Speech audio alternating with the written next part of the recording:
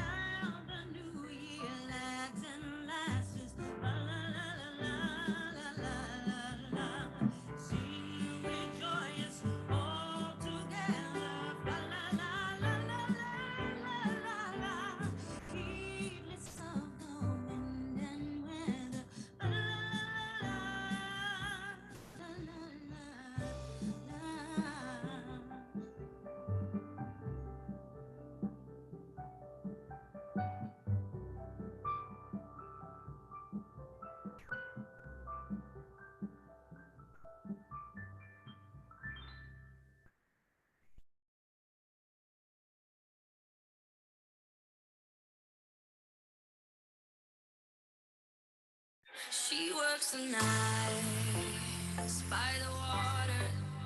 She's gone astray, so far away from her father's daughter. She just wants a life for a baby. All on her own, no one will come. She's got to save him. Daily struggle. She tells you no one's ever gonna hurt you, love. I'm gonna give you all of my love. Nobody matters like you. Chosen your life. Ain't gonna be nothing like my life. You're gonna go and I'm I'm gonna do what I got to do. So rock-a-bye like you. I'm gonna rock you, rock-a-bye, baby, don't you cry. Somebody's got you, rock-a-bye, baby, rock-a-bye. I'm gonna rock you, rock-a-bye, baby, don't you cry. Rock-a-bye.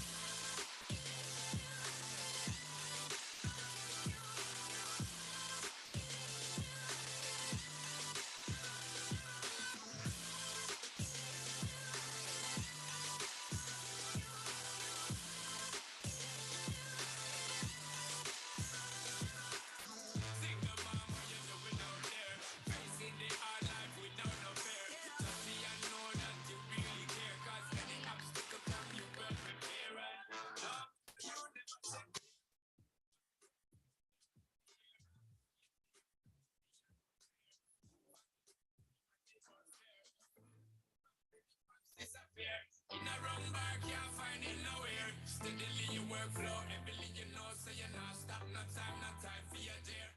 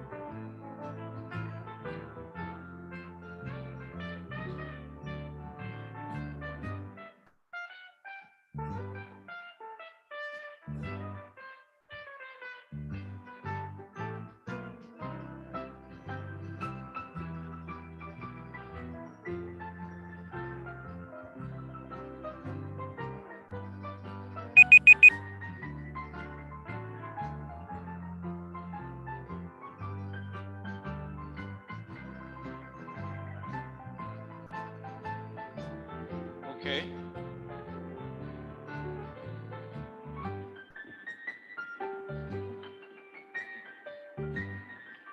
Let's turn down the music, please. Good morning. Let's start the session. Welcome to day 2 of this conference. I have one announcement. The last speaker of yesterday, Saverio, I managed to contact him. We had a misunderstanding with respect to the timing of the talk, but now the same talk is scheduled for today. It's the last talk of the day. We'll be extending the day by a little bit, but I hope we can manage to listen to what he has to say. I believe it will be of interest to all of us. This morning, we are also a little bit late, but I think we should start and get going. Therefore, let me invite the very first speaker, Dr. Butt, and we will be hearing about neutrino experiments in Turkey. Please.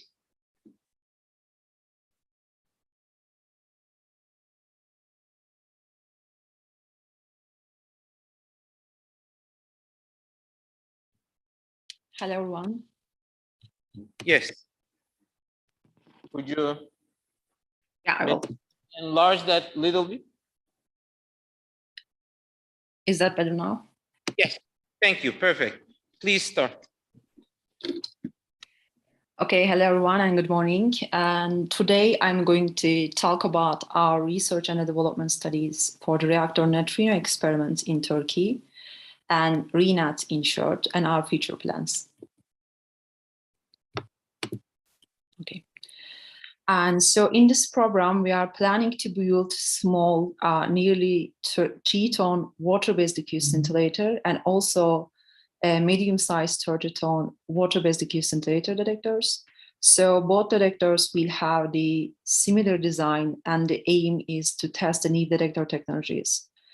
And so this could be the, as I said, water-based diffuse scintillator, which is the need detection medium, and also need photocenters like LAPPDs. And we could also enhance our signals loading the isotopes like gadolinium and lithium, and that have the high neutron capturing capabilities.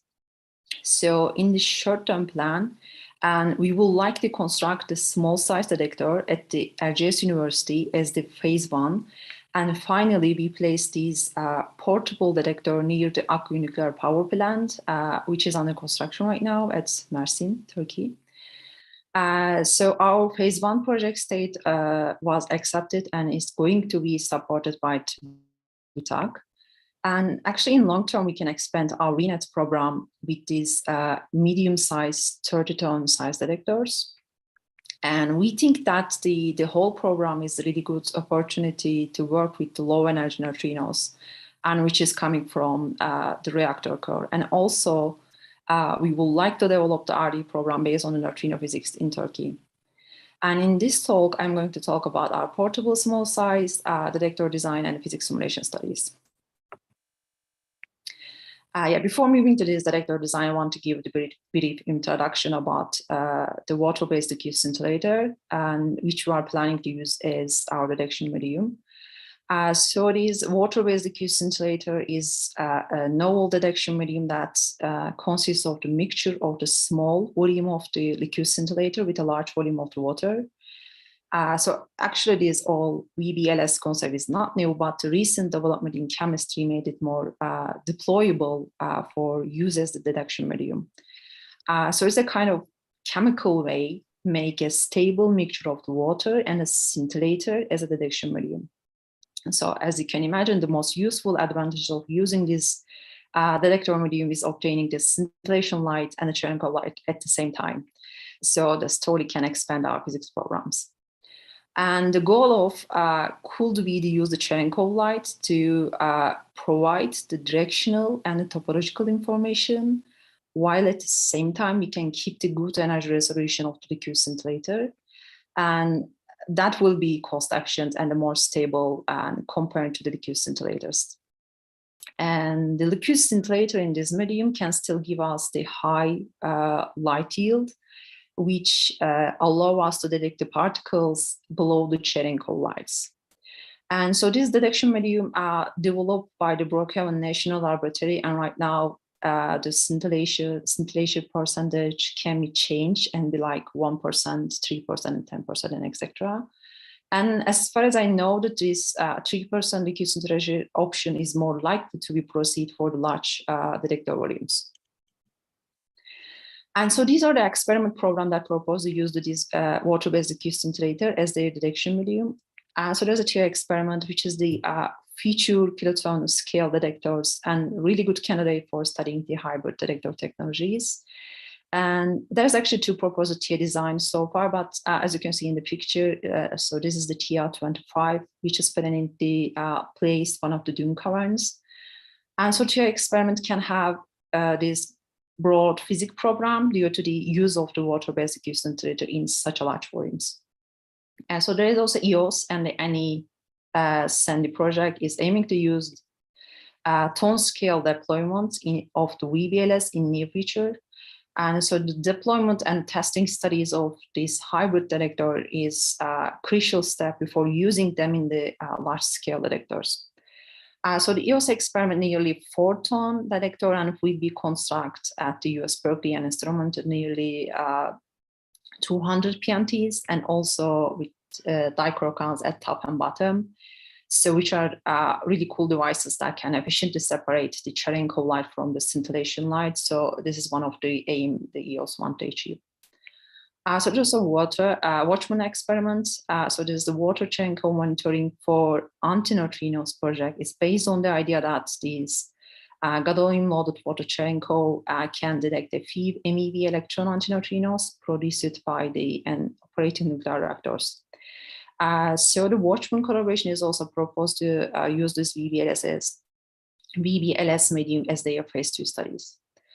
And so the NA experiments will be the first one to deploy the VBLS. So the experiment is located in the Boster neutrino beam at Fermilab. So it uses the neon neutrino as a source.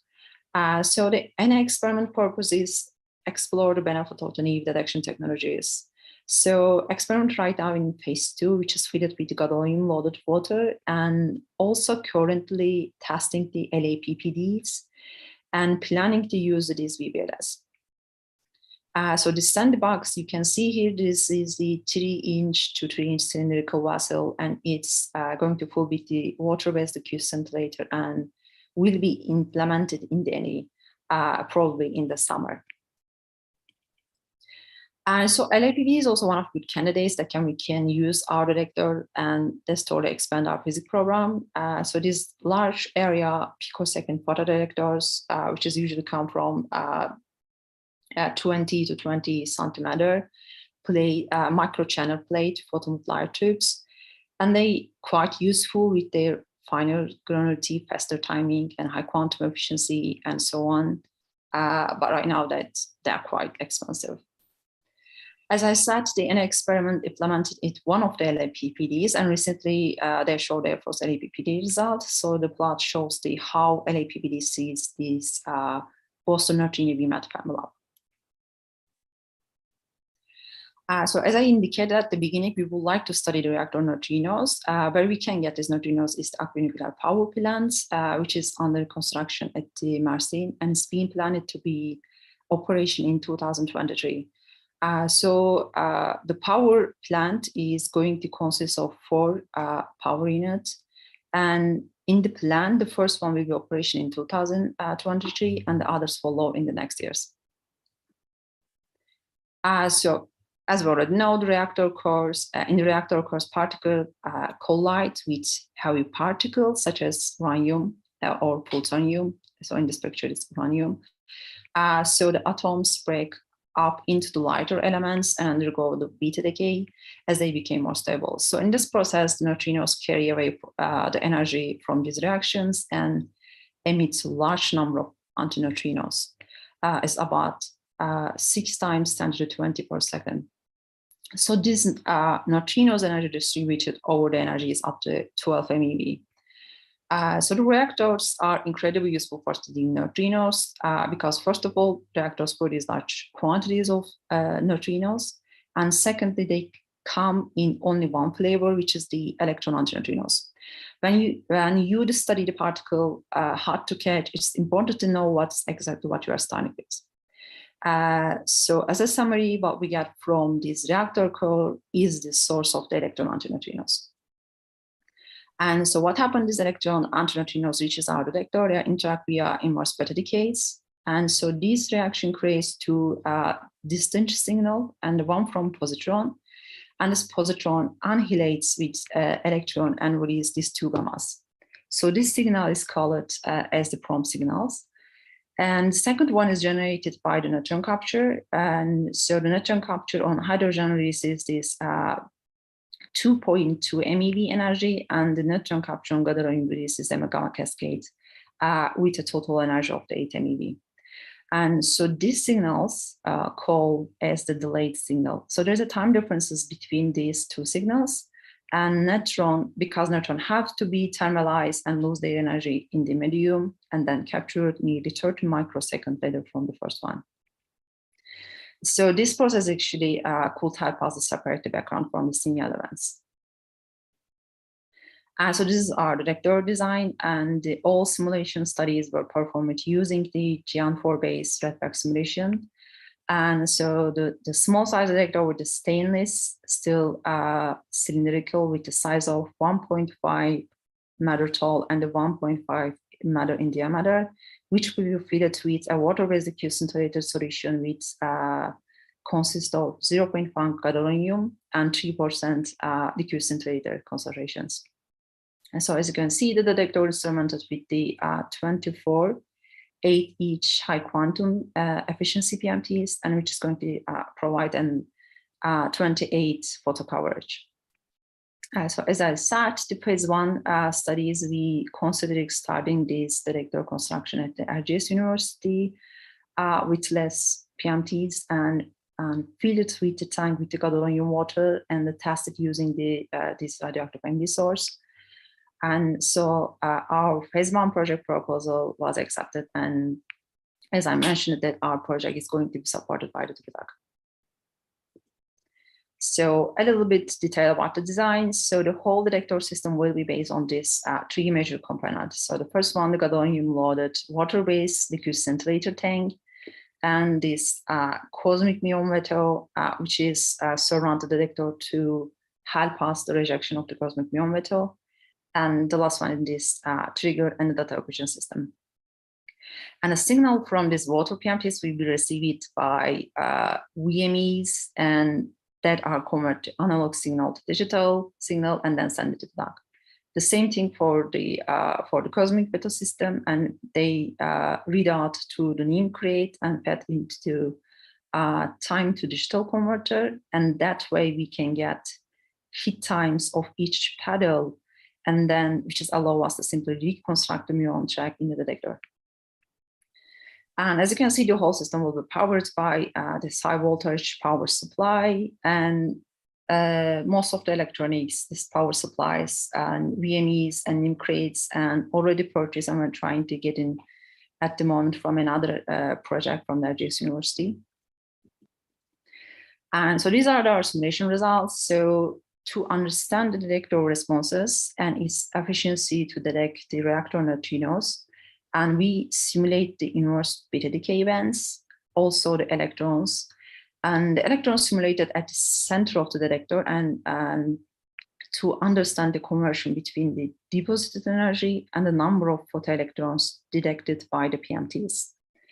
And so the left plot and shows the simulation results for different VBLS and the different gadolinium concentration.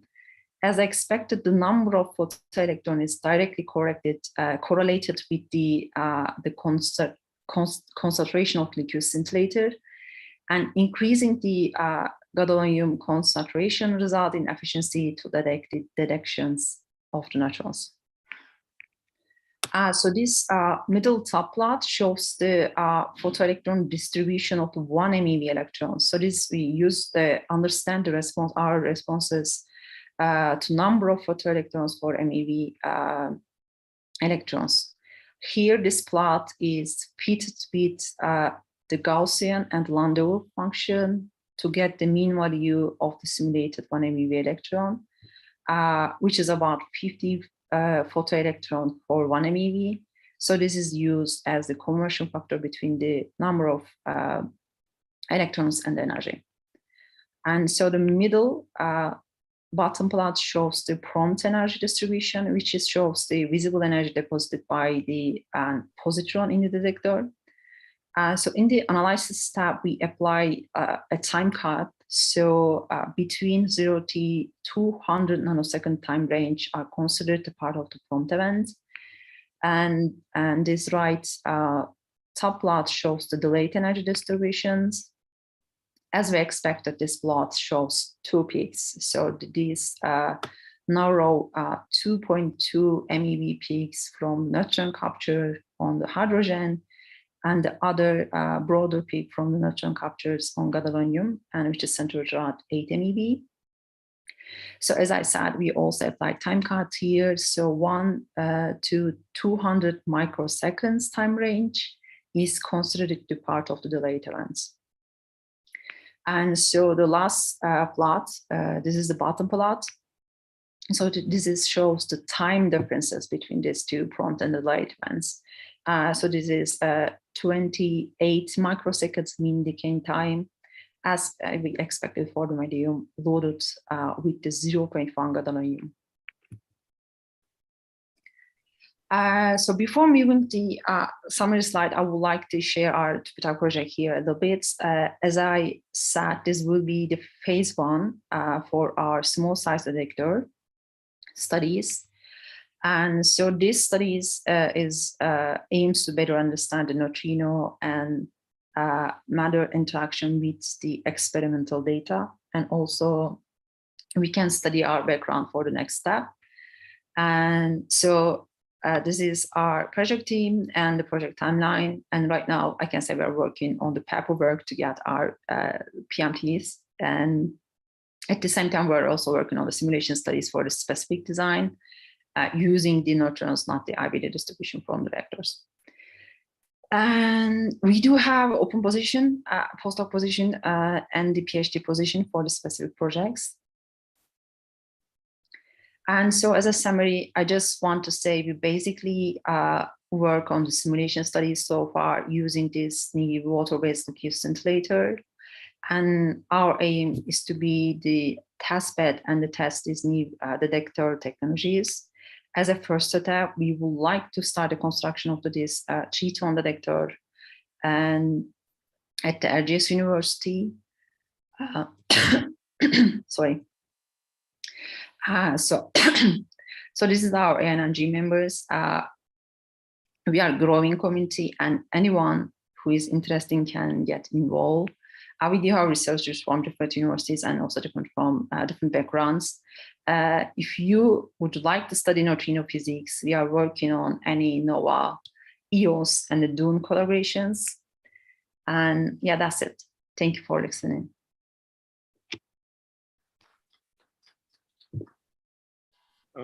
Thank you very much for this nice presentation. Maybe there are questions. Anything on the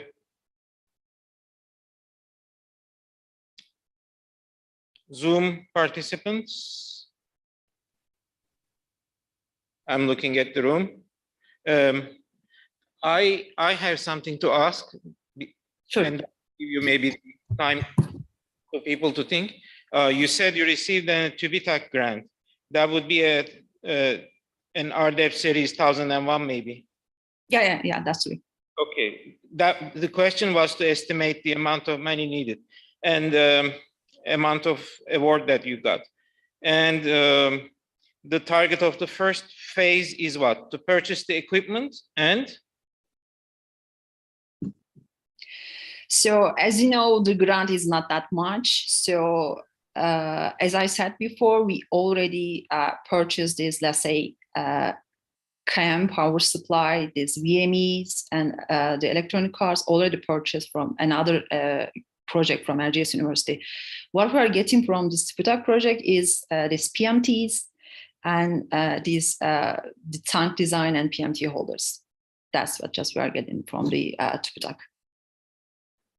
I see.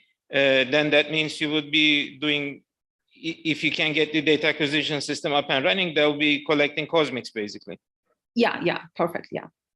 And what about the equipment to mix the gadolinium water and prepare?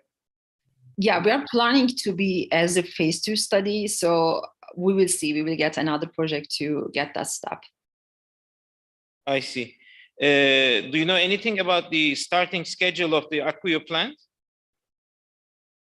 As far as I know, just the first power units is going to be operation in 2023. And it's for phase 1, we don't need them. It will be in the phase 2 study, I believe. And that means you will have plenty of time to measure your backgrounds before the plant gets operational. Absolutely, yeah. Okay. Anything else? No, thank you so much for listening. Thank you for your participation.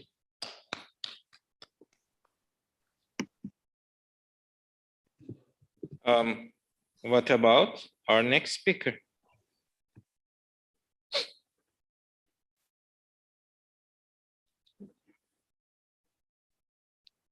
Just give me a moment to warn her.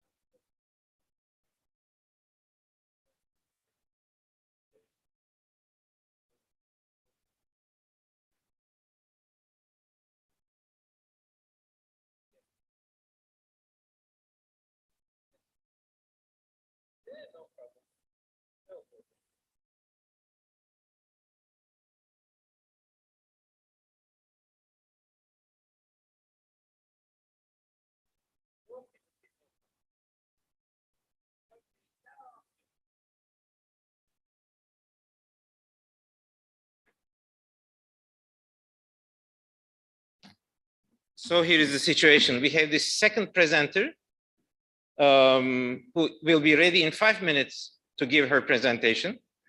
And we have the third presenter uploading her slides. So I suggest we wait these 5 minutes and get Alessandra to present her proton work, if that's all right with you. Therefore, 5 minutes of patience, please. Thank you.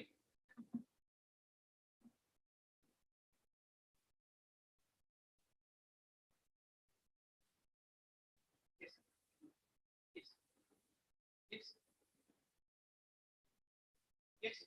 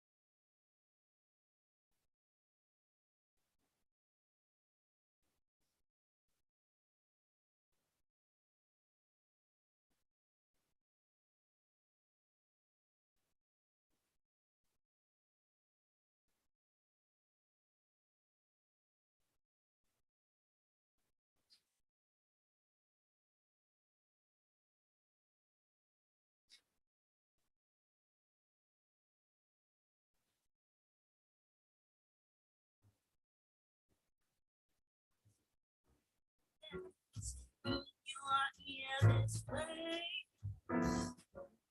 Can't single soul what I'm going to say. Christmas Eve is coming soon. Now are you, dear old man? Whisper what you bring to me. Tell me if you can. When the clock is striking 12, when I'm fast asleep, down the chimney, broad and black, with your pack, your cream, all the stockings you will find hanging in a row. Mine will be the shortest one. You'll be sure to know.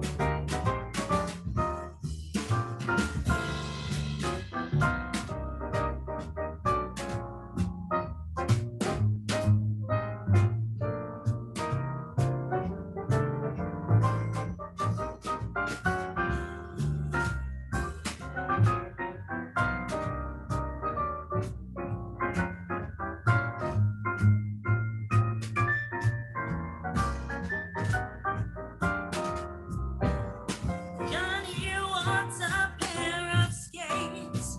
Susie wants a sled. Nellie wants a storybook, one she hasn't read. Now I think I'll leave to you what to give a rest. Choose for me, dear Santa Claus, what you think is best.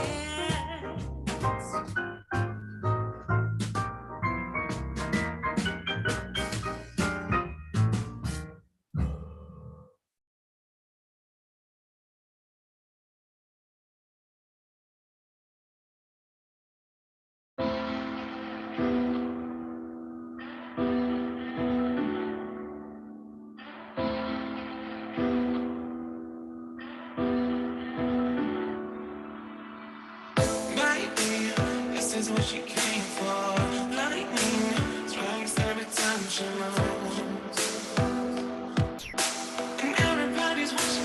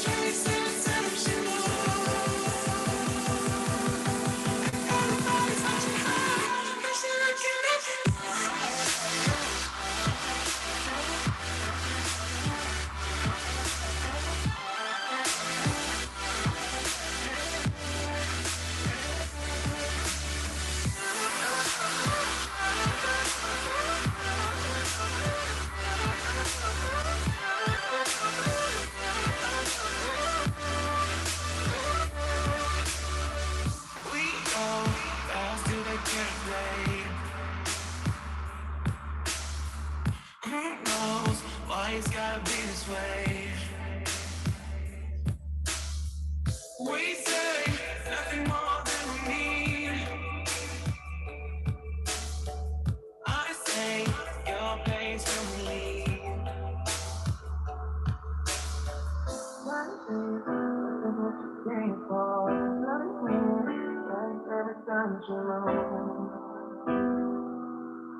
And everybody's watching her, but you're looking at you.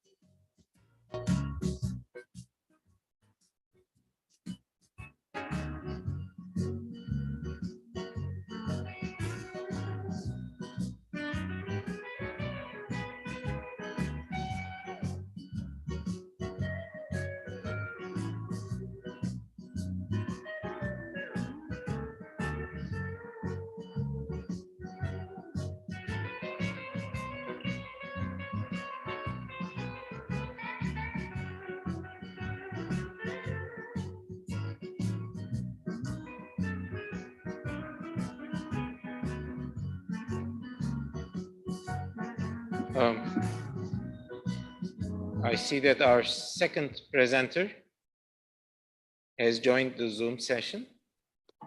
Hi, good morning. And first of all, apologies. Good morning. Well, Alessandra doesn't need an introduction, but Dr. Lombardi is a proton expert at CERN, and she has been advising us for almost, well, 10, 11 years now, since the first days of our previous RFQ project. Although you have your slides uploaded, maybe you want to share your screen, and maybe you prefer to point with your mouse or something similar. Yeah, I am screen sharing, it says. Perfect. Can you see? Then we are ready to start.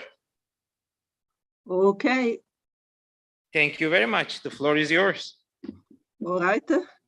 Thank you, Gorkan, and thank you all of you for this invitation and for patience with my delay this morning. I knew it was not a good idea not to come there. If I were there, at least I would have known what time it is.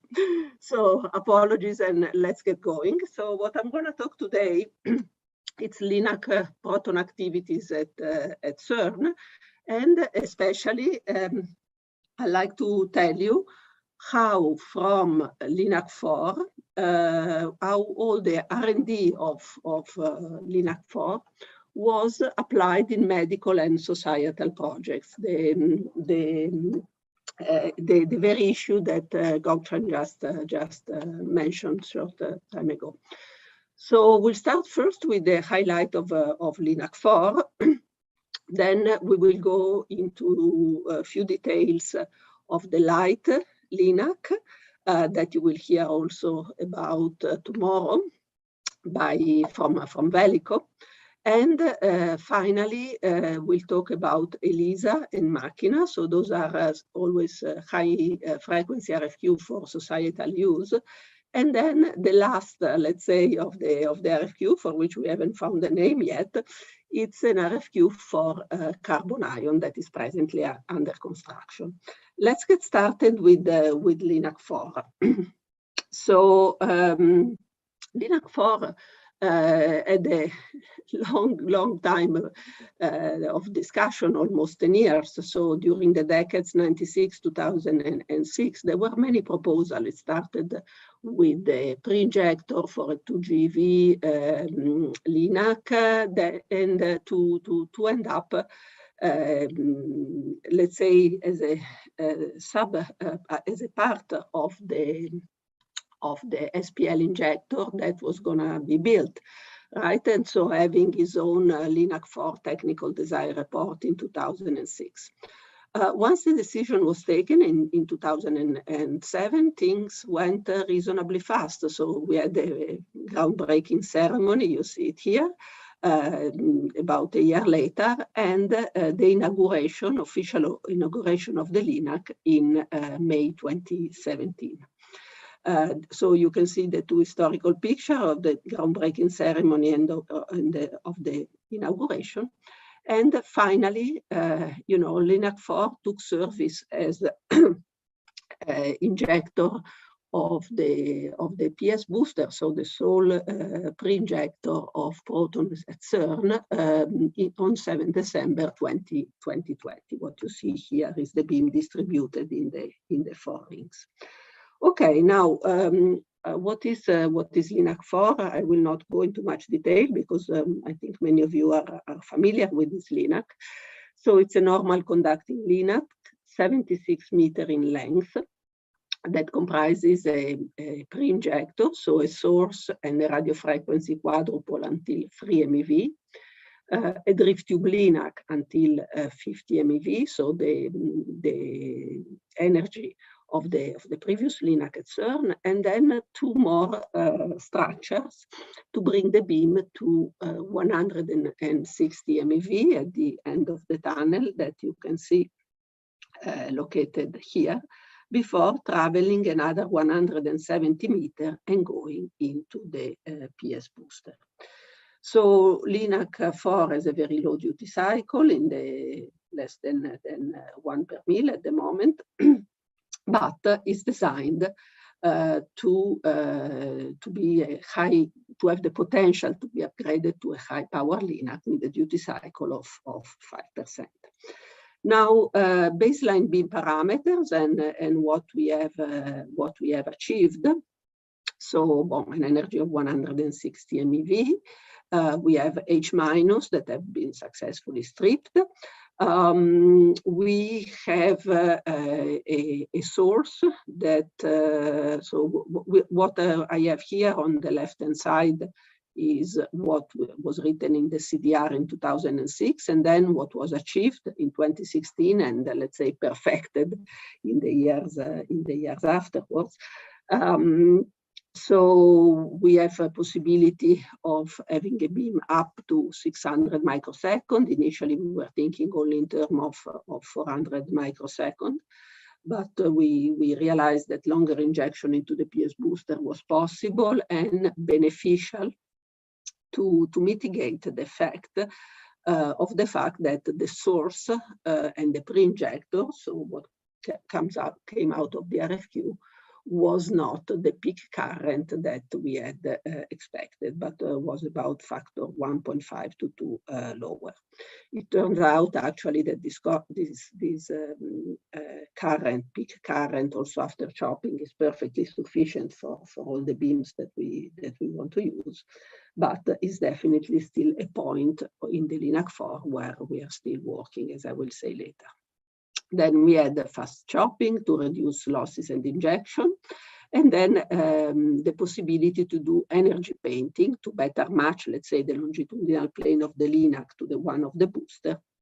The energy painting is the only one that I have put a picture here on the right-hand side on top. So this is the proof of the energy painting. It's very spectacular. It's the possibility to vary the average energy of the beam with on a scale of 20 microseconds, and this is obtained with the last two cavities of the LINAC. We are not currently using it for beam production, but it is there.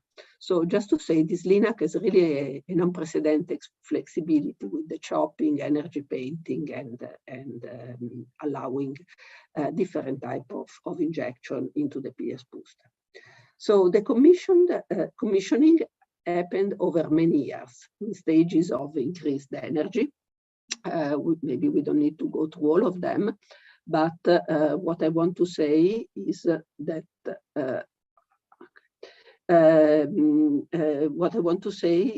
we had a historical milestone in 2023 where we managed to get the first beam at 3 MeV through the RFQ.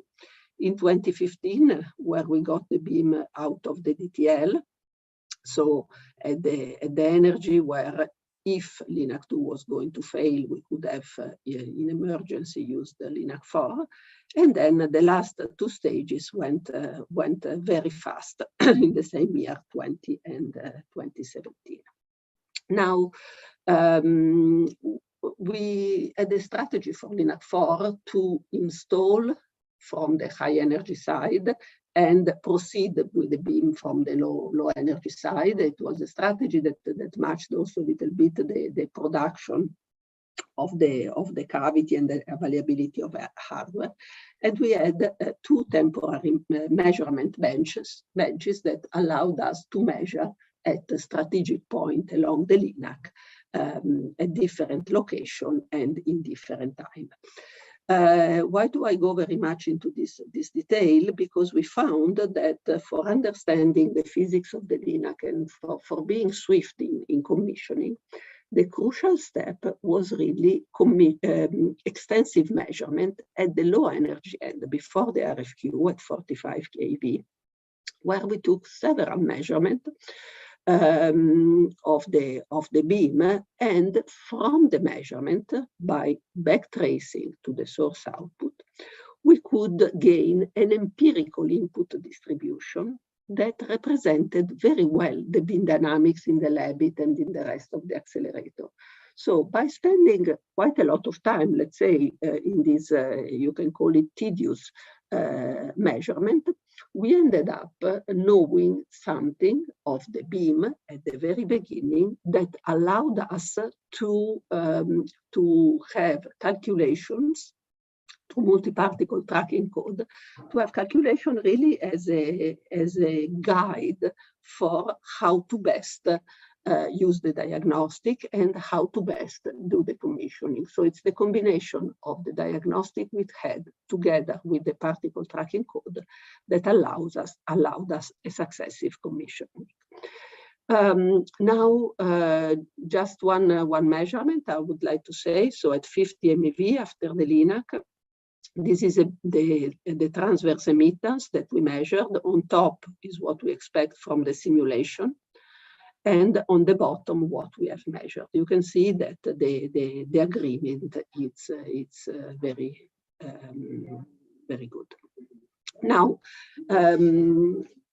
let's see what are the innovations in LINAC 4 that then we could export to, let's say, smaller project dedicated to societal and medical use. So first of all, on the left-hand side, all the R&D for the construction of the RFQ, an RFQ that was, let's say, perfect from day one, because mechanical tolerances were very well kept, because the RF tuning and the RF regulation was very, very successful. And because the beam dynamics that we deployed was correct and safe for the space charge that we wanted to bring. So then we had the fast chopper.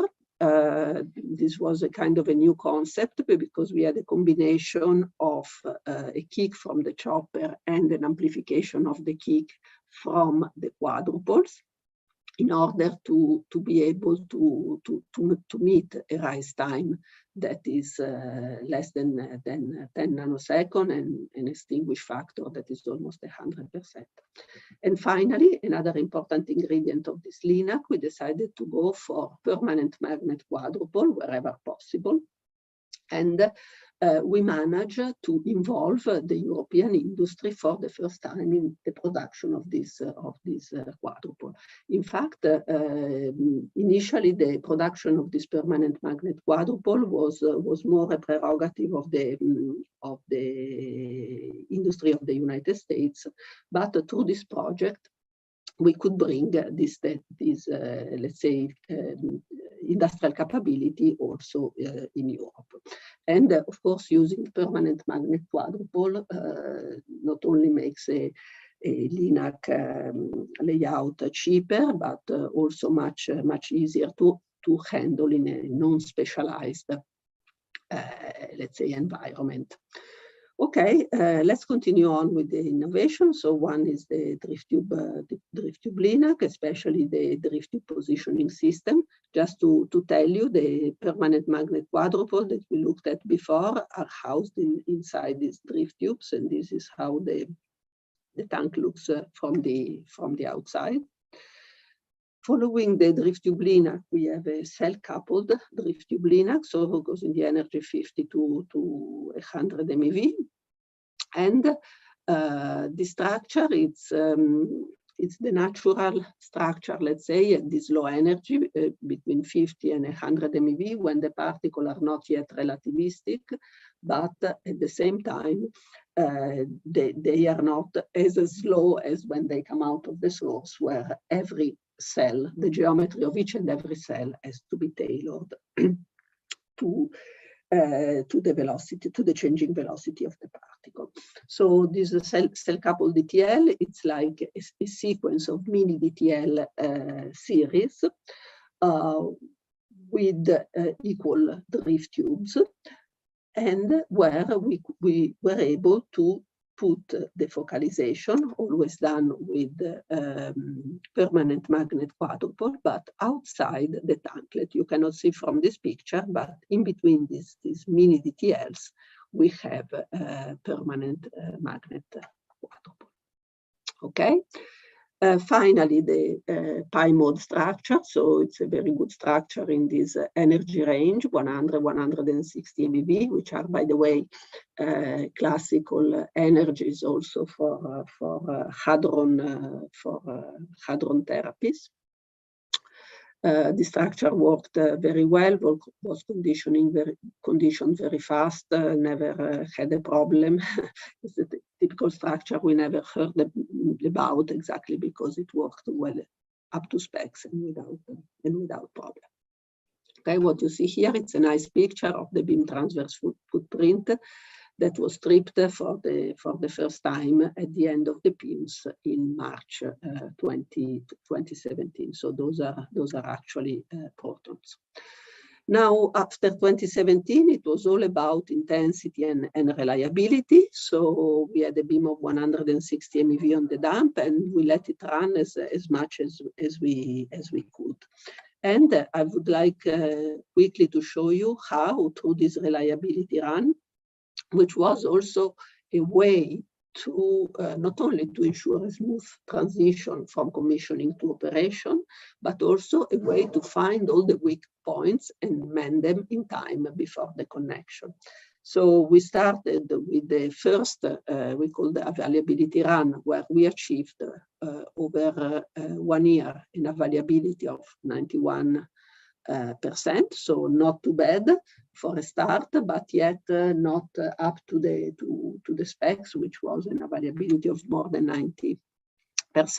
So we could analyze what were the root cause of the downtime. It was identified in the radio frequency, and a lot of work was put in making all this system more reliable. Then we had in 2019, the beam was brought all the way to, let's say, the door of the booster, 10 meters before booster injection.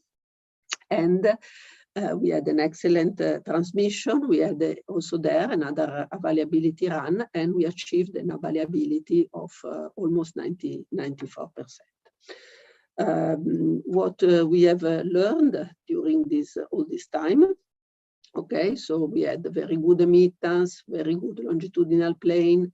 If you see here, if you are familiar with this picture on the service stars, it shows the intensity basically after each accelerating structures and then at the end of the transfer line. So here we have in the first part the pre-injector, so the RFQ and the chopper line. And you can see that once we are out of the RFQ, basically the transmission is above 95% everywhere. So absolutely no losses from 3 MeV all the way to the booster. But as we learned the hard way, the devil is really in the pre-injector, because it's really the matching of the mittance and the of the mittance from the source and the acceptance of the RFQ that is still a bit problematic. So just to finish off with the LINAC-4, these are the final measured characteristic at the end of LINAC-4. We don't need to go through them. We tick all the boxes, and the availability in 2021 was 99%. So we cannot really beat that. Now, as I said, this was the first part where I presented the LINAC-4. Now, I would like to show you how all what we have learned in LINAC-4 has then been exported to other projects. And the first project that, as I already said, you will hear in detail also tomorrow from Veliko Dimov, where he will speak about the operation and the beam commissioning of the light proton accelerator. But let's say the light pre-injector started, its conception started, let's say in 2014, when Steve Myers was head of the Office for Medical Application. And after discussion and brainstorming, he gave us the task to study an efficient accelerator in the energy range from few keV to 5 MeV. to be used in a LINAC-based hadron therapy facility at 3 GHz. So he identified that as the missing link for an efficient LINAC-based hadron therapy facility. So with all the experience of LINAC-4, we could design an efficient accelerator at the frequency of 750 megahertz that was constructed and assembled at CERN during 2015 and was eventually installed in SA2 at 0.2 at ALICE, including a commercial proton source. So this RFQ went very fast. It's only 2 meters long, but benefiting from all the experience and the mistakes, let's say, and the lesson learned in LINAC-4, the construction went very fast. Already in 2017, there was the first beam that allowed validation of the beam dynamics, for which CERN was also granted a patent. And since then, it has been used by Adam Avo at CERN as a pre-injector for a hadron-based facility with tests up to 70 MeV. You will hear much more details of this tomorrow. Now, a few pictures and the table. So frequency 750 megahertz, so twice the frequency of LINAC-4, that means about half the size. And at the same time, a very, very different beam dynamics dedicated to an RFQ that is to inject into a 3 gigahertz structure, so with a substantial frequency jump between the pre-injector and the rest of the machine. So here a few pictures of the first part of the machining, so the precision of plus or minus 10 microns, to the assembly of one of the sections where we need a precision of about 15 microns. First module is ready, and then meaning the four parts are braced on together. This is a critical step because if parts don't stay in place during bracing, then the whole thing, the tolerances required are lost. And finally, the second bracing, where to the cavity one attaches the flanges and all the other stuff that are necessary for the good functioning of the RFQ. A few more pictures. So RF measurement. So you see this is a 2 meter RFQ in half a meter section. RF measurement, where low power RF measurement to decide the position of the tuning initially. And then it was moved of the SA2 RF and everything connected and ready for beam tests. 2017, as I said, the proton beam was successfully accelerated at SA2. And it was a very important moment because it really validated a radically new design from the beam dynamics point of view. And let's say this RFQ built on the experience of the LINAC-4 for the RF design and for the mechanical design with the application of a new beam dynamics that is more suitable for societal application and medical application, where high currents are not needed, but reliability is, of course, key. Now, this light RFQ has been the foundation of 4 radars RFQ, redesigned with a little bit different approach that are kind of scattered all over Europe. Well, a copy for medical facility that is in Liverpool. Then 2, let's say, RFQ that are identical from the mechanical and the RF point of view, but that have been redesigned for portability. And those are ELISA that will, sorry, this should be 2023, that will be turned on in 2023 at the Science Gateway, and Machina, that is already in Florence, has already produced a beam, a 2 MeV beam. And then the fourth RFQ, that is a redesign for carbon 6+, so a jump in charge over mass ratio from 1 to 2, that is currently being built in Spanish industry and is due in 2022, 2023. So let's go and look a little bit at those 2 RFQs that are left. So as I said, one is Machina, that is used for art diagnostics. So it's used to produce 2 MeV proton for art diagnostic. Normally this laboratory in Florence, which is much linked to the UPHUKVIII gallery, uses a tandem accelerator. So very bulky means that the work of art has to be brought to the accelerator for pixel analysis and so on and so forth. The idea of Machina, that was relatively successful, is to make an accelerator that is small enough. You see, this is 1 meter long. What you see here, it's a very compact proton source. So an accelerator that could eventually be brought to I don't know, a church painting, something that is frescoes, sorry, that is difficult to move. So what's the important parameter here? It's the one I have highlighted in red. So a very low vein voltage, 35 kilovolt, that requires a reasonably low peak RF power and even lower average RF power.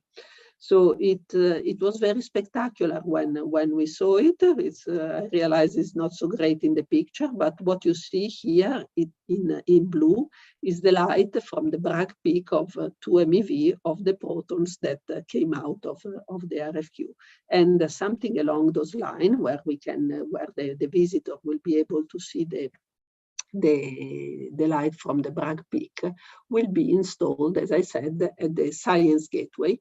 Is this big science exhibition that is being built outside CERN, ready for public opening in June 2023, where we will have a source and an RFQ and the possibility for the for the visitor to see the Bragg peak in different gases and so on.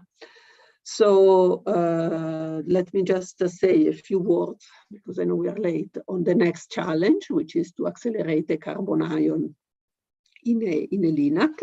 So we have 3 challenges here. So first of all, the source of fully stripped carbon with sufficient quality for use in a medical facility. So we have the project Medigan, that has the aim to produce enough carbon with the NIBIS type source. Then an efficient and easy to use pre-injector. So we plan to have either 2 RFQ or an RFQ and IH. An RFQ that has some special shape of the electrode. You can see it here. It's a trapezoidal vein as opposed to a sinusoidal, and the idea is to be even more efficient in power consumption. And finally, introduce these 2 elements as pre-injector of the design of the so-called bent LINAC. So it's a LINAC with a hospital-friendly footprints. Normally LINAC are very long and very thin, whereas hospital rooms are normally more square or rectangular. So we have made a layout where we have a very active bend section, so magnet interlaced with RF cavities that can actually be much more efficient in the acceleration, and at the same time to adapt to any, let's say, room footprint. Now, a few words on the sources. So, as I said, this last pre-injector is designed for Q over M equal 2. So, helium and fully stripped carbon ions can be equivalently accelerated.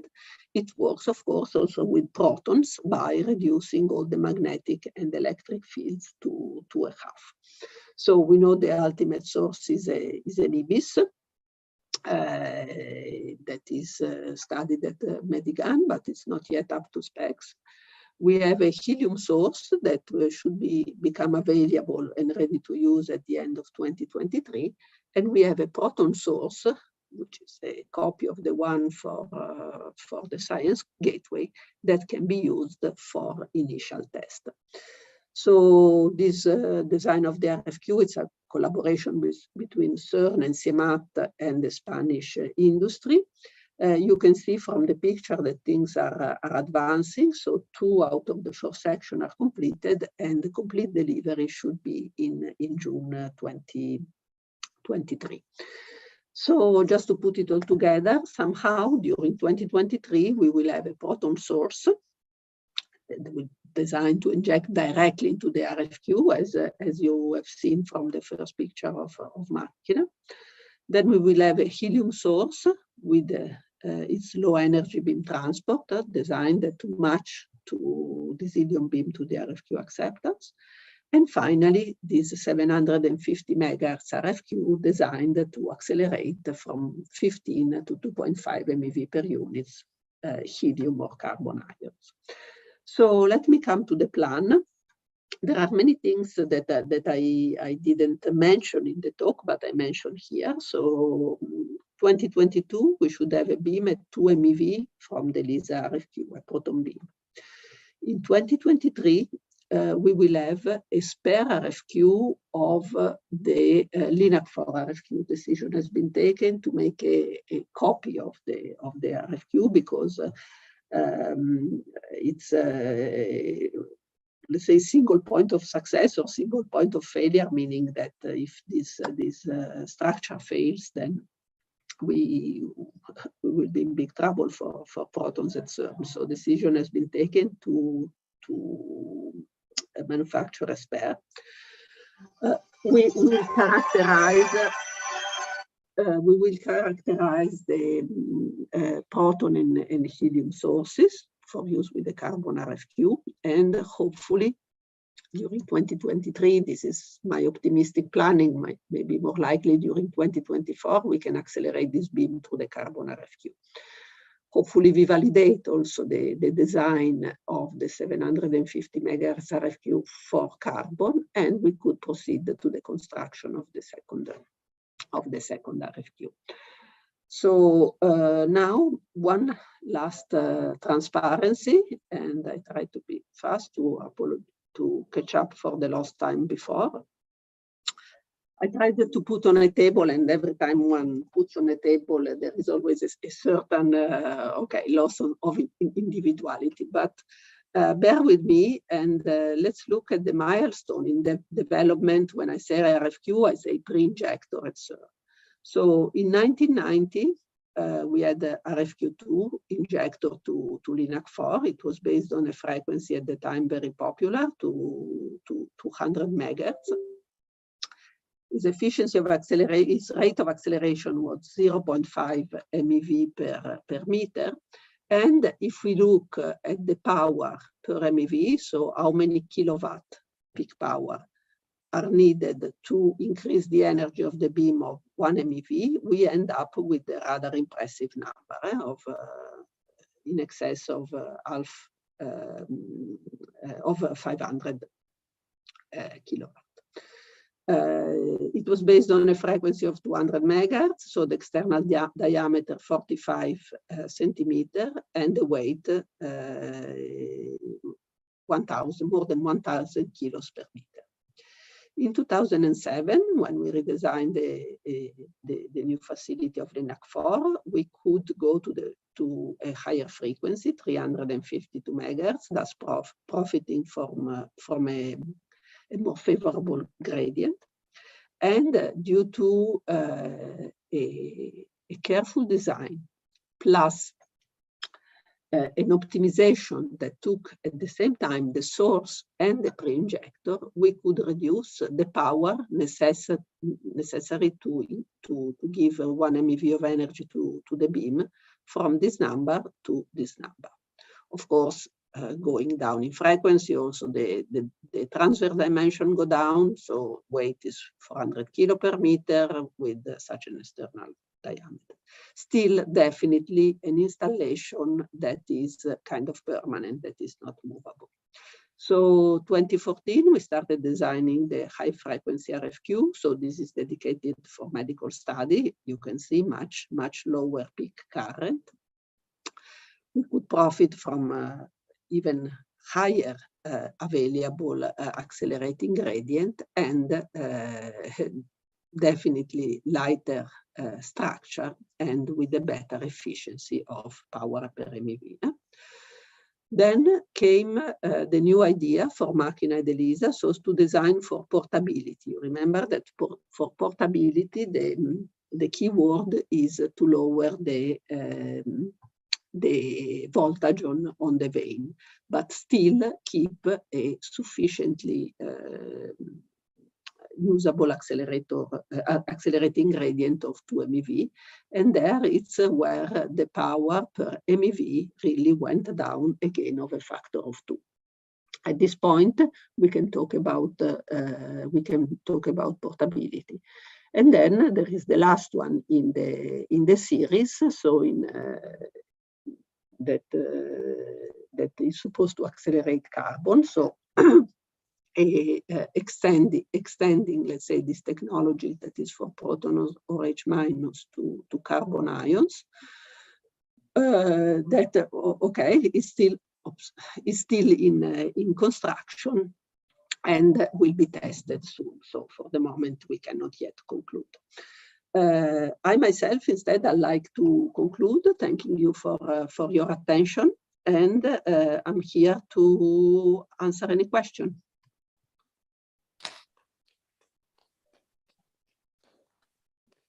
Thank you very much, first of all, for this excellent presentation. And thank you for this review. Maybe there are questions from the Zoom participants or from the room. I'm sure there will be many, but let me give them time to think because I have something in mind. When you are stripping the carbon atoms, you said you need to strip all electrons. What is the efficiency of that? We are not actually stripping.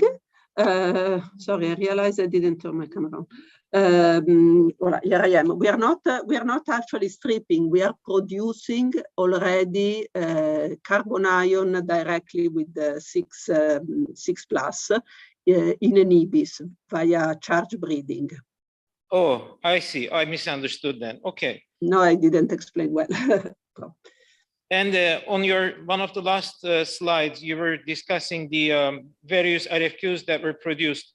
I noticed that the portable RFQ was spending something like 100 kilowatt per meter, or 80. It was 80, I think. Yeah. Yeah, is that measured?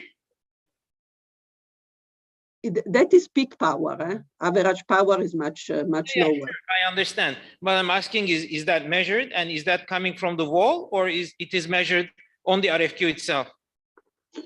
This is the power that needs to go into the RFQ. It's not the power from the wall. Okay, okay. So it's the power that needs to be coupled into the RFQ. Yeah. Understood. Okay, then one has to take into account, of course, the duty factor, but also the efficiency of the power supply as well. Yeah. Exactly. Yeah. Okay. From the room, please.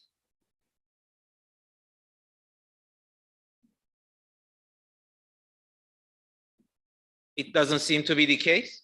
Well, we thank you very much for this nice presentation once again. Thank you. Thank you. Our next speaker.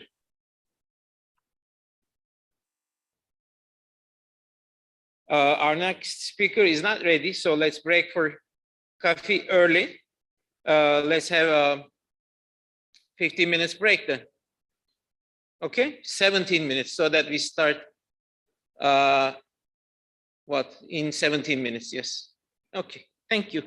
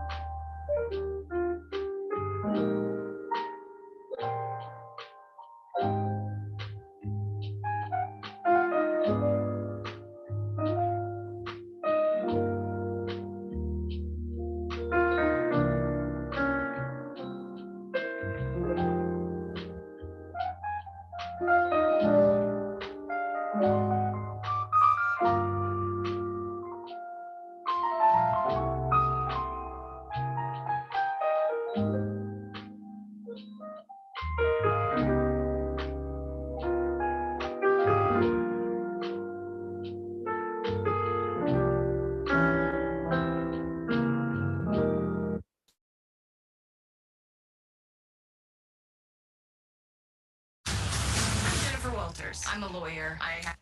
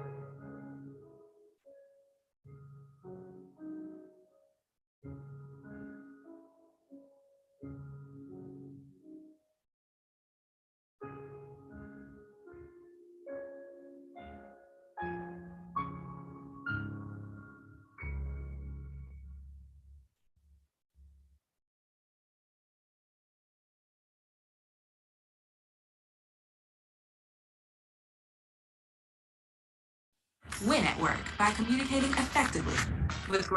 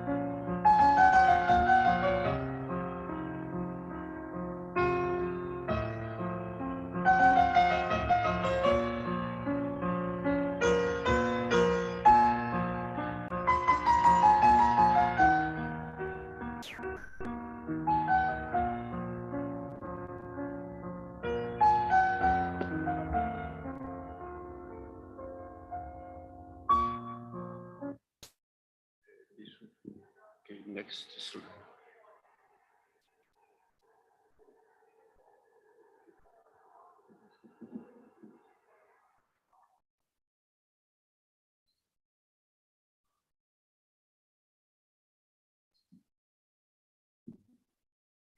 Look, I asked you just during the break, is it possible that we continue with the last session of the previous?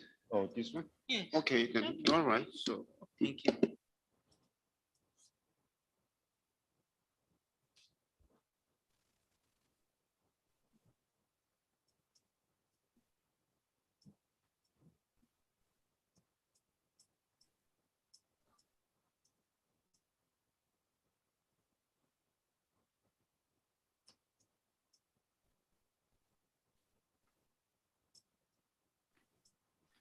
Okay, welcome back to the second session of the morning.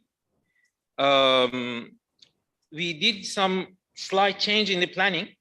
It would be better to have the Tomix talk first from Irina and then Ezgi's presentation. For that reason, the afternoon presentation about the radiotherapy phantom study will be presented now, and it is a Zoom presentation. I believe Canan is online, already connected on Zoom. Yes? Yes, I am here. Thank you. Okay. Well, please go ahead. The floor is yours. Can you hear my slides? Yes. But this is the last slide. Yes. Indeed it is. Sorry? Yes, it was the last slide. Yes. Now it's okay? Yes, if you also could make it full screen, we could see better. Okay, let me try it. Is it better?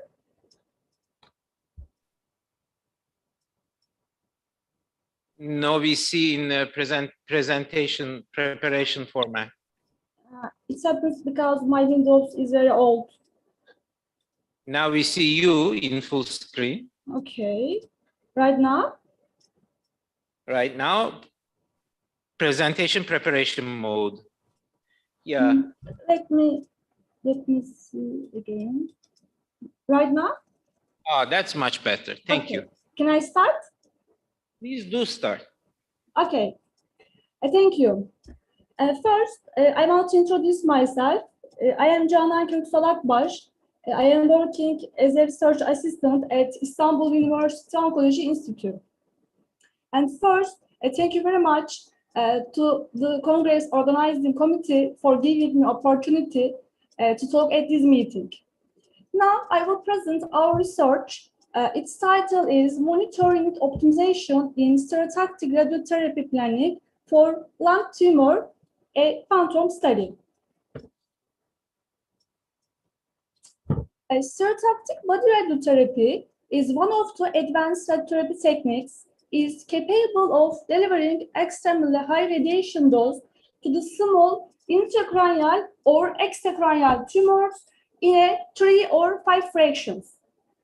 Promising results have been obtained in studies using SPRT for non-small cell lung cancer. And in SPRT, because a very high radiation dose is delivered to the tumor, which results in excessive monitor units. And the high number of monitor units means prolonged beam on time, and this could increase the uncertainties in the immobilization of the patient during treatment. So, the monitor unit optimization tool, which is software, has been integrated in the Varian Eclipse treatment planning system to control the monitor unit number during the preparation of treatment planning. And this study, we aimed to investigate performance of monitor unit optimization tool for lung SPRT planning treatment system. And in this study, we used CIS-Excite lung tracking phantom set. And this phantom set is shown on the right of this slide. And this phantom represents an average-sized human thorax. And also, there is a lung equivalent rod in one of the lung lobes. And this lung rod can be attached to the phantom and removed from the phantom. And also, this rod has spherical tumor with a diameter of 2.5 centimeters. And also, this phantom set coupled to the motion actuator that induce the movement of the lung equivalent rod. And as a conclusion, this phantom simulates the respiratory movement of a human body. So we use this phantom as a patient. And four-dimensional computed tomography dataset of this phantom was accurate with using Philips Big Bore 4D CT scanner while this phantom was moving. And we need to monitoring the respiratory system, so we use the Varian real-time position management for getting some respiratory cycle. And this software is capable of divided respiratory cycle into 10 phases, which is based on the motion amplitude. So it means that we have 10 separate CT data sets for one patient, which one of is represent of the respiratory cycle. And the CT images of 10 phases were transferred to the Varian Eclipse treatment planning system. The version is the treatment planning system that we use is 50.6. And after that, transferred to the Varian Eclipse treatment planning system, the TPS is capable of reconstruction. So the average intensity projection image dataset was reconstructed from this data using treatment planning system. It can be used maximum intensity or minimum intensity projection, but the mean for treatment planning, it is recommended to use the average intensity projection image dataset. So we created this dataset from the 10 phases of CT images. And after that, we performed some contouring on the CT datasets. Gross target volumes, which means the tumors, were contoured on the 10 phases of images. And then for creating the ITV, which is the internal target volume, the 10 phases GTVs was merging. And ITV covers the movement range of targets. So for any setup error, a 5 mm margin was added to the ITV, so we created the planning target volume. After that, as last, the lung, heart, and spinal cord were delineated as a critical organs on average intensity projection images. And then we performed a treatment planning system on average intensity images, and the volumetric modulated arc SPRT plans was made We used partial arcs, and it can be seen in the image. There are the partial arcs starting from 0 degree and finished from 180 degree. And the second arc is starting from 180 degree and finished 0 degree. So as a conclusion, we use two partial arcs for planning system, for treatment planning. And then we created this treatment planning using 6 MV photon beams from a variant trilogy linear accelerator, which is equipped with a Millennium MLC. And for the planning, the maximum dose rate was set to 600 monitor units per minute. And the prescription dose to PTV was 54 gray in 3 fractions. And also in this plan, we didn't use any monitor unit optimization tool. And the final dose calculation were performed using AAA dose calculation algorithm on TPS. And this plan serves as a base plan, and the base plan means that without using any monitoring optimization tool. In this figure, it can be seen the optimization of the plan, and there is a red circle here, and there is a monitoring optimization tool integrated this optimization page, and there is a in use.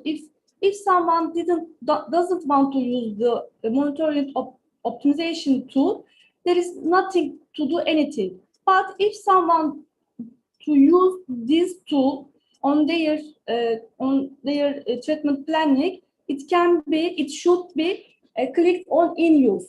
And there are some parameters that should be defined to activate these optimization tools. They are a minimum monitor unit number, maximum monitor unit number, and the strength. So for base plan, we didn't use this tool. And the number of the base plan was defined as a reference monitor unit, which is 4427 is the base plans of monitor unit. And this was our reference monitor unit. And then the plan was re-optimizing using the monitoring optimization tool with same optimization criteria. We just changed the usage of the monitor unit objective tool, optimization tool. And then 20 plans were created by varying the maximum monitor units and strength parameters. And the maximum monitor unit parameter set was to be 90%, 80%, 70%, 60%, and 50% of reference monitor units. And strength, which is called S, was defined to be 50, 60, 80, and 100. And the best combination in terms of maximum monitor unit and S parameters was determined to be 1, which is providing the ratio of reduction in monitor unit and deterioration in homogeneity index closest to 1. So the plan created using the best combination was evaluated with respect to the base plan in terms of PTV dose coverage and the critical organ doses. As a critical organ doses, 5 gray receiving lung volume, 10 gray receiving lung volume, and 20 gray receiving lung volume, also mean dose of lung volume and dose maximum of heart and dose maximum of spinal cord were also evaluated. In this table, it can be seen easily in which combination the ratio of reduction in monitor unit and deterioration in homogeneity index is closest to 1. So plan number 20, which is the 80 strength and 70% of reference monitor unit, was the best combination.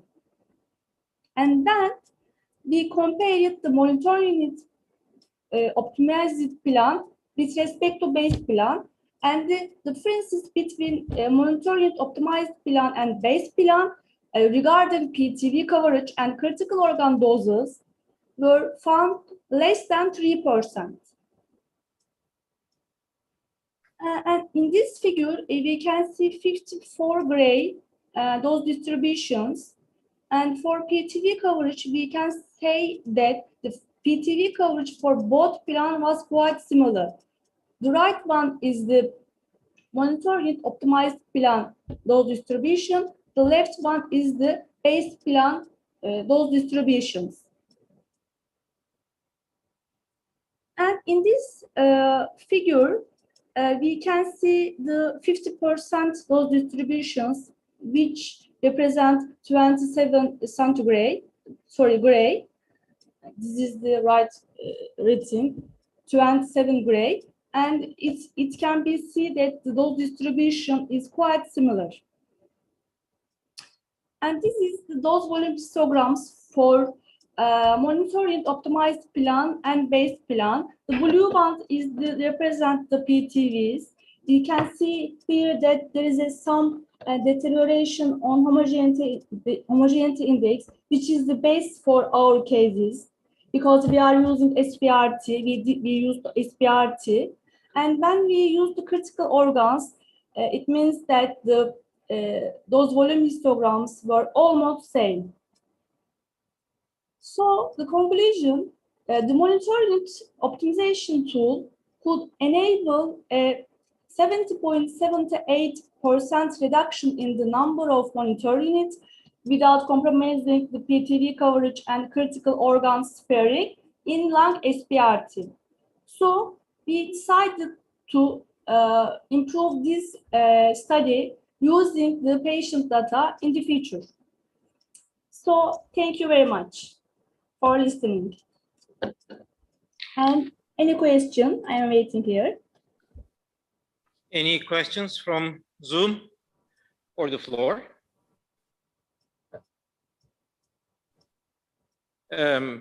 I have something. I understand that you purchased this Phantom. It's purchased from abroad, I believe. You have an estimation on the price? I was wondering whether it could be we could build something similar in Turkey. Yes, you mean that this Phantom is in Turkey? I didn't get what you say. Me too. Bu Phantom'u yurt dışından almışsınız. Evet, yurt dışından aldık bu Phantom'u. Onkoloji Enstitüsü'nde mevcut. Evet. Acaba herhangi bir kısmı Türkiye'de yapılabilir mi? Pahalı bir şey mi? Bunu sormak istedim. Yapılabilir ama bunlar çok fabrikasyon fantomlar olduğu için birebir aynısı olmaz. Bunlar çünkü insan bedenini simüle eden fantomlar. Tabii ki de yapılabilir. Zaman zaman daha basit fantomlar yapıp, örneğin bolüslerde doku eşdeğeri materyallerdir. Buna benzer fantomlar yapabiliriz ancak bu fantom birebir akciğer dokusunu, kemik dokusunu gösterdiği için birebir aynısını yapmak biraz zahmetli olabilir. Anlıyorum. Maliyeti konusunda bir fikriniz var mı? Maalesef yani bu fantom maliyeti çok maliyetli. Zaten bizde enstitüye bunu yaklaşık bir 10 yıl önce sanırım alınmış. O zaman ben öğrenciydim. Anlıyorum. Maliyeti konusunda çok henüz bilgim yok ama çok pahalı olduğunu söyleyebilirim. Hele ki şu kur durumlarını düşünürsek. Evet. Belki yerli nasıl yapılabilir diye bakmakta fayda olabilir bu durumda. Evet, Teşekkür. kesinlikle. Başka soru? O zaman bir daha teşekkür ederim. Ben çok teşekkür ederim. Okay. Görüşmek üzere. İyi kongreler. Teşekkürler. Our next speaker is Professor Won Nam-Kung from Korea, Pohang Accelerator Laboratory. He is the founding father. And as we are also trying to establish laboratories in Turkey, I believe we have a great deal to learn from him. Please, sir.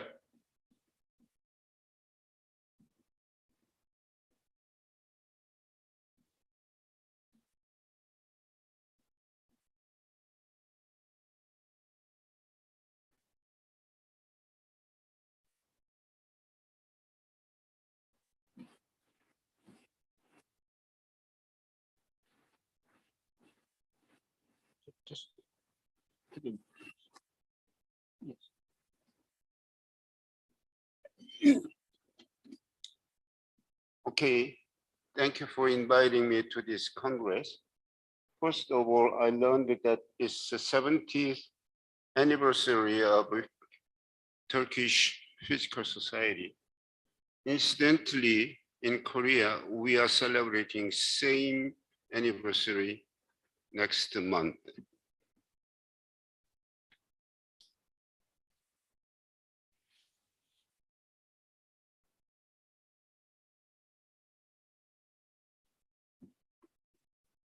This is my first time to Turkey, where your name Turkey reminds me two incidents.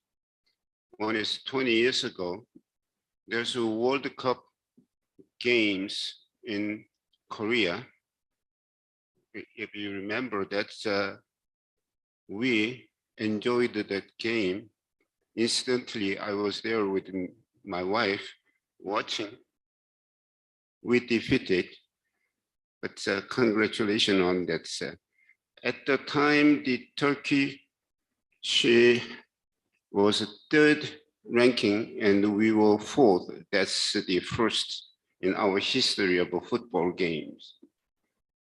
However, I also remember that the Turkish army was very brave and one of 16 UN forces during Korean conflict in 1950s. Then I was very young child, but I remember that. So before going to my talk, I would like to briefly introduce the Korea. As you know, it is divided by two, North and the South, after Second World War. And in South, it's, our population is about 52 million. And after that war, we were modernized and industrialization and high-tech oriented in recent years. The leading industries, as you know, the Samsung smartphone, the Hyundai automobile, or Hyundai shipbuilding, and those heavy industry and electronics, steel company, and the chemicals and the construction. So all these heavy duty industries we are concentrating. So our economy, the recent statistics is $1.8 trillion for GDP and 35.4K per capita. So our religion, Christian is about 30%, Buddhism is 30%, so more than one half is religious people. I'm going to emphasize that more than 80% of high school seniors are going to college. So education has been very much emphasized by individuals in Korea. In the map, there are 4 cities, capital city Seoul, and in the middle, Daejeon is a science town, and Pohang is a harbor with a steel company and the postdoc locate. The Busan is biggest harbor also. Coming back to accelerator facilities, in Pohang and the nearby, there are 2 sites. One is Pohang Accelerator Lab, what I'm going to explain to you. There are long 10 GeV, PAL XFEL, and the PLS2, there is a 3 GeV light source. In the nearby, there is a proton LINAC called COMAC. In the middle of the country, the science town and the nearby, there are 2 projects are going on. one is fourth generation storage ring. We call it now KPS, Korea Photon Source. It is just started construction, and I'm going to talk about that one also. And the other one is Rare Isotope Science Project, RISP. It has been undergoing last 10 years, but at this moment, about one half is completed and under commissioning. There are two facilities. One is ISO, and the other is in-flight fragmentation.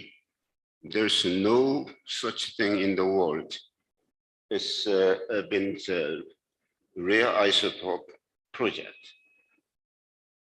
So now I'm going to introduce status and the prospects of our lab. The aerial view of our lab, as you can see, a very long lineage. PAL XFEL is 1.1 kilometers long, and the other original one right now is PLS2. As I mentioned, it is 3 GeV, 400 milliampere. The circumference is 280 meters. And it has full energy injector linear accelerator there. So the overview of our lab is in 1988, the small university, high-tech university, just established. It's called the POSTEC, President of Accelerator Scientist. He is arguing to have synchrotron light source. At the time, there was no third generation light source in the world. So USA and ALS and ESRF and Taiwan, and these few projects was going on the approved at the time. Well, anyhow, we called PLS. At that time, it is officially 2 GeV extended VUV ring, not X-ray ring. By definition, X-ray ring needs at least 2.5 GeV. But when we designed it, we had some room to be upgraded without any change of it. So 2 GeV injector linac and the storage ring with upgradable option to 2.5 GeV. Anyhow, for almost 7 years, so we completed. At the time, the funding was supported by a private company, POSCO, steel company. Steel company established university. University president is arguing light source. That's the story.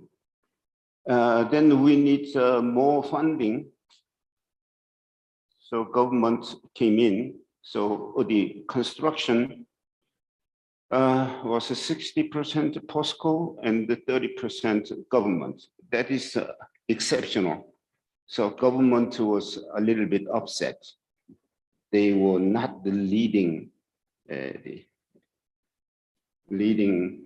party, but they are supporting for private project.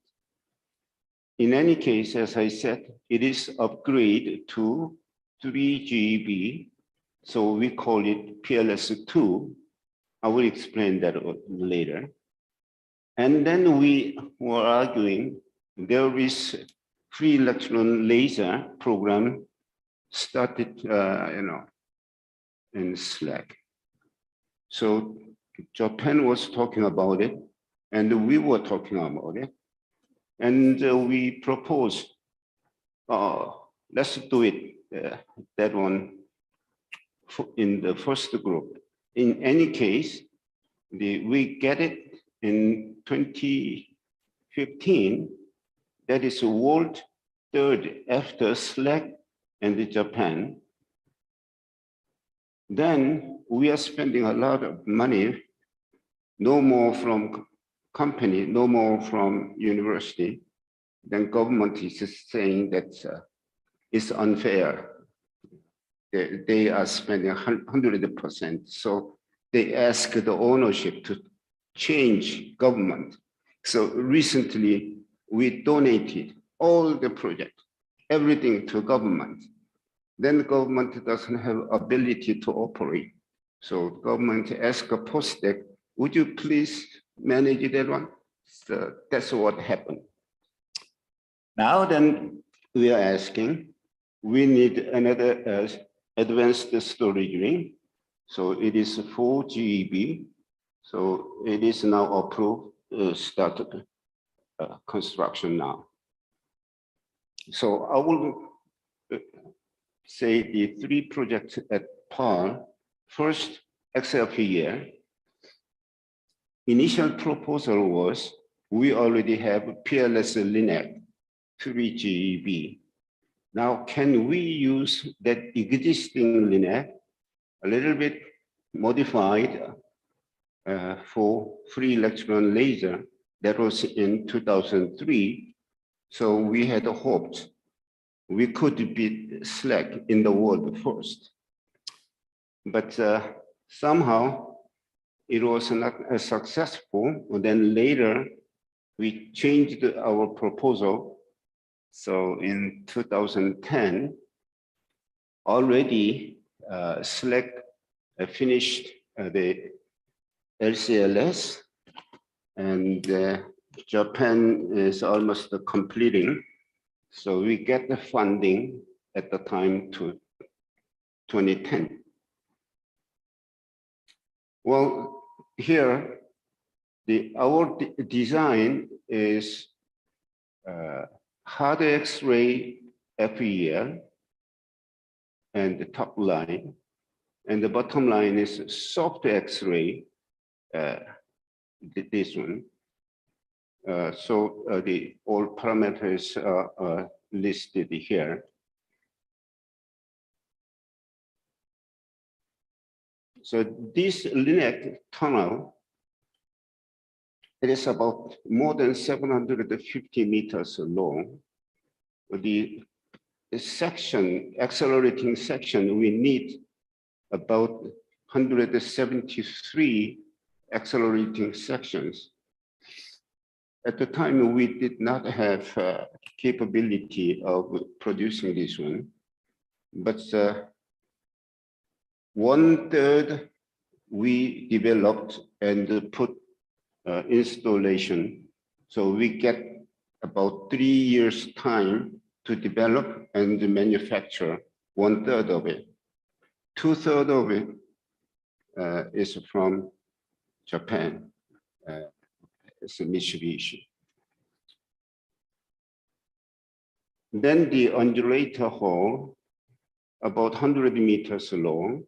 We installed 5-meter long undulator, 21 units, but it's all domestic, manufactured, fabricated. And then hard X-ray experimental hall, we planned to have 3 lines over here, but it turned out there's not much space. So it will have only 2 hard X-ray beam lines. So at that hutch, there are 2 stations, front and the back, so we can exchange the experiments. When we completed that one, and we were testing the beam performance. We get that kind of picture of pump probe experiment with bismuth thin film, and that kind of the curve, we get it. Then we did not know what's the meaning in that community. Then one of advisory committee member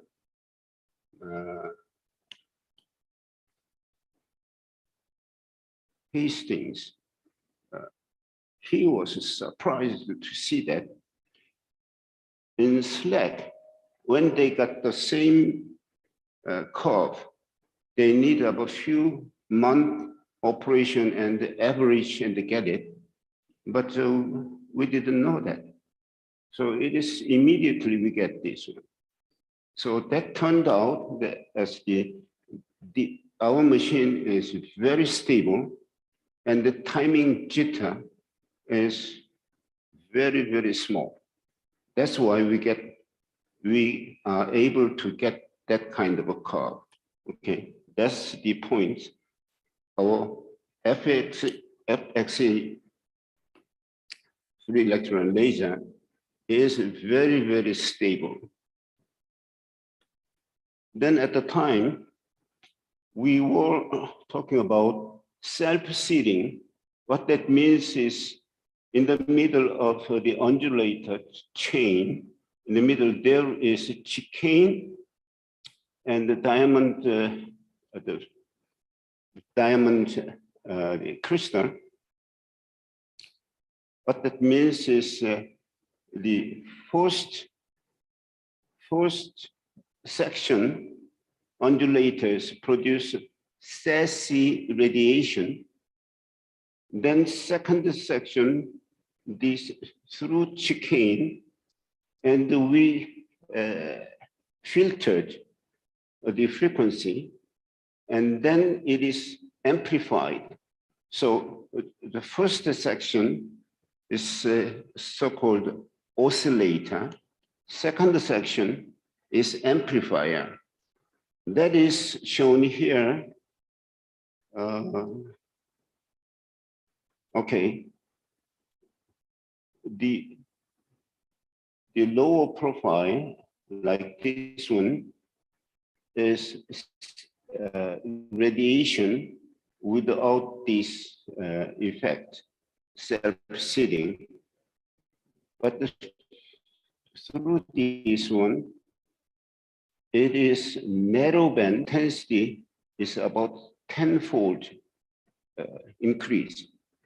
So the broadband sassy becomes very sharp, and intensity is going up very high. That's called hard X-ray self-seeding.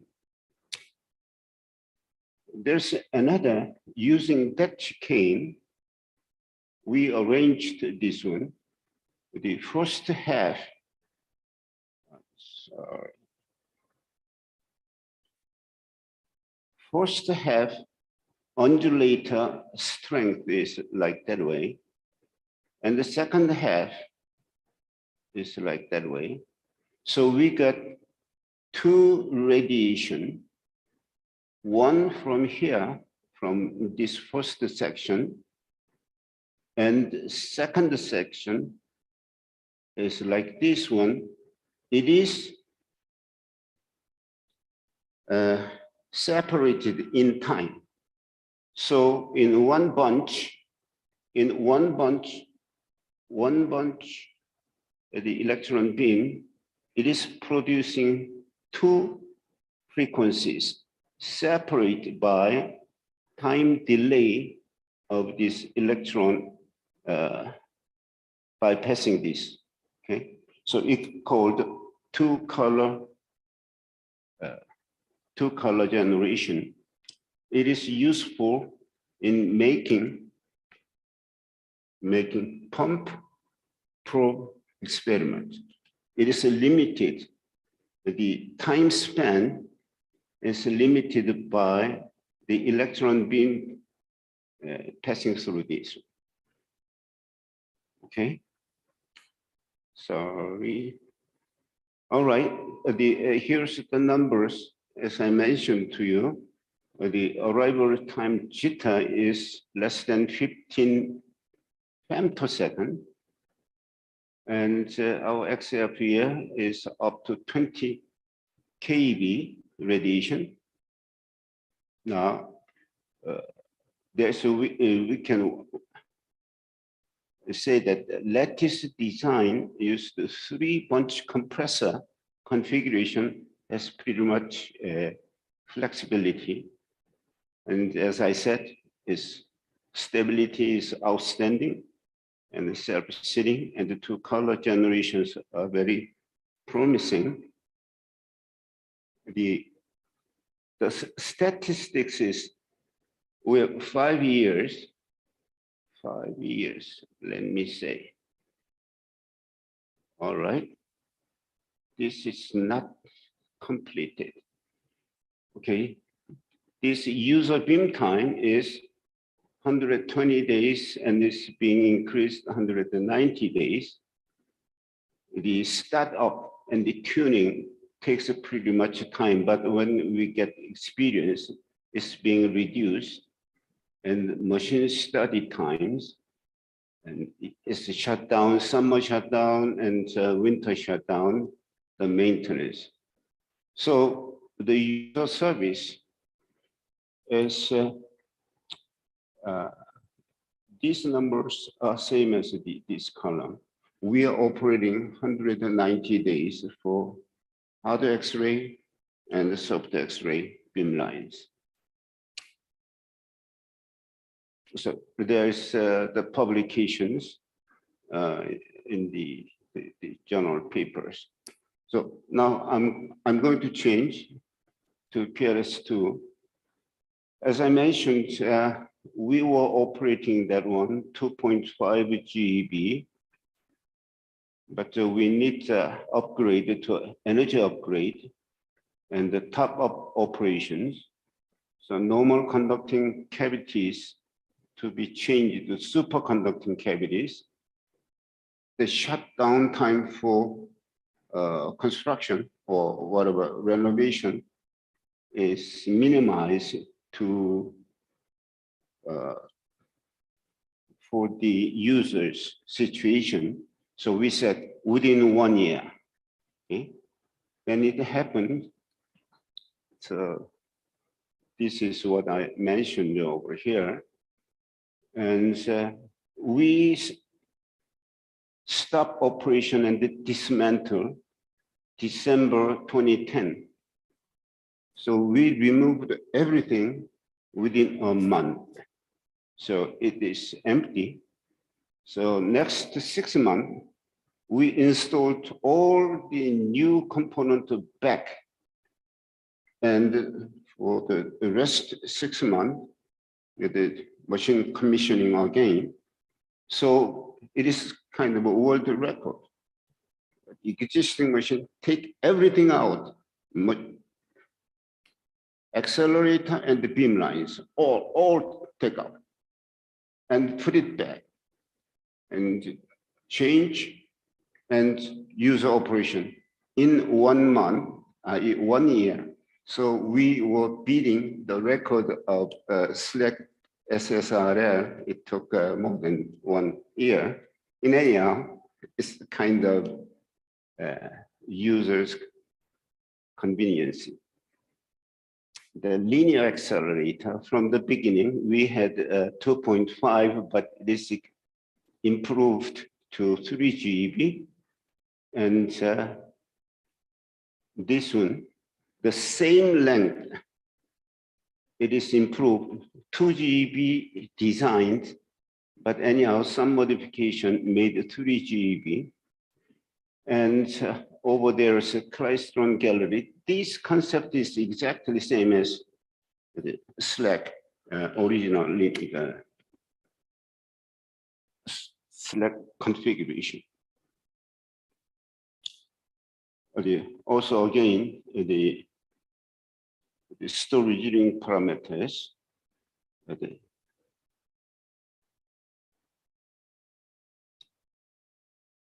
the building is the same, so circumference is supposed to be 280 meters sharp. But the lattice changed to dBA from TBA, and energy emittance is increased, the decreased 5.8 nanometers. And right now, there are 36 beamlines, so it is full. There's no space, no more available.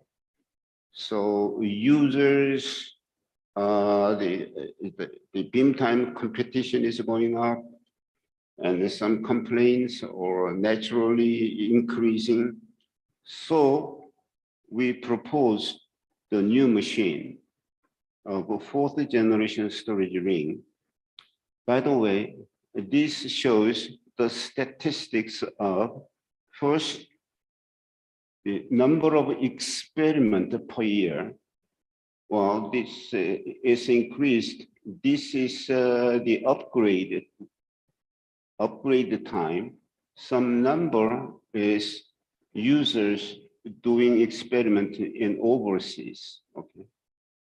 Anyhow, it is increased to the number of experiment is about 1,600.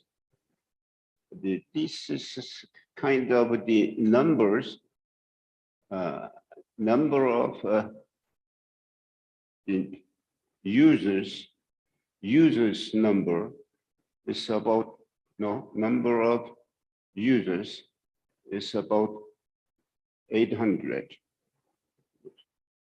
Okay. This is a number of experiments. 1,600, okay.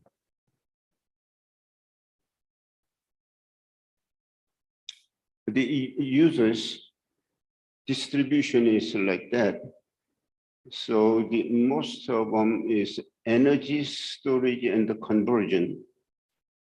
That is also nowadays renewable car batteries, fuel, and this kind of, and environmental and nano and the physics. Of course, the university, industry, and industry as the research institute, that kind of distribution of this. Well, they are saying, well, these statistics is showing here our publication number is increased. These two pandemic effect, this is upgrade effect, but this is the impact factor of a journal average is more than 10. It's 14 so far this year. This curve is the same. The journal more than impact factor 10 is now 65% of a journal publication is more than impact factor 10. So this kind of statistics is reported to government, and they're asking, well, we need another facility, okay? So it is very important politically. So as I mentioned, the users are increasing, beamlines are limited, and the high performance beamlines are in demand. However, we don't have enough space at PAL, but we studied and submitted our proposal to government, and they decide to build it from last year. But here, I'm going to show this chart all over the world. This is the size as 1 kilometer circumference of a storage ring. This is emittance, lower is better. Our PLS2 locate is as a star. we designed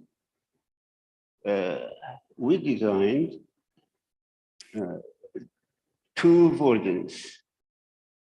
Designed 3 GB, 90 picometer, and 6 GB, 10 picometer. That's the design, but turned out the government approved the size of the ring is 4th generation storage ring, is now KPS, is 800 meter and is 5.9 pico, around the 10 pico meter emittance. Okay. Now, what is the difference between 3rd generation and the 4th generation storage ring? The 3rd generation, the famous one is double bending achromat. Okay, this is double bending. This 4th generation is multi-bending. It is seven bending. 1, 2, 3, 4, 5, 6, 7. So 7 bending achromat. And in this case, our design of a quadrupole is reduced that much. The vacuum chamber for APS design, the current APS vacuum design cross-section is this one. Their upgrade vacuum chamber design is this much. So look at the size is reduced a lot because the beam size is reduced also. Now this is a simulation of the light from 4th generation light and the 3rd generation light this way. So that's why all the components are supposed to be reduced, and the bright, that's the 3rd and the 4th generation difference. So we studied for 2 years and proposed and get approval. Then the approval is this. The Pohang doesn't have enough space to accommodate that one. So in the middle of near the science town, we are going to, the site is fixed. So this one is same. Current is 3 GB. Upgrade, okay, Korea is 4 GB. And the circumference is 280 meter versus 800 meters, about 3 times. The RF frequency are same, I mean, naturally difference. The bunch length is reduced. The emittance is from 5.8 to about 100 times emittance is decreased. Okay. That is why the KPS, 4th generation. Well, this number is, of course, again, the red one is 4 GB and 50. It's 5.8 picometers, and I just spread out. Now, here the difference is, this is a storage ring, this is a LINAC injector, and the booster is in the same tunnel. So there are few facilities in the world, Sirius in Brazil, and the Diamond, no, Alba, which one is, okay. This Alba is that way, Taiwan light sources. In one tunnel, there's a booster and storage in one tunnel. Okay. So we adopted that configuration. Why 4 GB? All the big storage units in 3rd generation, ESRF is 6, APS is 7, spring age is 8. While there's some psychological competition, started with the 6 originally, the approval by US government, they pushed the number 7. The Japan later approved, then they put number 8. So 8, that's not scientific background. There is a pride, the world the largest. So these big 3, nowadays, turned out 6 GB is the proper one. That's why Spring 8 upgrade is reducing the energy to 6 GB from 8. APS is from 7 to 6. ESRF 6 from the beginning, so to 6. So world light source distribution is, big one is 6 GB, and the medium size is bringing up from 2 to 3 GB. So 3 and 6 GB is most populated. Why Korea is taking 4 GB? In order to make 6 GB is a little bit burden to us. And if we are proposing to 3 GB, then general public are saying, you already have 3 GB. Why are you making another 3 GB? That's a psychological. So this,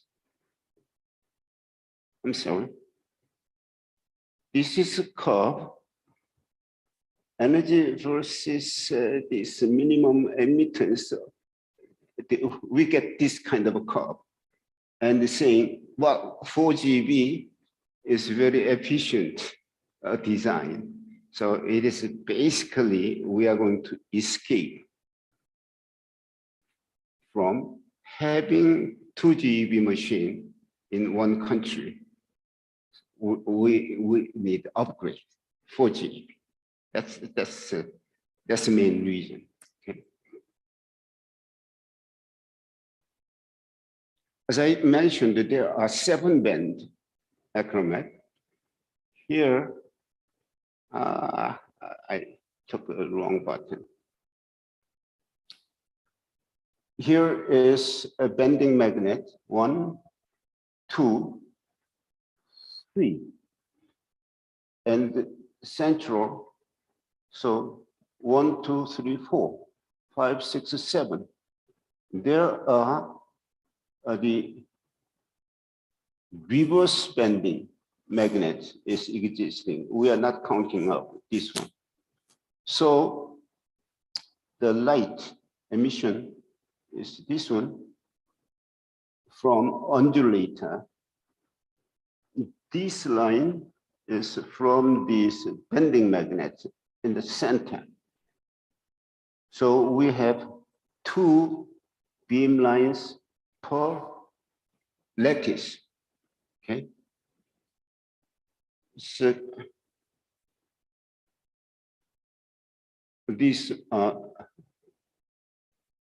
the beta function x and y and the dispersion function. So this central bending magnet is, if you can see, this is 1.9 Tesla. We are arguing this central bending magnet, Sirius is using permanent magnet. Then we are saying permanent magnet or superconducting magnet, or just normal magnet. It's a little bit high for normal electromagnet. Okay, that's the controversy of 3 options. So probably we are going to permanent magnet, the bending. There are 28. So this is a long, the bending magnet is, look at this. There's about 5 or 7 short segments of a bending magnet. These are harmonics of this. This is a dipole, and the quadrupoles and the sextuple components of this. So it is quite different. That's a long bending magnet. There are many sections of magnet, different intensity of bending. So it's called longitudinal gradient bending magnet. So the design features high proton beam performance from storage beam is 10 to 40 kV, capable to 100 kV photons. Considering well-demonstrated technologies design, off-axis injection with the conventional injection scheme, general technologies of magnet and the vacuum systems, synergies from PLS2 and the PAL-XF. All right. Initially, there will be 10 beam lines. 3 of them is industrial dedicated beam lines. It's a government requirement. The site, the preliminary, right now is the design company is being selected tomorrow. Okay, tomorrow is okay. So the company will make a detailed design of it. All right, I would like to summarize my talk. A few visionary people initiated the light source facilities in Korea in the late 80s. The successful construction and the user services at PAL has been very well recognized. There are more accelerator projects being undertaken recently by, as I mentioned, the rare isotope, RIA, is, for example, and our 4th generation KPSs. Users' qualities, as you can see, is improved a lot, but we are not satisfied. We are asking users produce more impactful results. So, however, we need more technological development for effective domestic maintenance capability. High power clystrons, superconducting cavities, and cryogenic facilities. One thing, as I mentioned, our PLS is a normal conducting cavity. PLS2 is superconducting cavity. Now, we designed the superconducting cavity for next project, but the people are suspect, question mark. No, trouble is a cryogenic system. So when it is trouble, it takes many months, air liquid, all these guys. We don't have our domestic maintenance capability since we did not produce it. It takes many months. It's a shutdown. So that experience. So we are going to change. Let's come back to normal conducting cavities. So that is our situation, our experience. Okay, so that is all my presentation to you. I would like thanks to contribution of my talk to this. And finally, there is only one UN cemetery in the world, in Busan. Okay. There is Turkish soldiers buried there. Okay. All right. Thank you very much for that.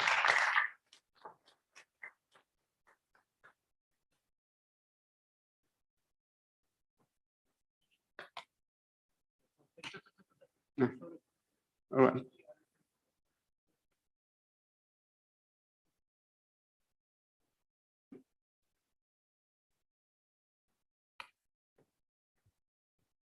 Thanks a lot for the great talk. So I have a few questions actually. First, for the superconducting cavities. So the cavities are for the ring or for the injector linac?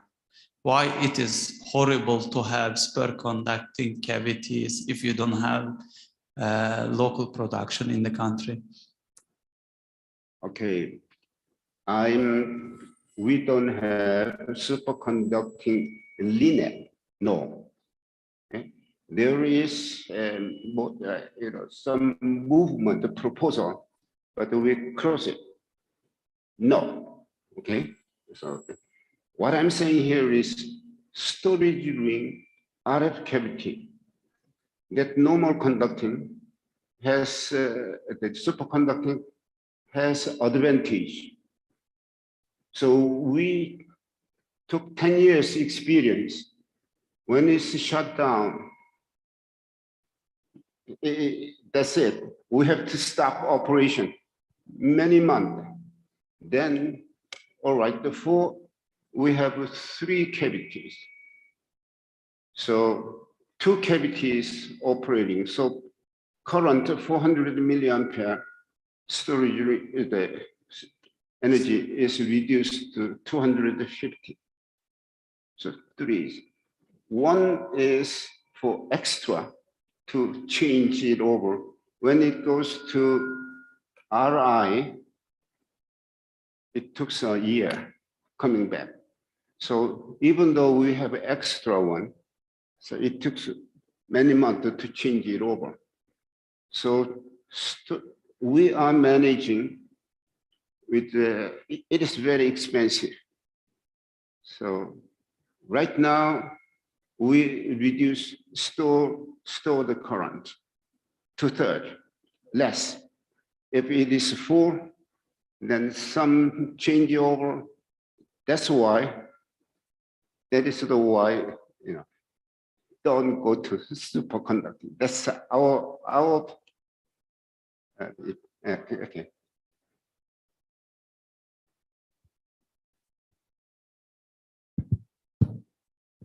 Vivant, this is why I asked. My second question is, do you have any problem with your linac frequency when you inject into the ring? Because as far as I know, we talked about the S-band structures, and I know it is 2.85 gigahertz for you, and then your ring is 500 megahertz.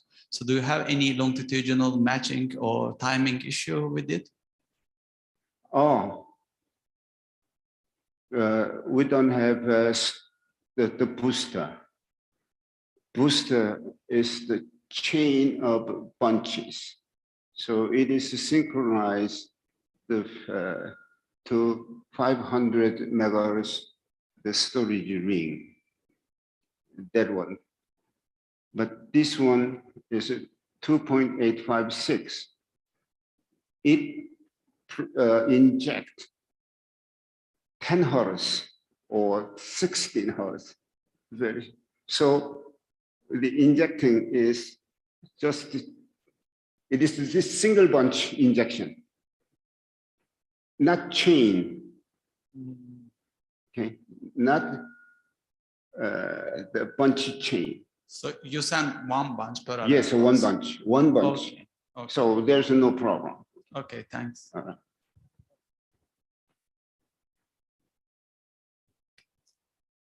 Hi, thank you for the talk, very nice and very comprehensive.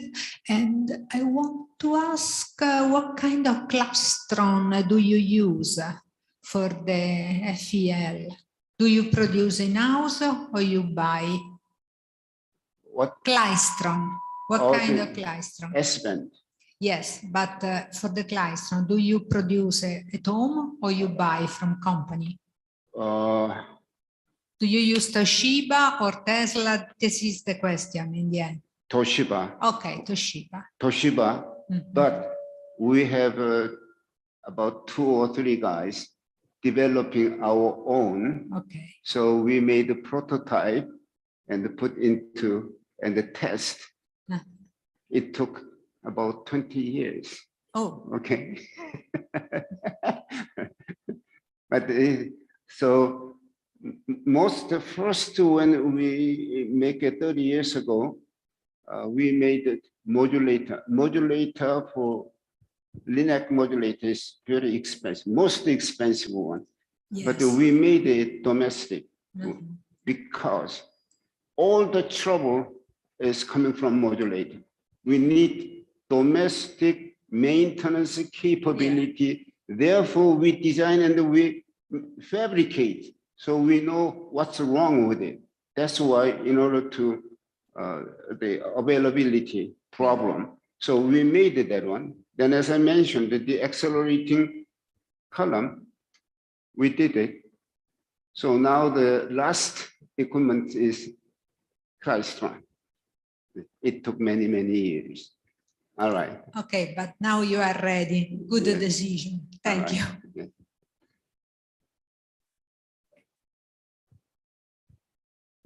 Thank you very much for this impressive work that you've done, and that you convey all details as a history timeline. Yeah.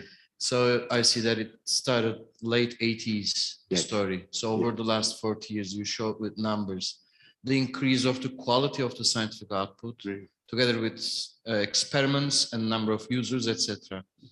How much over this last 40 years do you have a kind of a number of accelerator scientists grown up and taking different responsibilities at the moment? That is one of the big problems. The accelerator scientist, we produce, well, initial PLS, there was no accelerator scientist. So these guys were, self-studied and learned.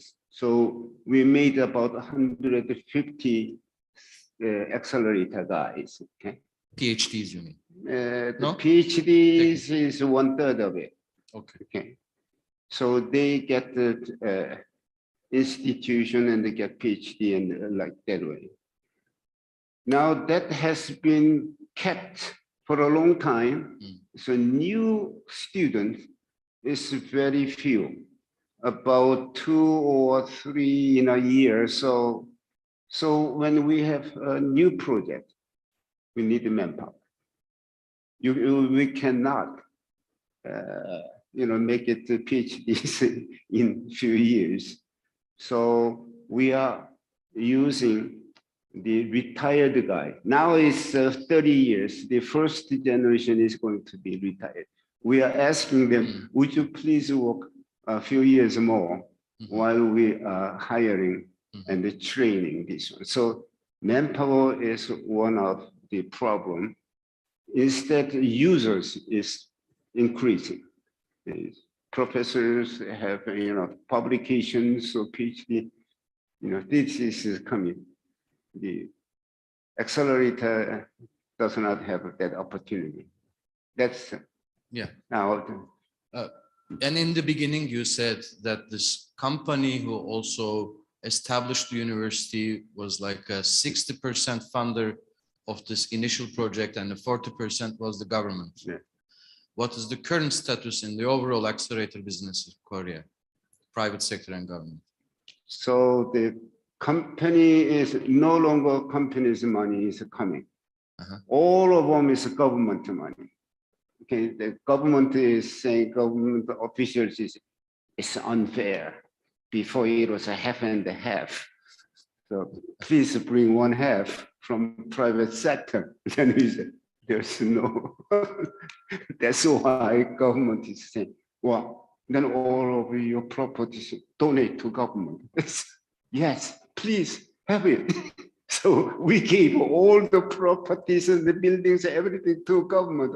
All right, this is yours. That's a money problem in this society. It's the same thing. Yeah. Thank you so much. All right. Okay. Thank you so much.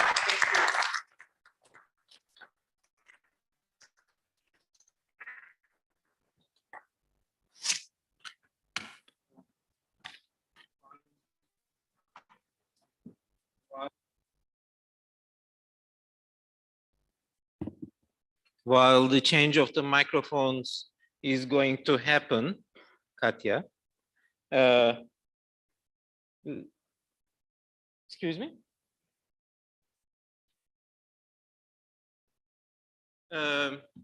Allow me to say a few things. This was a great talk for a starting machine. I wish we had more people from the Turkish accelerator project present here or online. It's a pity. Similarly, in the Turkish Accelerator Center project, there was this electron-positron machine, and we told as the scientific committee to have something similar, telling us their status. That's why we have invited Dr. Milardi, and I am sure her talk is going to be great and educational. We have many things to learn. Please. Okay, good morning. You hear me? I want to start pointer, what is? Okay. Okay, good morning. Thank you to the organizing committee for inviting me and for giving me the opportunity to visit this incredible country. This is my first time in Turkey and I am really happy and excited about that. I want to also congratulate for the 70th anniversary of the Turkish Scientific Society. We had our 70th anniversary on the past year for the INFN in Italy. As you can read, I come from INFN, and in particular from the Frascati laboratory of INFN. Frascati is a nice small town close by Rome. And I will go to present an overview of the Daphne Circular Lepton Collider, trying to summarize the history of this machine and trying to give you some hint about the future perspective of this infrastructure.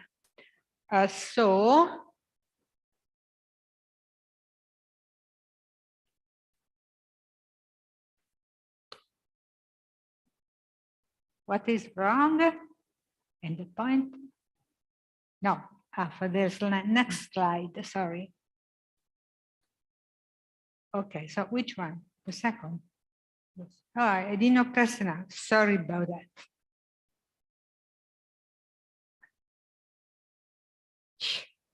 Okay, so outline of my talk, I will give a quick overview and then I will summarize about the performances of Daphne in the native configuration. Then I will introduce a very relevant concept, the concept of the crab-waist and large Piwinski angle collision scheme. I will present the performances obtained at Daphne by using this new collision scheme. Then I will give some hint about the present run which is undergoing for the Siddhartha 2 detect. And I will present some possible perspective for the future. So this is I went back, I don't know why. Oh, okay. So this is the layout of the accelerator complex. Is a lepton collider, so we are using electron and positron beams. We have several accelerators. Everything starts with a LINAC. The LINAC is an S-band conventional accelerator, starting with a thermionic gun and capable to produce and accelerate electron up to 800 MeV and positron up to 550 MeV. Then we have a damping ring to shape the parameter of the beam for the collision in the main ring, and an articulated transfer line quite long, 170 meter long, connect a LINAC damping ring to the main part of the collider, the two colliding rings. We have independent ring, one for the electron, one for the positron. Here you can see the sketch of the machine on the aerial view of the lab. The two beams are injected on the ring on energy, and they are stored at 510 MeV for each beam. So we work at a rather low energy, and the two rings are quite compact. In fact, they are only 97 meter long. The center mass energy is slightly above 1 GeV.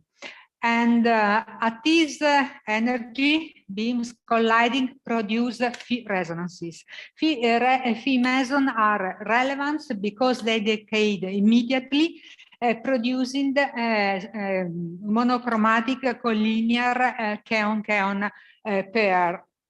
And this is the percentage of the decay, 49% go in K plus, K minus in charge kaon, and 33% in K short, K long, neutral kaon. And the neutral kaon offer a very nice opportunity to study CP violation, because there is a possible asymmetry between the decay of K long and K short. And this feature has been widely exploited by the CLOE detector, which has taken data for a long time at Daphne. And so CLOE has been using a charged and neutral kaon. Then we had also other detector, FINUDA, that was devoted to the study of hypernuclei, and the DEAR and then the Siddhartha detector, which were studying kaon nucleon scattering length, and these were using a neutral kaon for their search. Daphne has been built in the mid-90s and came into operation in the 2000.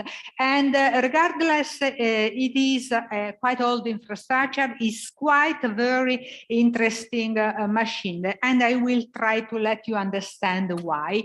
And it has been providing data for in consecutive run in the original configuration to the experiment till to 2007. Then in 2007, a major upgrade has been implemented and introduces this new concept of beam-beam interaction.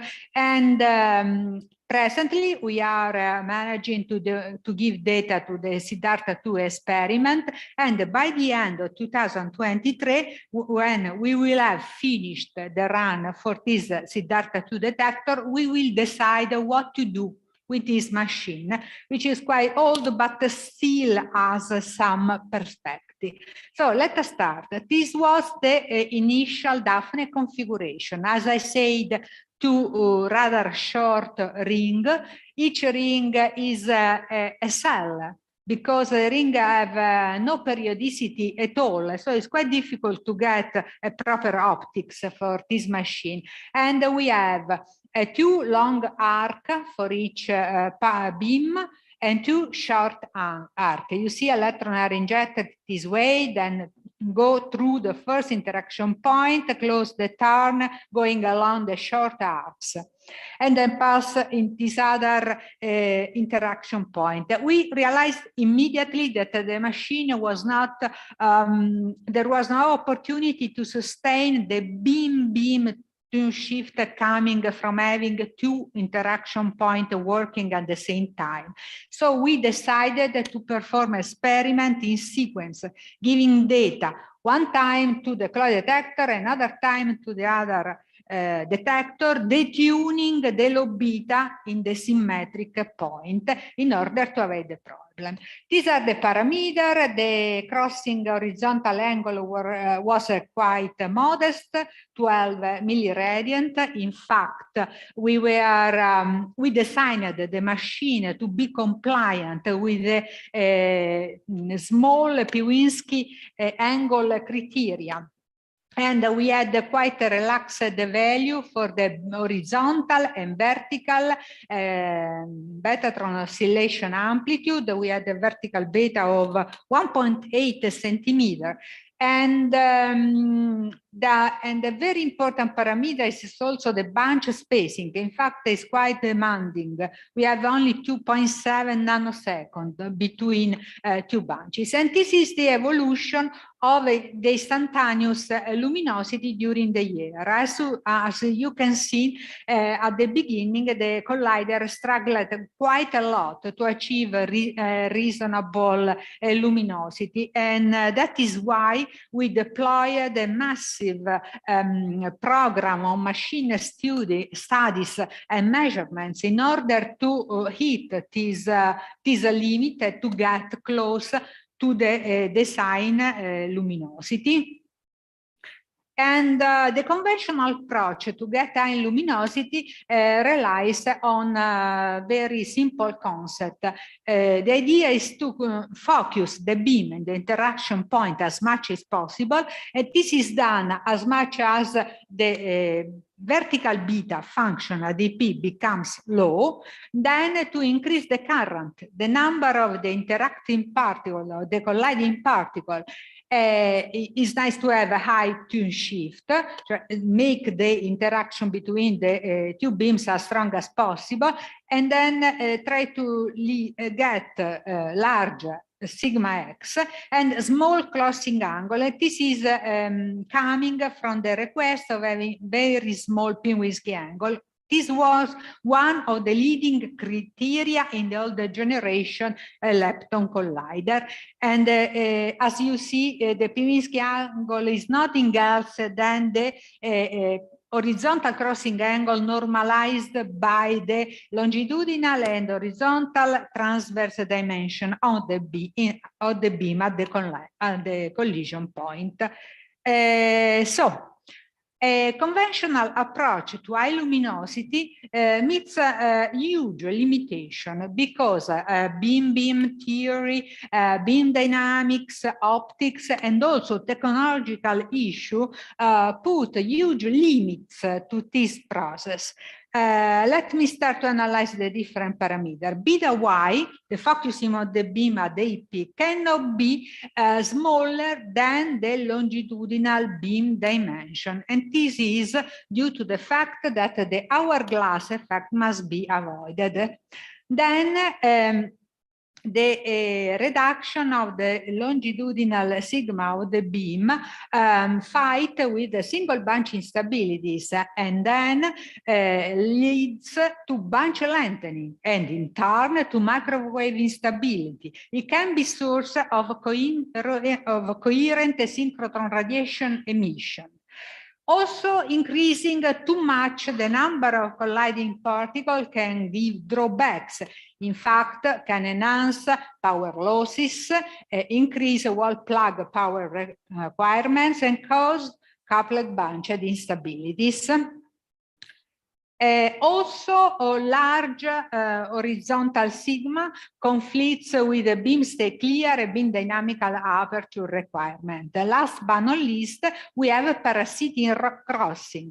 That means a long-range beam-beam interaction, which cause a limitation in terms of beam lifetime, limit the maximum storable current, and in turn, maximum instantaneous and integrated luminosity. So this approach has a limit and cannot be pushed beyond a certain level. For this reason, relying on the experience we made during this extensive period of study or analysis of our machine, we decided to change the approach to the two beams interaction, abandoning the concept of large Pinwinski angle and going to small Pinwinski angle, going to large Pinwinski angle. And to do this, we decided to increase the horizontal crossing angle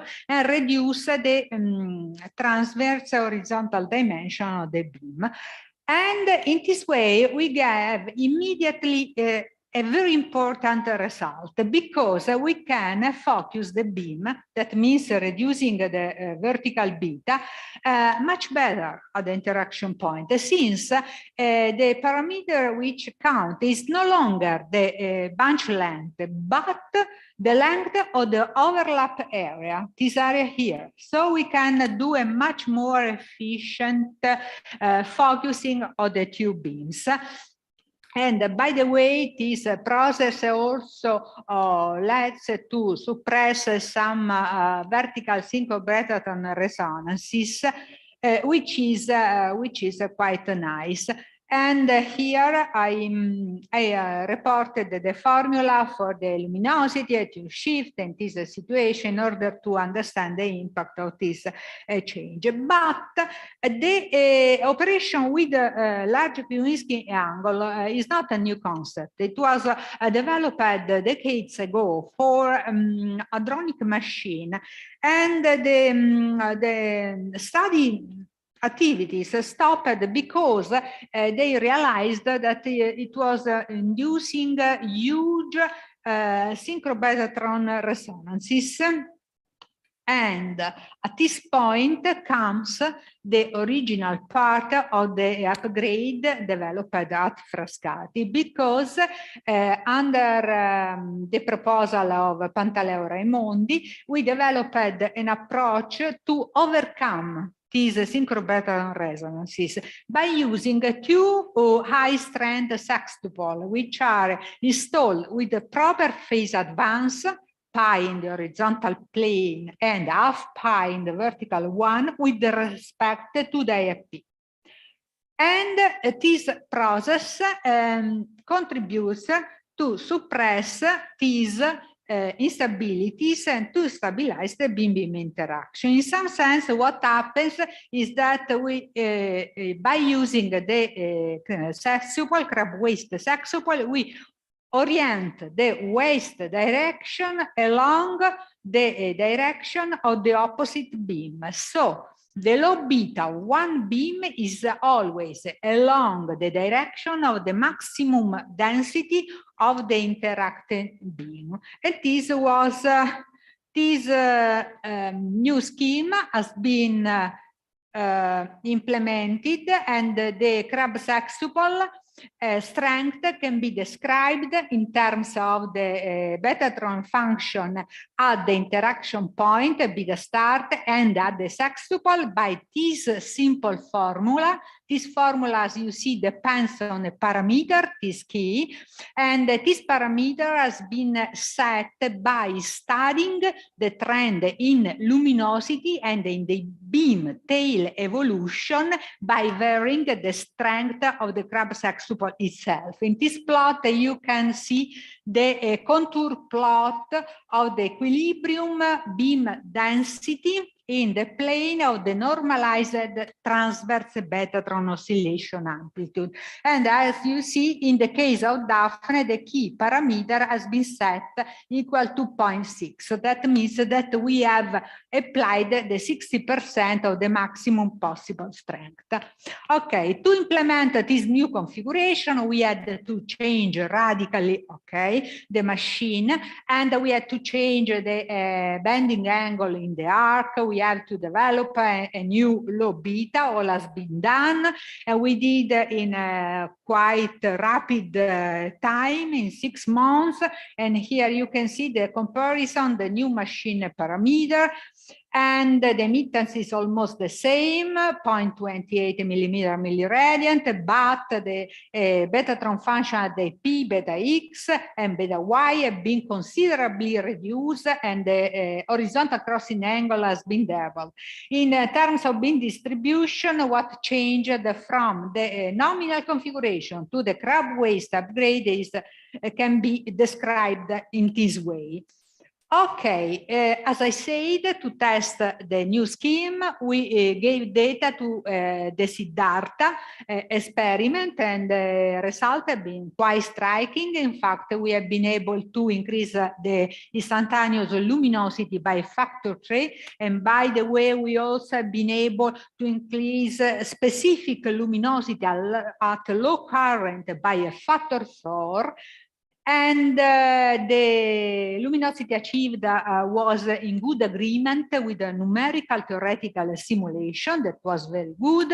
And here you can see the beam scan at the interaction point, showing that we achieved a dimension of the convoluted dimension of the colliding beam at the P of order 3.5 micron.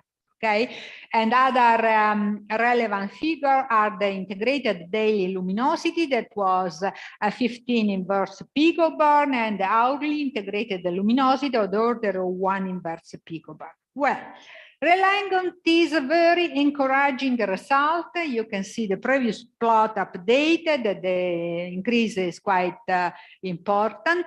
And by the way, the long parasitic crossing, long-range beam-beam interaction with this new scheme that has a larger horizontal crossing angle and allows to divide the vacuum beam pipe immediately after the low beta, allowed almost to cancel any detrimental effect. So we got rid of parasitic crossing.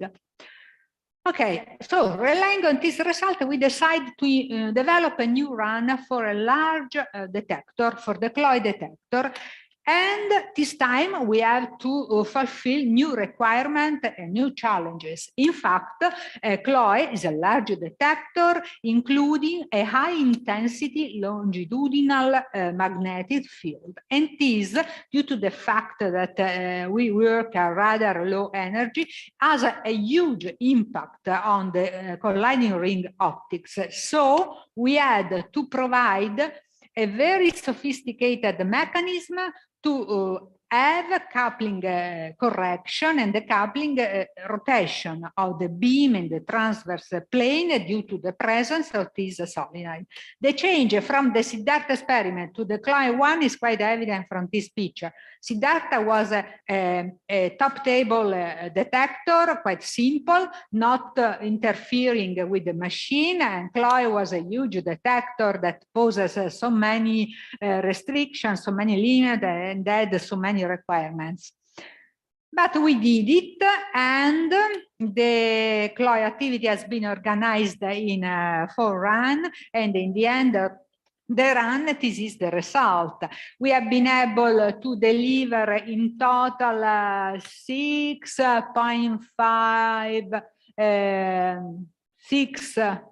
inverse femtobarn, sorry, I don't read from here, and the data taking can be quite efficient. You can compare the blue with the red line, so that means that the background affecting the detector was quite affordable, suitable for data taking, and here you can see a comparison showing the instantaneous luminosity recorded day by day during the run with the crab waste, and during the run, the best run we had in 2004 without crab waste in the native Daphne configuration. So very good achievement also this time.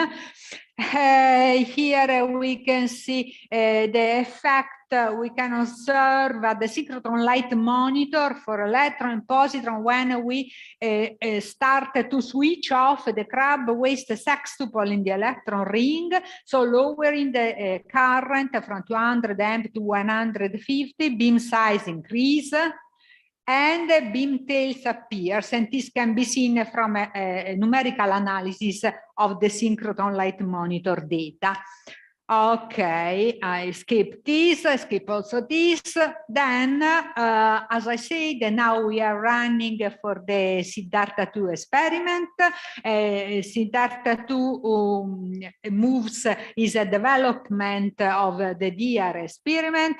They use neutral kaon, and the aim of the experiment is to perform the first measurement of kaonic deuterium ever done. And so they want to measure the X-ray transition to the ground state induced by the strong nucleon interaction. and they want to measure the shift and the width of this line. It's worth noticing that combining the analysis of the kaonic deuterium and the kaonic hydrogen that has been measured in the past is possible to have very relevant information on not topic, which is the isospin dependent kaon nucleon scattering length. So very, very, very interesting topics that are at the front end of the research in the field of nuclear science. And why perform this experiment at Daphne, since it is an old machine? Because Daphne is a unique source of kaon. One of the most, probably the only one. It is capable to deliver low momentum kaon, momentum below 140 MeV. They are monochromatic, charged, and as I said before, they are produced in the decay of the phi meson. And the Siddhartha-2 is a worldwide collaboration. And to implement the Siddhartha-2 run, we had to rebuild once again the interaction region. I forgot to say that in 2004, we upgraded the Daphne interaction region, passing from a triplet quadrupole configuration that was using electromagnetic quadrupole to a doublet quadrupole configuration using a permanent magnet quadrupole. So for Siddhartha, we redesigned the focusing permanent magnet quadrupole in order to get a wider aperture, in order to improve the magnetic field quality. We designed this magnet together with the expert of the SRF magnetic group, and we realized together with them, and we optimized. And this is Siddhartha-2 installed on the machine. And the program of Siddhartha has been organized in stage, also has been for Chloe. And we had the first pilot run in 2020 of this mental apparatus. The means had fewer arrays of detector. This is because we had to commission the machine, and we had to optimize the running condition in order to implement a collider luminosity measurement. We had to understand the background by outlining the more efficient indicator coming from the experiment. And we had to figure out how to improve the shielding of the detector itself. We had to tune a trigger system, and also the X-ray SDD detector I was speaking about. And the pilot Siddhartino run has been completed, and he also allowed to obtain the most precise measurement of ionic helium transition in a gaseous target. So he also provided not only the optimization of the setup machine experiment, but also some scientific results. Okay, then we installed the final Siddhartha-2 setup in spring 2022. And on June 1st, the helium target has been replaced with the deuterium target. That is the one which all these experiment has been organized for. And the run to observe the kaonic deuterium is planned for the next year. Of course, all this planning suffered a lot from the COVID-19 pandemic and had a huge delay, but this is obvious. Oh, as I said, we had to optimize mirroring optics. Here is optics in the electron ring. This is the interaction point. This is the dispersion, horizontal and vertical Betatron function in red and blue respectively, together with the Betatron function measurement. Here is the interaction point, and here where there are this line, there are the Crab sextupole with the proper phase advance with respect to the IP. I skip the the optics for the positron ring, and this is the coupling, betatron coupling. After optimization, we reduce it for electron and positron down to level of 0.3%. This is an essential ingredient in order to achieve high luminosity.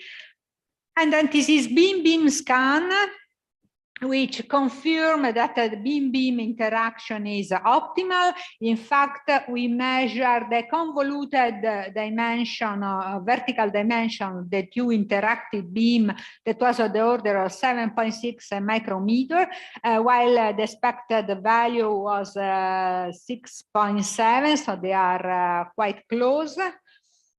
So we are colliding well. These are figures showing the machine uptime during the data to data taking. The uptime, average uptime has been about 71%.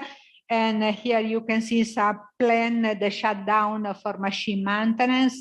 Yeah, you can see the evolution of integrated geometrical in yellow and experimental measured luminosity in violet, and this is the daily integrated luminosity. And another aspect that I want to mention is the contribution that Daphne has been able to give in the field of lepton collider during the past years. So for sure, a very outstanding work has been done for the optimization of beam pipe components. I mean, RF cavity, longitudinal kickers, transverse kickers, injection kickers, bellows design, and the longitudinal feedback kicker, which is based on a cavity design, has been adopted also on CAC-B, on BESI2, on PLS, and several other machines.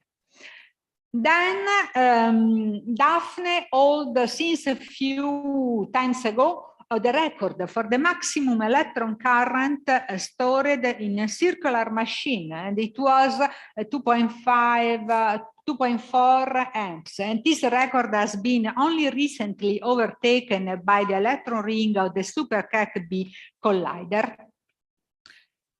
And we also have been the first collider to operate and to provide data to the experiment by using electrodes to compensate the detrimental effect coming for the E-cloud induced instabilities. And this has been a very relevant development. I don't have time to go into detail. Also in terms of feedback, longitudinal transverse feedback, we did a lot of work. In fact, the longitudinal feedback, bunch by bunch feedback, relying on IGP integrated gigasample processor, has been developed by a collaboration established among CAC, SLAC, and INFN. And we have a total power available for the longitudinal transverse feedback, which is of the order of 750 watt and 500 watt respectively. Still, on the front of the longitudinal beam dynamics at Daphne, at Frascati, we have been able to figure out a method to mitigate the longitudinal quadrupole instabilities. This is especially instabilities which appear at a frequency that is 2 times the synchrotron frequency, and that typically indicates some impedance problem in the enclosure of the beam. And we managed to suppress this instability by a proper tuning of the QPSK, which is a timing component in the chain of the longitudinal feedback. And we also have been developing optics with the negative momentum compaction, and we used it for collision. And we have been able to observe an increase in terms of specific luminosity up to 25% by using moderate currents at 300 milliamps. This was very funny because we have been able to store beam, go up to 300 milliamps and collide without any chromatic sextupole. So the theory works perfectly. Then there were also minor contributions. For sure, the most relevant contribution of Daphne is the development of the new collision scheme, large beam skew angle and crab waves. It has been tested at Frascati. It has been used to provide collision to Siddhartha, Chloe 2 and Siddhartha. And recently, it has been adopted even in a limited extent also on SuperCat B. Then it is one of the main design concepts for several other new lepton colliders that are under study. And this is the press release that came from Japan on June 26th, after they implemented the crab waves collision scheme, and they had a remarkable increase in terms of instantaneous luminosity that now had further improvement due to other machine optimization. Then, why? It stops here. Why?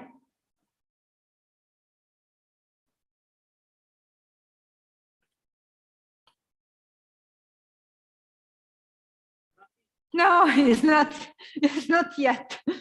Few slides more. But I checked, I downloaded the PDF and I checked before speaking. Everything's there. Can we get the presentation back? Yeah.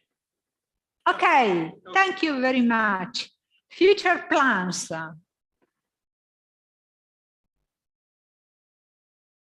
He refused to follow me. Maybe you point towards the device.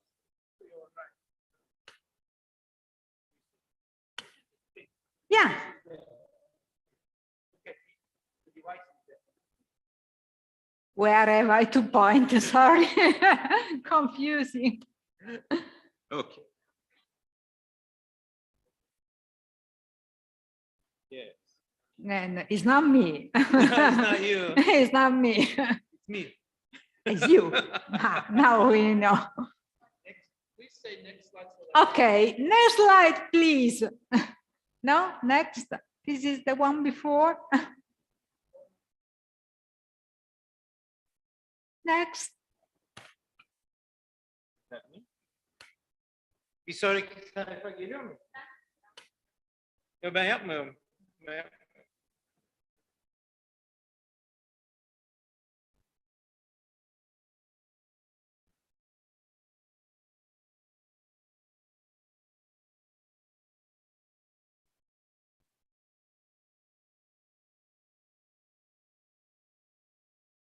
So in the meanwhile, I can say that we also gave a contribution to the mitigation of parasitic crossing before implementing the crab waves. I turned off and I turned on. Theorem #1 of electronics. Great. Okay. So one of the ideas was to transform Daphne in a test facility. And this would be very, very interesting because Daphne would join other machines as Hanka, as APS, but Daphne would be the only machine in Europe to have the capability to produce a positron. And then Daphne would be operative during the long CERN shutdown. So it could serve as a test for future development at CERN. Of course, the activities that are the main candidates for these studies are studies on the secondary emission yield, so study related to the cloud problems, and then high gradient tuning permanent magnets, since we have experience in the field, high power solid state amplifier, but not only, also SLED component.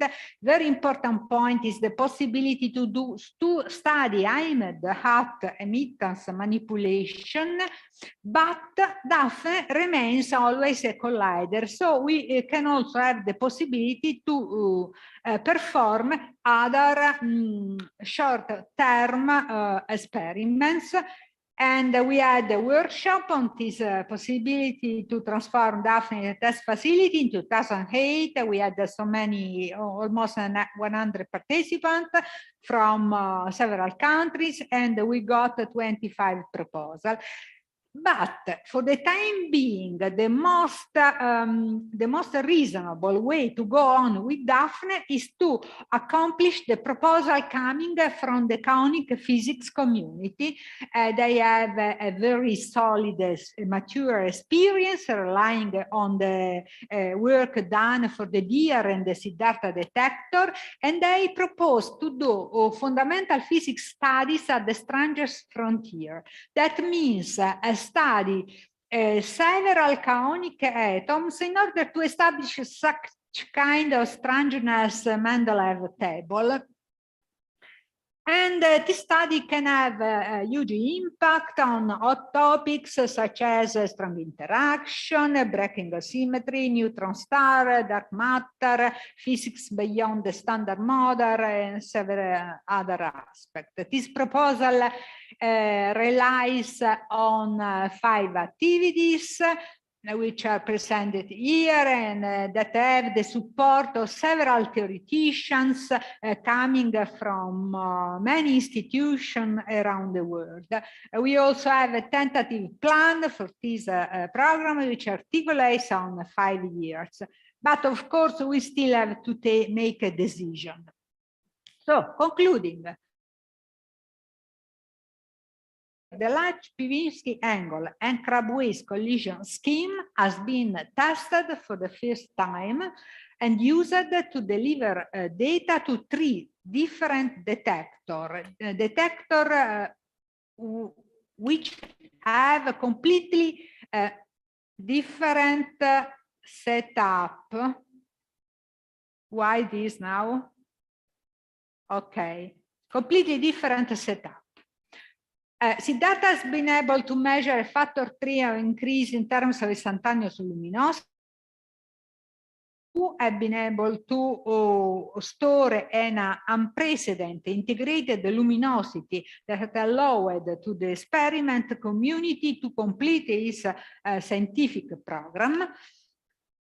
And the CLOI2 test has clearly proved that the Crab-Weiss collision scheme works also in presence of a large detector, which includes high-intensity longitudinal field, which at low energy, if you work a lot of energy, strongly interact with the machine optics and setup. The new collision scheme has proved to be a viable approach to increase the luminosity, and it has become a main design concept in developing the future circular lepton collider. So for this, I hope that I haven't bored you too much, and I thank you for your attention.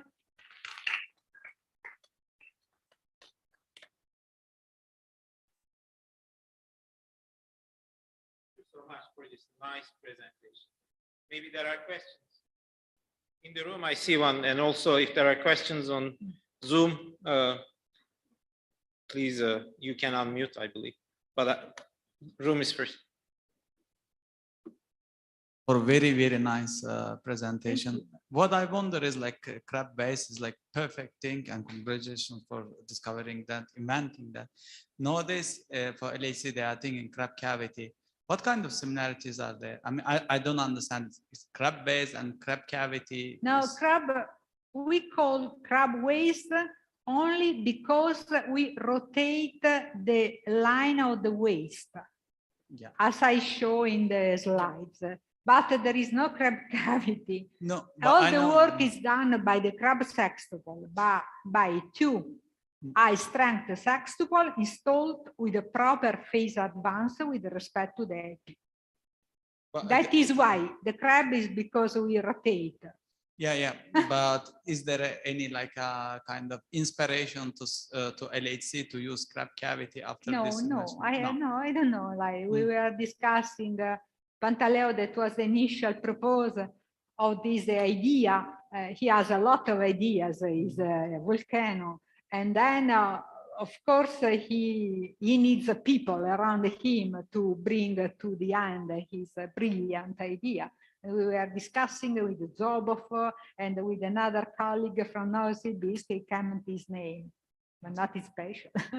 Okay.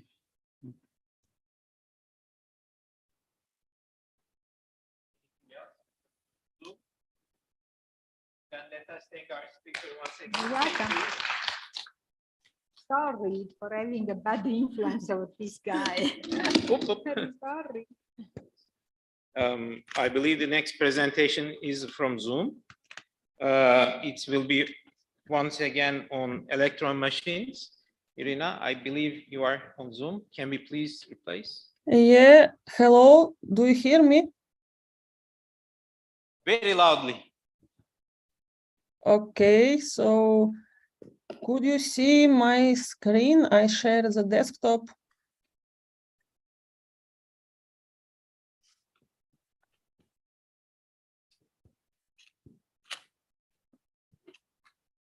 Hello?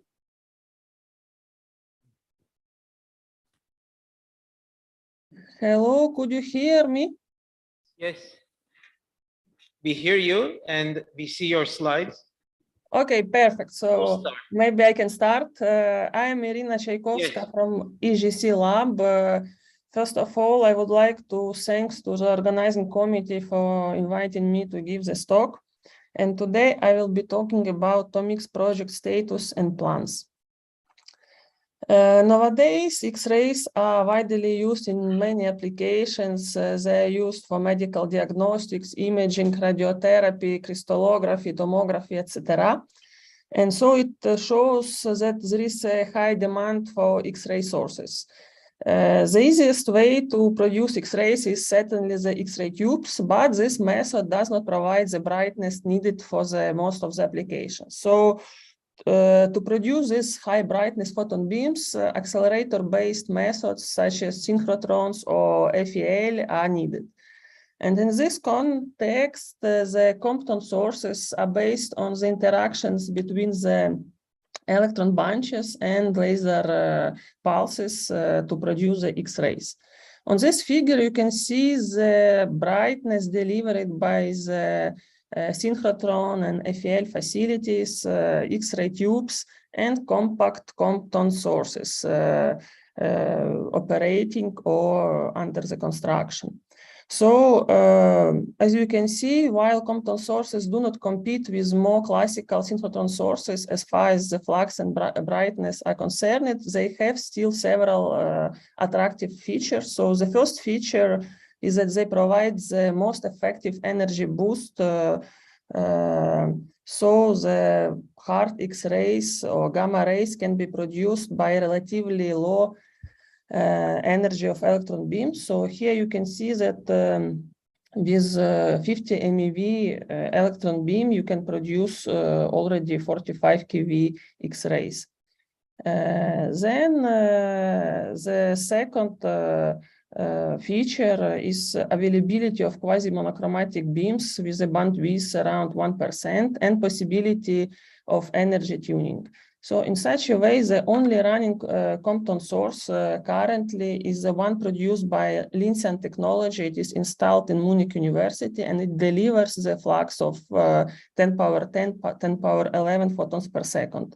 So the target for TOMICS is to deliver the flux, which is 2 orders of magnitude higher, being 10 to the 12, 10 to the 13 photons per second. So this is a layout of the TOMICS facility. The goal is to design and build a demonstrator with a cutting-edge performance compared to the similar project either in operation or planned. So the TOMICS source is designed to maximize the average X-ray flux. Another goal is to provide a compact, reliable, tunable source which can be operated in hospitals, museums, universities, etc. So concerning the location, the facility is located in the campus of the Paris-Saclay University in Orsay on the site of the EGC lab. So here you can see Paris, Orsay, the Orsay train station, and in the heart of the EGC lab, there is a TOMICS site.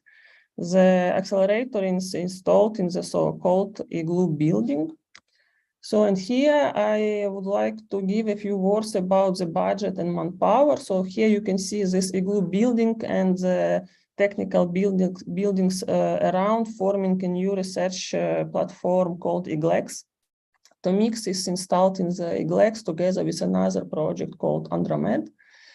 The total budget which was allocated by INR, National Research Agency in France is 12 millions. Then 2.2 millions was obtained from the local Essonne region for civil engineering. So in total, 8 French partners are involved in the project. So the Tomix accelerator system is based on the made in-house 5 MeV photoinjector, a 50 Hz S-band LINAC, those energy is tunable up to the 70 MeV.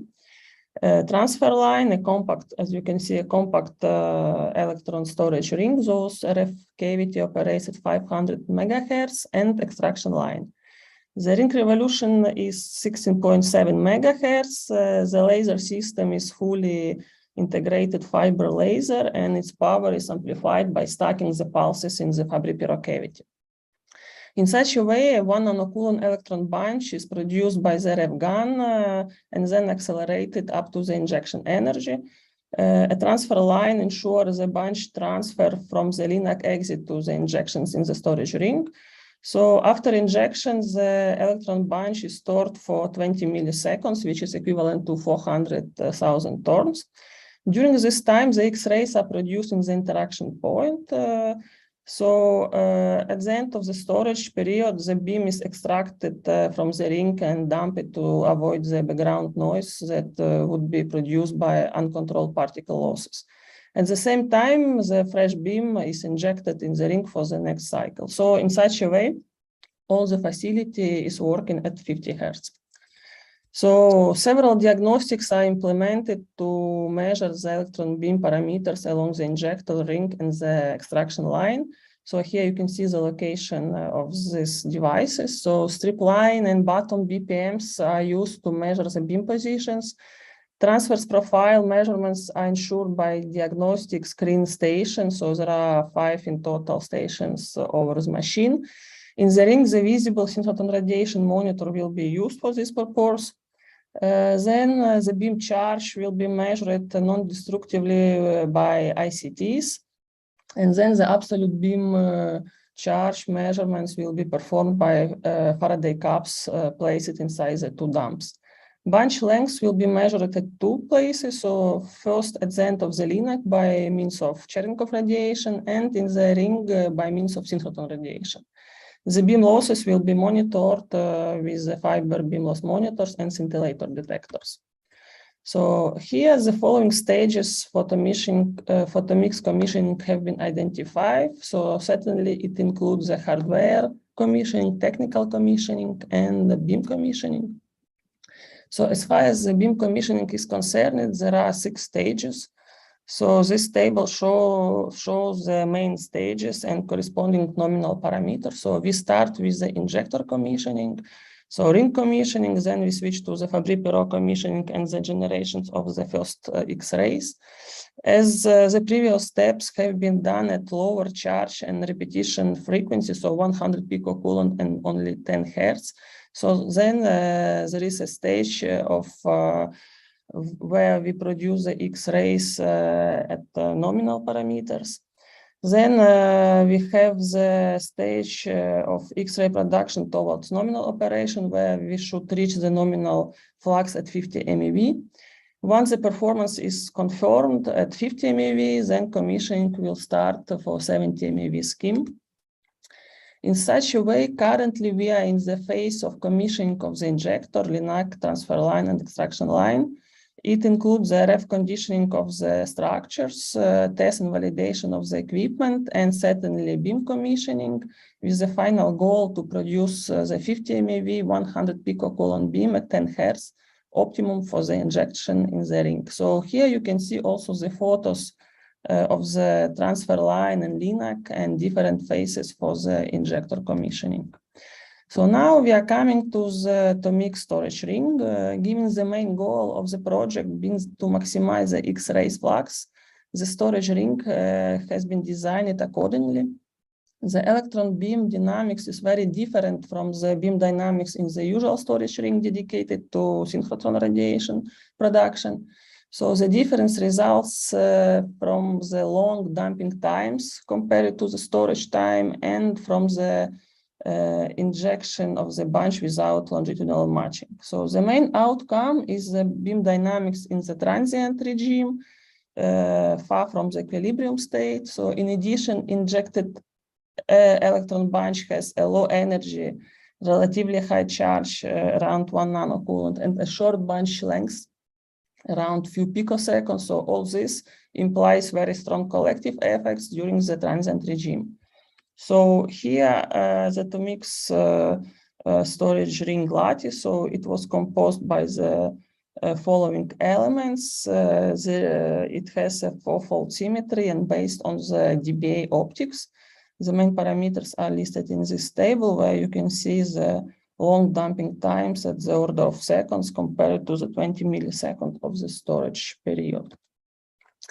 So here you can see the main phases of the atomic ring commissioning. We start with the injections and first turn. Then the goal is to establish the circulating beam. After with the RF cavity switch it on, we go to the beam storage and extraction. And eventually we will do a lot of machine physics studies to reach the nominal performances. Concerning the duration of the ring commissioning, it was estimated by using the following report by Michael Borland from INL. So in this report, the authors made a survey of 7 recent commissioning experiences at third generation light sources. So the main outcomes are the following. So the scheduled duration ranged between 3 and 12 months, and the commissioning typically took much less than scheduled. And then 5 of 7 responding facilities stated that the commissioning could be done in 3 months, always under the assumption that the operation is 24 hours, 7 days per week. And so, assuming 3 months period, the scaling has been done by taking into account the operational constraints of atomics, namely the operation only during the laboratory opening hours, the adopted schedule, and reduced manpower. So based on the scaling, 60 weeks were obtained and put to the global planning of the project. So a few words about the Fabry-Perot cavity and X-line. So here you can see the Fabry-Perot cavity together with its laser system, collision geometry, and made parameters. The electron beam comes to the interaction point where it collides with the laser pulses at 2 degrees, emitting the X-rays. So the main parameters are the following. So it uses 33 megahertz laser with the output power up to 100 watt. The wavelength is 1 micrometer. The nominal gain of the Fabry-Perot cavity is 13,000 with a waste of 100 microns. The whole system, Fabry-Perot cavity and the laser, is mounted on the hexapod mover. This allows to translate the table with a precision of 1 micrometer and to rotate the structure on 3 axes with a precision of microradian. So this is very important for the searching and optimizing of the collisions. So the optimization of the optical system is ongoing to improve the power stored in the cavity. A special attention is put to the mirrors maintenance and cleaning, affecting strongly the cavity fineness and so the gain. The X-line used to transport the X-rays from the interaction point to the users. And so it is mounted and ready to start. The X-line is divided into parts. So the first part is inside the atomic tunnel, and it is used to focus the beam and to do the main characterization of the X-rays. The second part is located outside the tunnel, and it is called UPHUKVIII, and will be used for other diagnostics and user experiments. So the experimental X-hash is shown here in detail. So the design was done in order to be able to perform and explore the main analysis techniques such as standard imaging, phase construct imaging, tomography, fluorescence spectroscopy, diffraction, and others. And so some recent photos are presented here to show the current status. So to finish this part, here it is commissioning phases for the Fabry-Perot cavity and X-line. Due to the project planning constraints, the goal is to start the X-ray production and perform the first experiments as soon as possible. Therefore, more probably to optimize the planning, we will alternate the phase of machine physics in the ring and X-ray production runs.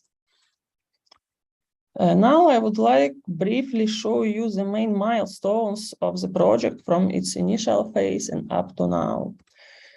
So the first discussion about TOMIX is dated by 2007 at LAL, which became part of the recently created laboratory in the Paris-Saclay University campus called EGC Lab, Irene Joliot-Curie Laboratory. Then the CDR was published in 2009, where the first studies of the optics have been performed and presented. In 2012, the main finding was obtained, and in 2014, the TDR was finished and published with the detailed studies of the beam dynamics in the storage ring and machine lattice, final version of the machine lattice. As previously told, in igloo buildings, there were several rings installed and operated in the past, so it required rehabilitation and refurbishing. And so thus the construction phase could start only in 2016, covering the refurbishing of the old accelerator building and experimental hall and infrastructure works. Once the building had been delivered, the facility assembly phase started immediately. And here you can see some historical highlights, so how it started in 2016 and up to the installation of the X-line in January 2021.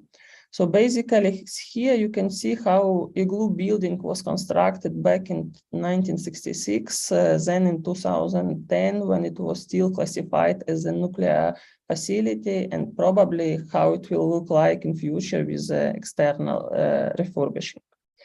So still more photos showing a huge work done before the accelerator could be installed, and some highlights showing the progress of the storage ring installation in the tunnel starting from 2017 and up to the winter 2019. In 2019, when the LINAC was completely installed, we have performed the first dry run without RF power due to the fact that we did not yet had the authorization. And so due to this operation, we considerably improved the control system applications and graphical interfaces to be used during the commissioning phase. In May 2021, we have eventually received the authorization from ASN, which is the French Nuclear Safety Authority, to start the LINAC beam commissioning. And actually, the TOMIX commissioning and operation is divided in 4 phases as far as the Nuclear Safety Authority license is concerned. And so the phase 1 concerns only the LINAC and the following beam parameters. So it's 10 Hz, 50 MeV, and 100 picocoulomb. So for these parameters, the beam emittance at the end of the LINAC is estimated to be 2 micrometers. We have received green light, and in June we have started the commissioning of the LIL accelerating RF structure. So it went quite fast with the final parameters of 10 megavolt per meter, 10 Hz at 3 microsecond pulse lengths. Then in September 2021, RF gun has been commissioned at 1 Hz, giving 80 megavolt per meter at 3 microsecond pulse lengths. Then 1 month later, the commissioning was done at 10 Hz. In total, it took 4 weeks. As soon as the RF gun was commissioned, we have detected the first dark current at the first screen station located just after the RF gun. In such a way, on 4th of October last year, we have seen the first electron beam after the gun. The energy has been estimated to be around 4 MeV at that time. A few days later, the electron passed through the ref section and were detected on the second screen station and BPMs. The energy after the section has been measured for the first time to be 37 MeV. Then the beam laser tuning have been performed to get the 100 picocoulomb maximum allowed charge for the space. Here you can see the ICT signal after the gun and after the RF section showing good beam transport. In the end of the October, the beam energy was measured to be already 50 MeV. And then in such a way, the safety checks by affiliated nuclear safety organization was done to pass to phase 2 of the commissioning, and always at 100 Hertz, 100 picocoulomb and 50 MeV. With the input from beam commissioning, the alignment studies are ongoing now to account for the found misalignments. And in January this year, the first OTR light was detected. Here you can see the comparison of the images between the YAG and OTR screen. So the work is ongoing to set up this kind of diagnostics. And here in April, the first emittance measurements have been performed using the quad scan after the accelerating section. The measured value are listed here. So the work is ongoing now to understand the discrepancies with the nominal values. On 29th of July, we have received the authorization to start the commissioning of the transfer line, extraction line, and start finally the injection in the ring, always with the relaxed beam parameters. And this week we are working on the optimized transport of the beam up to the last screen station in the transfer line. We have started up the pulsed magnet, so the septum and the injection kicker, in order to be able to test the first injection. And the goal is to inject and see the signals at the first BPMs in the ring and eventually try to close the first turn. This brings me to the summary. So for the LINAC, the following parameters have been already reached. Concerning the emittance, so there is a disagreement between the theory and measurements, and work is in progress to address that. The Fabry-Perot cavity is under the optimization to provide 100 kilowatt at the first stage. The X line is ready for the commissioning, and at this moment we are commissioning the transfer line, extraction line, and plan to test the injection in the storage ring during this week. Given the current project planning, the first X-rays are expected in 2023, so next year. And the commissioning and operational experience we are getting now, we believe is of great importance for the future Compton sources. So thank you very much.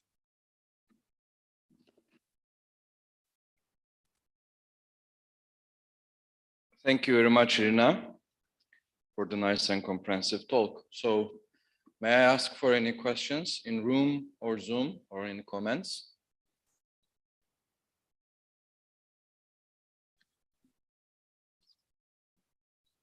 Seems not in the room. Anything in Zoom? No. So we thank you once again for contributing to our Congress, Irina. Thank you very much. Yeah. Again. And this brings us to the end of this morning's session. Not too much, but a little bit of delay only. So we will reconvene around 3 o'clock for the afternoon session. Until then, hope you have a nice rest and lunch. Bye-bye.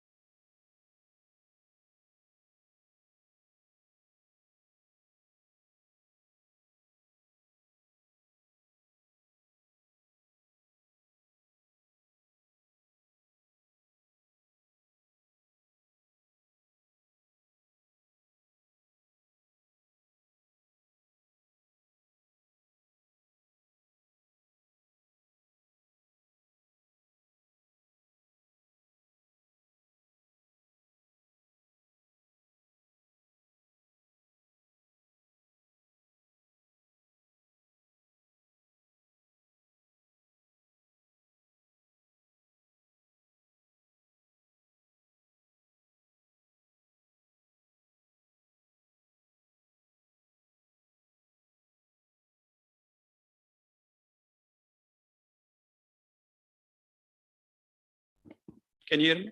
Yeah. So welcome to the afternoon session. So now we are waiting for our colleague, Dr. Liuzi. If he doesn't connect, we will switch to Ezgi Ergenlik. So we will wait like 4 or 5 minutes.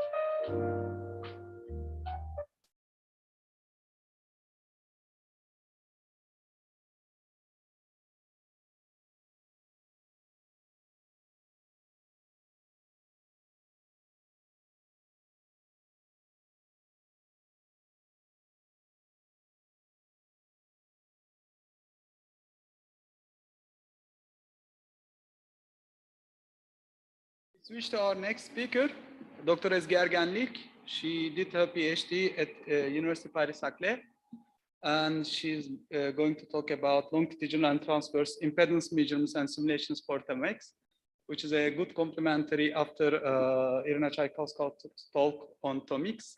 So currently, Ezgi Ergenlik working at Helmholtz Zentrum in Berlin, Germany. So she's getting prepared. Perfect.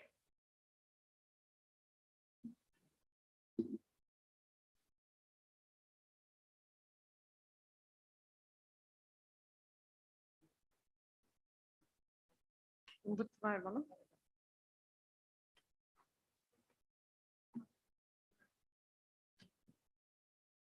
İyi mi? Hello.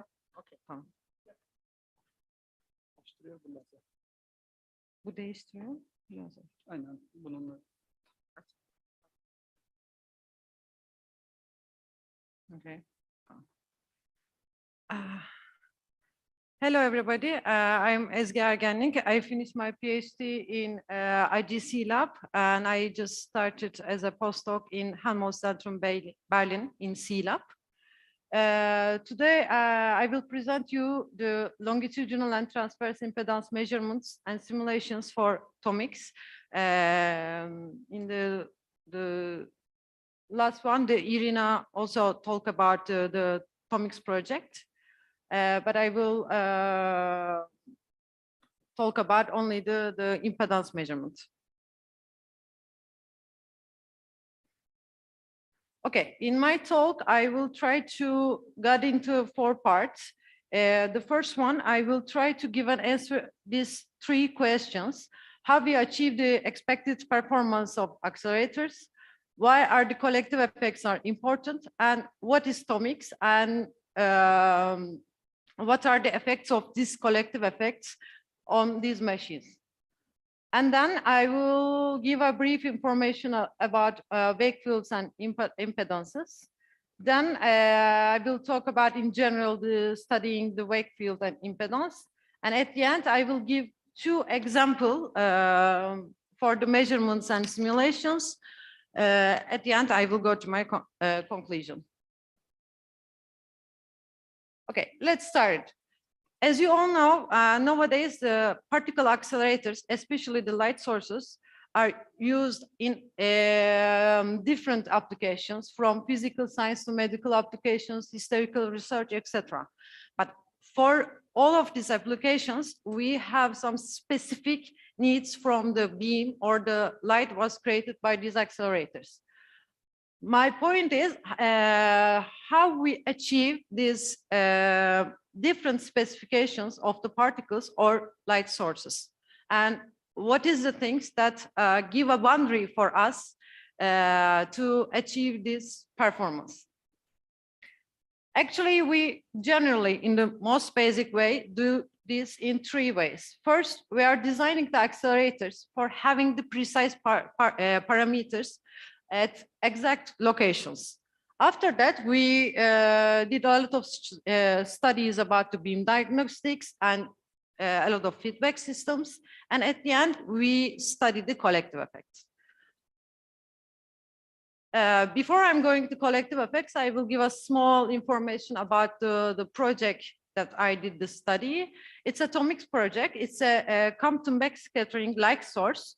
Here you can see the general information about the light source, flux to the photon energy. Here you can see the Compton sources has the similar flux as the big machines like synchrotron, etc. But for tomics, the area it's just 80 meters square.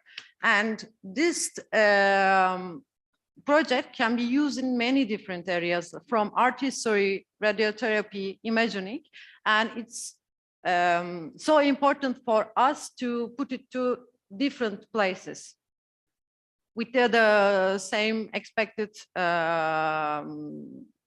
X-ray parameters. So I said that it's a Compton backscattering source, but what is the Compton backscattering? Actually, it's I think it's all virtual courses. When we accelerate the particles here, like electrons, and collide it with the photon, we can create a hard X-rays. We can create a hard X-rays. And the energy relation of these X-rays with the energy of the photon, it's related with the 4 gamma square. This gamma is the electrons gamma. And for example, for tomics, when we have a 50 MeV electrons, we will have a 40,000 times of the laser energy. But as I mentioned, the flux is important for different applications.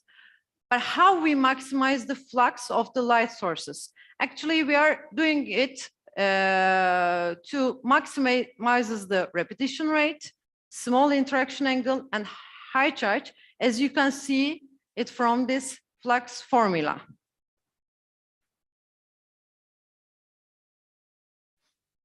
Okay.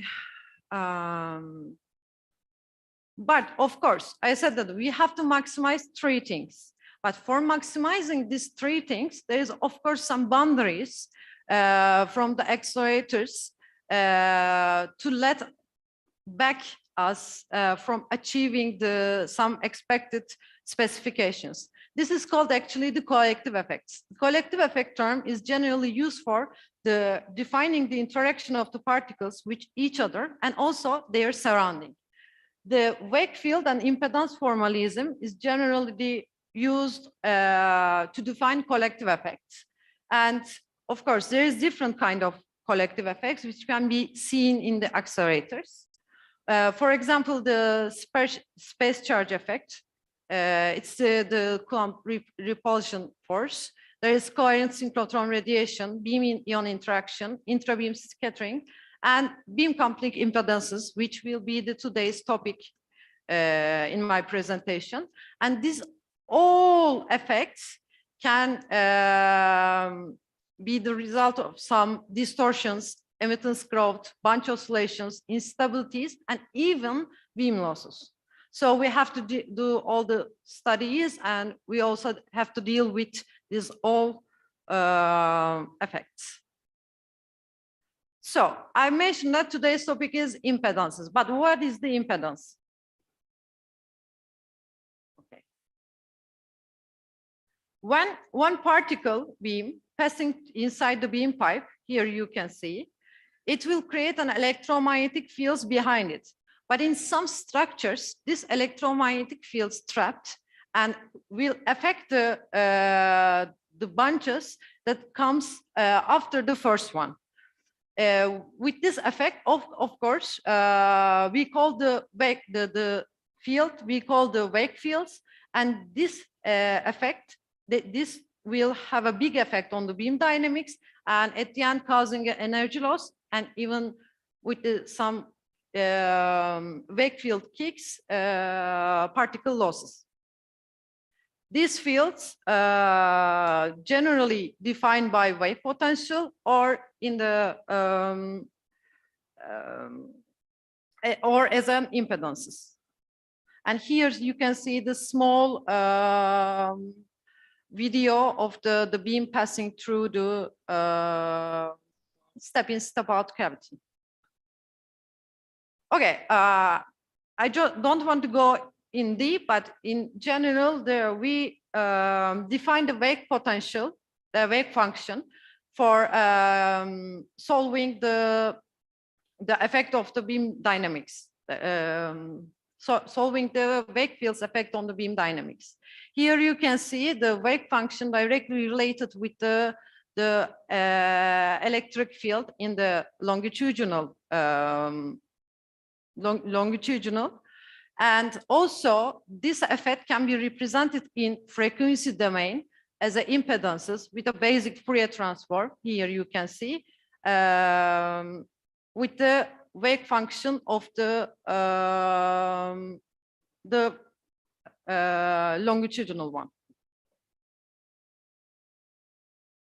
And also we will have a transverse effect, which also can be defined from the electric and magnetic field together, and also its impedance become this one with the Fourier transform. But in the transverse case, we will have two different components. Actually, we have these two because these two affect differently on the beam. For example, here you can see this part is the dipolar and the other one is the quadrupolar one, and we call one as a driving and the other one is a detuning, because the quadrupolar kick only depends on the witness particles locations. For example, the one particle, the source particle, goes through the beam and it creates a wake field, and the witness particle will feel this field and will be affected as a transverse kick. So for the detuning one, the kick only depends on the witness particles location, which will give us an incoherent effect, and only detunes the single particles. But for the driving one, the kick depends only on the source location, which means it will give us a coherent effect and will drive the coherent instabilities. And here you can see the schematic of the dipolar and the quadrupolar fields. So we are mentioning the effect of the impedances, of course, but is there any, if you ask, is there any measurable effects? Here you can see for the longitudinal broadband impedances, the bunch lengthening, synchronous phase shifts, orbit distortions, energy spread growths can be measurable. For transverse one, we have broadband and narrowband. For one, the coherent Betatron tuned shift, chromatic head tail, orbit distortions, and then for the narrowband, transverse coupled bunch instabilities. But what is my main goal to do this impedance study? Of course, in the beginning, we generally start with the impedance simulations, and we design our accelerators with respect to these studies. And then we manufacture, and we check the manufacturing result with the impedance measurement.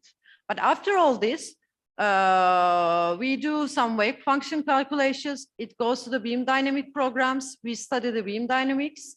We compare all these results with the machine measurements. And if it's needed in the commissioning phase, actually, we can have some loops in here again.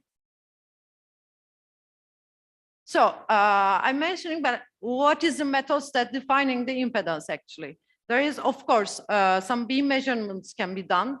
It's after commissioning, but before commissioning, generally they use some simulations like CST particle studio with the Wakefield solver, or some wire measurements. In wire measurements, it is coaxial wire measurements. We have 4 different type of measurements: the longitudinal 1 wire, moving wire, 2 wire, and wire resonance measurements. In this work, I will present only the first 3 one. Let's start with the simulations. Actually, the main method used to design this model is 3D electromagnetic simulation programs to do all the simulations in time domain using Wakefield solver of CST particle studio. But this one, of course, it's a simulation program, and it does it gives a huge amount of work on the computers, and sometimes our computers power doesn't enough to solve this kind of problems, and sometimes we have some kind of deviation on our results. That's why we always have to check our results with the measurements, the bench measurement before commissioning, but of course after the commissioning with the beam measurements. But in basically the CST simulations, like I check many different parameters to have the good results and to be avoided from different kind of computational and simulation programs. And I also check the results in computational time, power, needed computational power, and also the accuracy point. Here you can see it's our general model for impedances, and this one is the screenshot of the CST program. Here, this time with the blue line, we define the source particles, and with this orange line, we define the witness particles location. And CST calculates all the integrals that I mentioned through these 2 lines. Okay. And after this, when we calculated the impedances through CST, if you want to know the transverse kick, which will act on the particles, we can calculate the kick factors through this formula, and for transverse case, through this one. Okay, after that, I said that it's important to do the measurements after the beam, but we have to do some measurements for checking our simulation results before the commissioning. So we were generally using some bench measurements. And in this work, I will say that I did some coaxial wire measurements. But why I use coaxial cable? Here you can see actually the electromagnetic field from the ultra-relativistic beam. It's really similar with the TM mode coaxial waveguide. That's why when I wanted to see the effect of the beam, I can put some coaxial cable which goes through the beam pipe. But what is my experimental procedure? Here you can see I put, this is my device under test. It can be like different. It can be billows or BPMs or any other pieces of the accelerator. I put a coaxial cable which goes through it with some resistors to match the impedance of the object with the impedance of the VNA. VNA is a network, vector network analyzer. Basically, from VNA, we send some incident power, and this power, some of this power will be transmitted, and some of them will be reflected back. And this, the results, the ratio of this power which was transmitted to incident or reflected to incidents are defined from S parameters. And VNA will give me the S parameter results. And after that, I have some basic relation with the S parameter and the impedance of the object. Here you can see I'm using also some reference pieces, which means that in the general geometry, I just want to get rid of the general geometry of my beam pipe from my impedance contribution. And this is our general reference piece. I just wanted to show you that how we design our bench measurement. Here you can see we have 3 different things to fit like all of the accelerator pieces in Tomix, both in transfer line and also in the storage ring. And here we design to minimize the background noise effect on the measurements, like RF absorber forms and shielding for all the connections, etc. Okay, let's come how I did the measurements. First of all, there is 2-wire measurements. Here you can see I'm stretching 2-wire with a specific offset, and drive this 2-wire with 180 degree phase difference. The result give me the only dipolar component of the transverse impedances, and we can calculate the transverse impedance, dipolar transverse impedance, from this formula. Of course, when you're doing measurement, you have to do some tests before to be sure about the accuracy and reliability of the measurements. First, I trying to minimizing the parasitic and human errors on the measurement. These all measurements were performed 5 times, and we use only the average value in our calculations. And also we tested different wire diameters, because unfortunately it's not a beam, it's a coaxial wire. So some of the signals will be used on our wires. But so when I put different kind of wires, here you can see the amplitude of my signal getting smaller and smaller. That's why it's really hard to measure the transverse impedances, and we need a highest amplitude as much as possible. That's why we did all the measurements with the 1 millimeter wire. So I want to give an example. It's a really well-known example, and it's always a problematic, the bellows for dipole measurements. I think all of you knows that the bellows are aims to compensate thermal expansions and contractions. They also give us sufficient tolerance for misalignment and all the other stuff. So basically you can have like bellows, I don't know, sometimes 30, 40, sometimes above 100 in your accelerators. And it has some corrugations to give us to expand if it's needed. But of course, with these corrugations, it's easy to trap the electromagnetic fields. That's why, in general, in the design phase, they design an RF finger to shield the RF fields, to reduce the impedances, actually. But of course, the designing can be perfect, but at the end, we also have to check that with these RF fingers, we also minimize the impedances. So I mentioned we generally measure the S parameters. Here you can see the S parameters with respect to the frequency.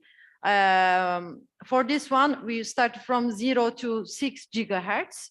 And this one is our different, we use two different reference pieces to check the effect of the long of the reference pieces. And at the end, we also check their, as I said, I'm taking the measurements 5.5, checking, this one is for checking the human error. So this one is the result of the two-wire measurements, which means the dipolar component of the bilobes. This red line is the two-wire measurements. And the black one is the CST result. Actually, these two are really comparable. There is some small frequency shifts, as you can see here. It's due to the, when we put a wire inside our beam pipe, we of course distort the field inside.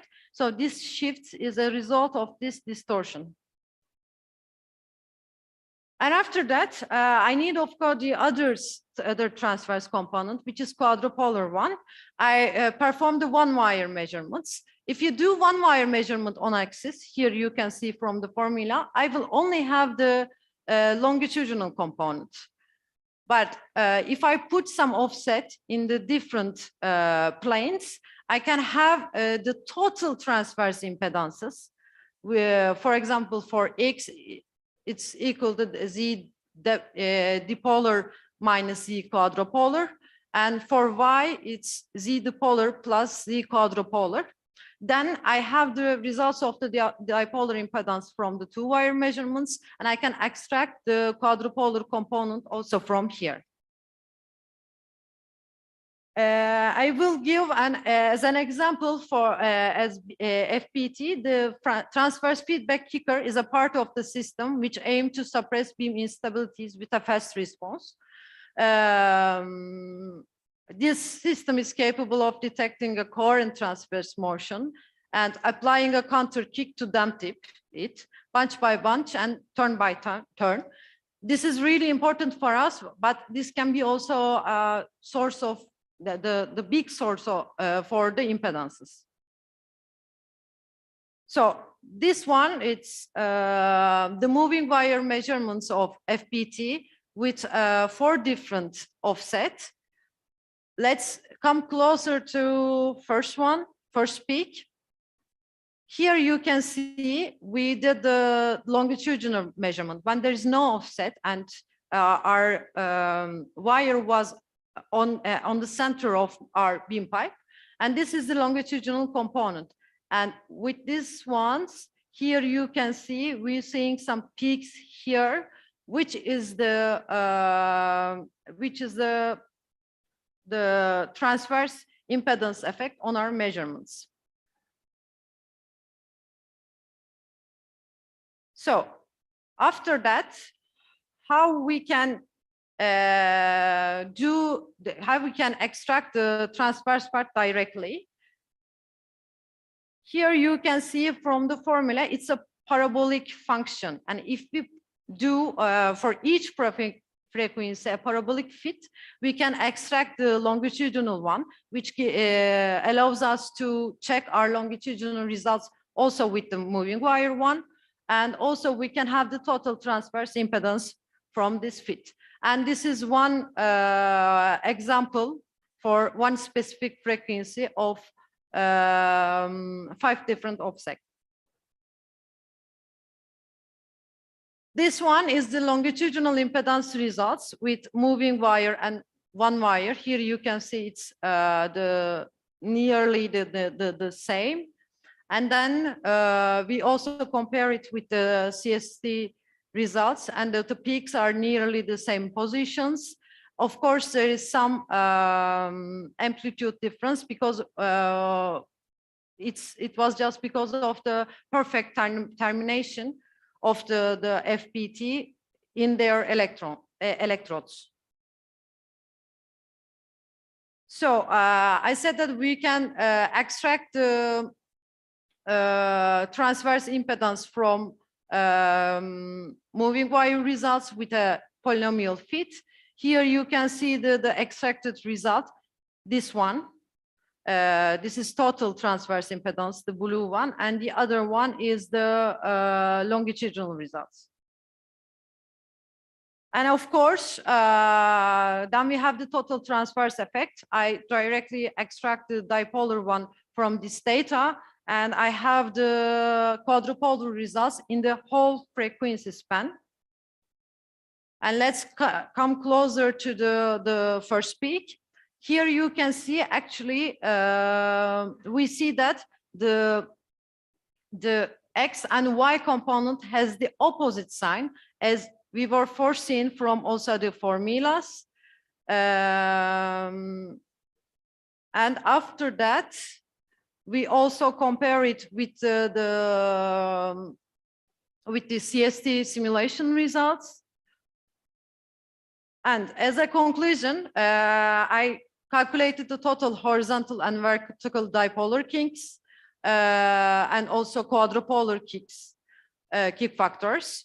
Actually, the maximum error is around 5% in the frequency span, and these all measurements were performed from 0 to 6 gigahertz. It's always complicated if you want to deal with the longer frequency spans. The quadrupolar impedance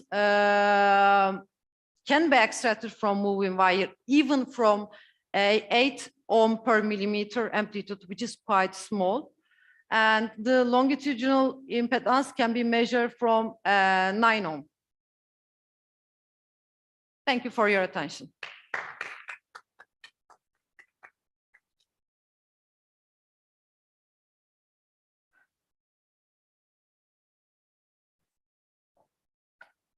Do we have any questions from the audience or from Zoom?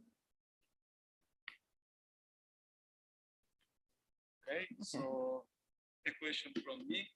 So maybe you haven't touched, but you did a lot of good measurements.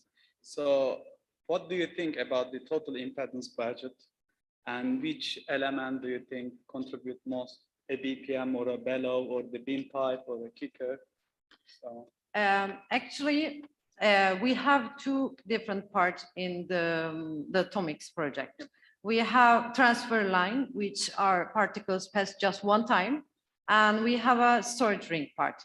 Actually, for us, the most important one was the storage ring part, because the beam will goes through it, I don't know, the several times, which they will be affected more.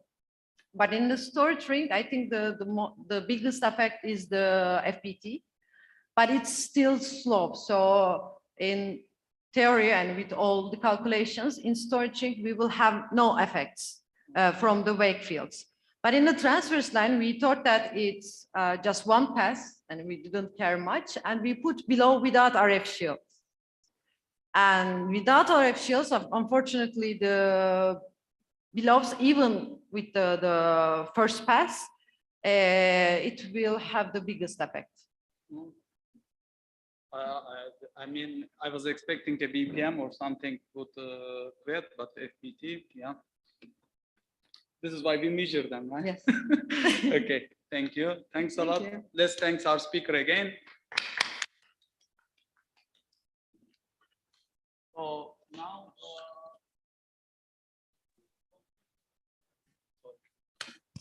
now we will continue with Duygu Halis from UPHUKVIII Lab and Yıldız Technical University.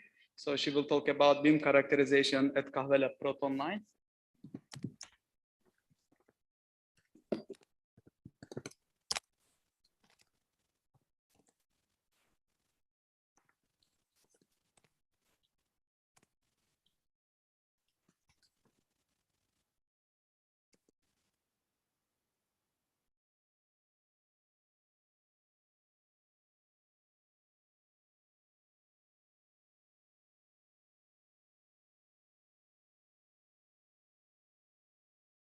Continue. To whom?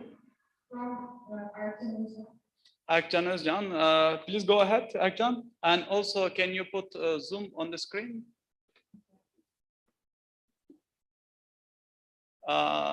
Is the question to Ezgi? Yeah, most likely because she hasn't started. So. Yes.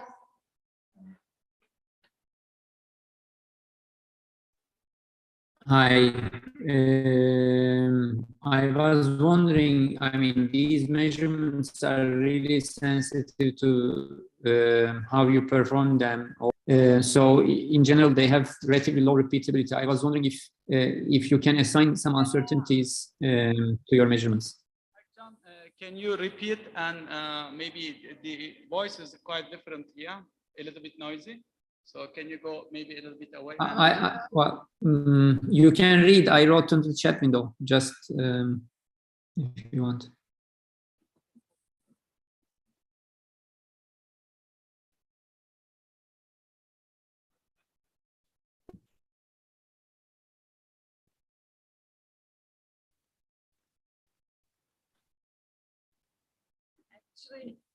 Actually, as I mentioned, for example, for each case, I take the measurements 5 times. And the uncertainty that I calculated, actually, this one, the uncertainty that comes from these 5 measurements. So when I know the uncertainty, I can like,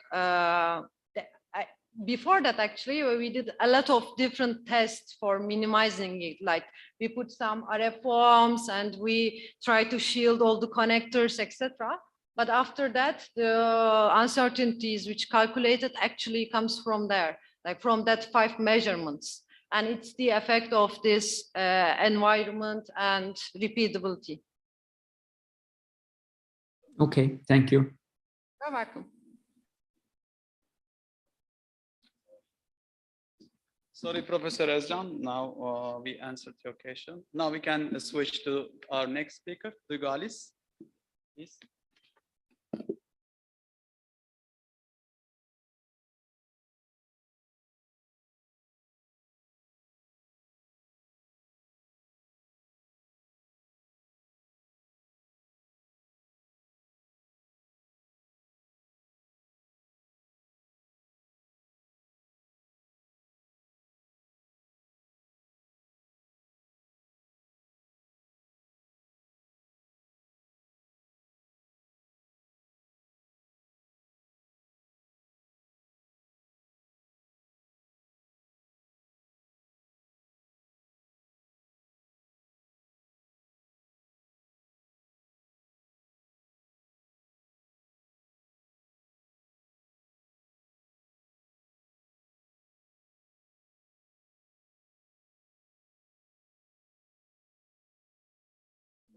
Yok, az önce şeyden atamadıydım.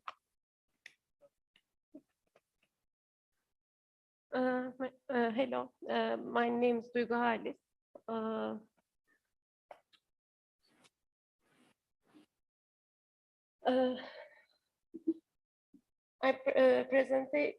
Presentation is being characterized.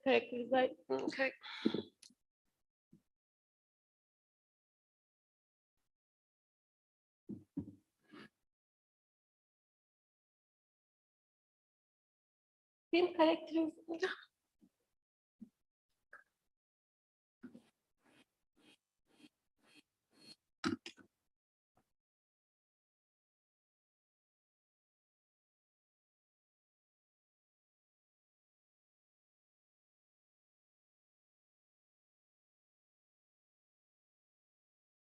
Early break of 20 minutes. So we will gather in 20 minutes.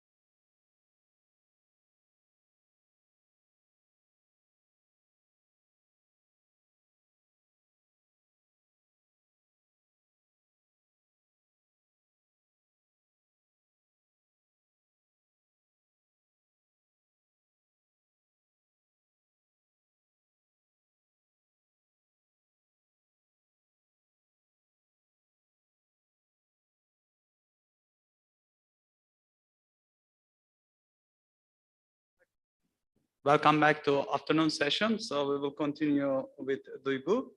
So she will get connected via Zoom. So whenever you are ready, so we can start.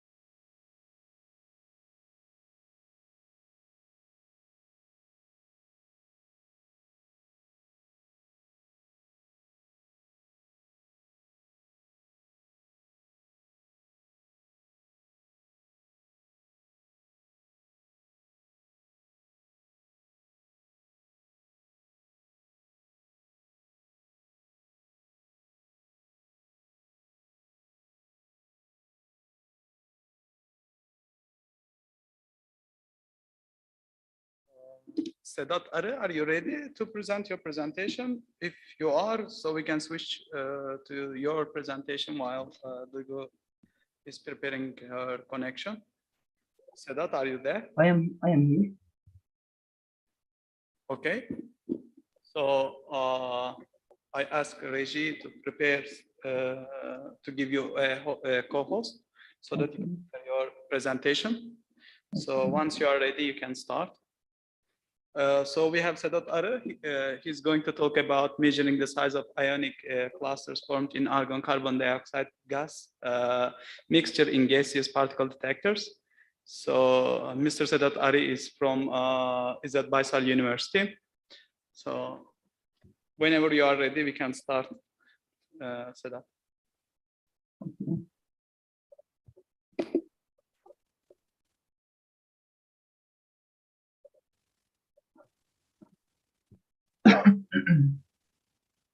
So Sedat, before you start, can you make your presentation large? Okay.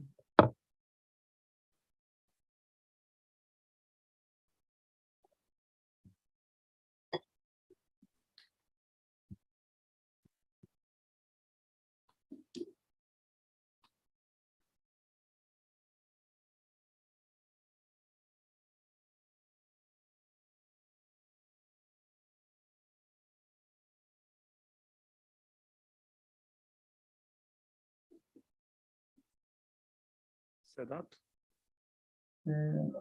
Here, starting. Can I start? Yes, you can start. Actually, what I ask is just to make your presentation full screen, and then you can start. Please share your screen and start.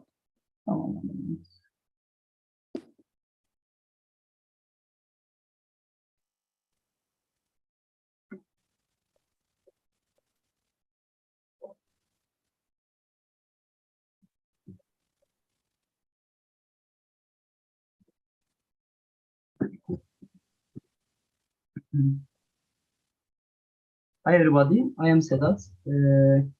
I am planning to talk about the cluster unit causing various problems in signal generation projects or particle detectors, and also I will present an experimental method to measure the size of cluster ion in a gem detector. I would like to take this opportunity to thank UPHUKVIII for their financial support for this work. That studies draw attention of detector physics, but they are not enough. Estimates of the size of ionic clusters based on theoretical calculations must be proven experimentally, because even if our scientific research shows the presence of ionic clusters, including 1 or 2 atoms or molecules, some scientists argue that hundreds of atoms or molecules can form ionic clusters. As a result, knowing the size of the ionic clusters, having more information about the problem, the solution will be directed. Otherwise, I couldn't see any other work in which the detector is placed inside another detector in the literature. The aim of our work are determining experimentally the size of the cluster ion in gas detectors, determination of cluster ion size for the neon carbon dioxide gas mixture and analyzing the data, understanding the effects of ion effects on the signal, and then updating existing simulation programs like Garfield, Macbolt, etc. Giving direction to ongoing scientific studies for the solution of the problem. Size determination using Rayleigh scattering is a widely used method. We have used 532 nanometer green pulsed laser. These wavelengths have used frequently for our gas. Also, we have used double Hamamatsu compact PMT in this setup. One of them is using for the collect scattering laser from the atomic or molecular objects in the detector. We come to the results of this experiment violating this PMT signal. The other PMT is used to extract signal originating from cosmic radiation. When a signal is received from both detectors, this signal is considered as a scattering signal. The cabin is vacuumed until 0.1 bar before the experiment with typical nitrogen washing process 3 times. We are using Iran 55 radiation source for the ionizations. We are also using pressure and temperature sensors that are resistant to temperature up to 10 bars and up to 100 degrees Celsius. We see some photos from our experimental setup now. We are using a standard gem sheet from CERN RD521 laboratory with handmade copper electrodes. The distances in the detector is not standard. Distances have been determined spatial for our aim. The interior of the cabin has been darkened in accordance with our purpose. The following signal were obtained using a mixture of 50% neon and 50% carbon dioxide at room temperature. The laser pulse frequency was set to 1 kHz, and the right zone voltage of the gem detector was set to 400 volts. The temperature inside the detector was recorded as 22 centigrade degree and the humidity as 7%. The electrical noise level was recorded as 35 and 55 millivolts, and the value of 60 millivolt under the x-axis was set as the trigger threshold in the oscilloscope used. With the obtained PMT signals, a histogram was created as in figure, and a normal curve was fitted to this histogram. The statistical parameters of this curve, which is fitted to all the dates, are made to enable compression of the data obtained for all the pressure values tested. Separate Gaussian curves were fitted to the peaks formed in the histogram as seen in figure. Each Gaussian curve obtained represents an atom, a molecular structure, or an unique cluster in the gem detector via Rayleigh scattering, and the PMT signal obtained is directly proportional to the volume of the structure it represents. As can be seen in the figure, 9 types of atomic, molecular, cluster structures were detected in the derived region of a gem detector using 50% neon and 50% carbon dioxide mixture under 5 bar pressure, 22 centigrade degree temperature, and 7% humidity parameters. In order to see difference, I would like to present the result of 1 bar pressure. The following signal were obtained using 50% neon and 50% carbon dioxide mixture. The laser pulse frequency was set to 1 kHz, and the derived zone voltage of the gem detector was set to 400 volts. The temperature inside the detector was recorded as 24 centigrade degree and the humidity as 6%. The electrical noise level was recorded as 35 and 55 millivolts, and the value of 60 millivolts under the x-axis was set as trigger threshold in the oscilloscope used. With the obtained PMT signals, a histogram was created as in the figure, and a normal curve was fitted to histogram. The statistical parameters of this curve, which is fitted to all the dates, are made to enable compression of the data obtained for all the pressure values tested.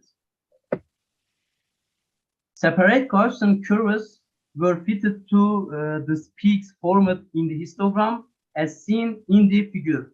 Each Gaussian curve obtained represents an atom, a molecular structure, or an unique cluster in the gem detector via Rayleigh scattering, and the PMT signal obtained is directly proportional to the volume of the structure it represents. As seen in the figure, 6 types of atomic molecular cluster structures were detected in the drift region of a gem detector using 50% neon and 50% carbon dioxide mixture under 1 bar pressure, 24 centigrade degree temperature, and 6% humidity parameters. For those who ask whether so many types of unique structures can be formed in detector, I would like to show the result of a study for argon methane mixture. We have done with the data collection collected from the literature. We continue the calibration work between the obtained signal intensities and unique cluster size. The effects of unique clusters formed in gas detectors on the signal should be considered when their size and number are taken into account. Simulation studies should be updated considering unique cluster effects. In gas detectors, the effect of unique clusters on the signal is not simple enough to be explained only by the ion tail. The result of our studies should be taken into account in studies aimed at reducing or eliminating the ion effect in gas detectors. Thank you so much for listening to me.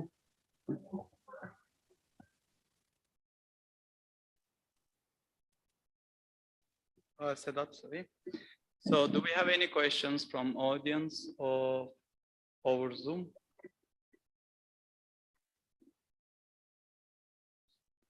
Serkan, do we have questions from Zoom? Okay, so can you reshare your presentation, Sedat? I was going to ask about your slides. Please, my English is not very good. Please, can you ask Turkish if there is a question? Sorry, I couldn't hear. Can you repeat?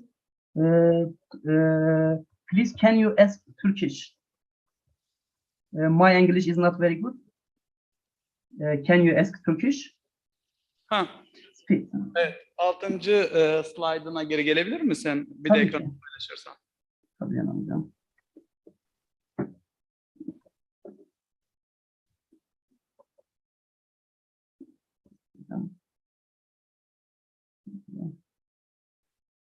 Altını. Tamam, alt hocam.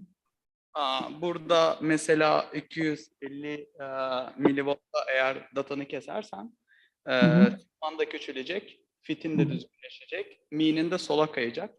Evet hocam. Bunun benzerini diğerinde de yapmışsın. Bak fitin sol tarafı şeyde değil, sıfırda değil. Bu da fitin düzgün olmadığını söylüyor. Bunu bundan kurtulmak istiyorsan fiti 250 milivolt civarına kadar yaparsan Gaussian fitin histogramı daha düzgün oturacak. Bu da standart deviasyonunu da küçültecek çünkü veri o kadar da geniş değil. Teşekkür ederim 8 hocam. Not numaralı ediyorum. bir durum var. Yani sadece yorum olarak ekledim. Teşekkür ederim. Sağ olun hocam. Not aldım. Güzel. Teşekkürler. Başka soru yoksa okay. Let's thank Sedat Arı again. Thank you so much for listening to me. Okay, if Duygu is ready, so we will continue with Duygu.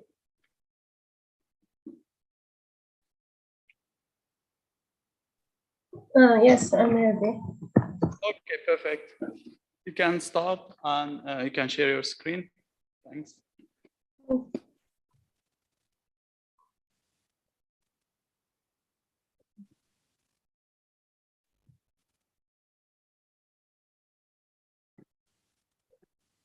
Hello, my name is Duygu Halis.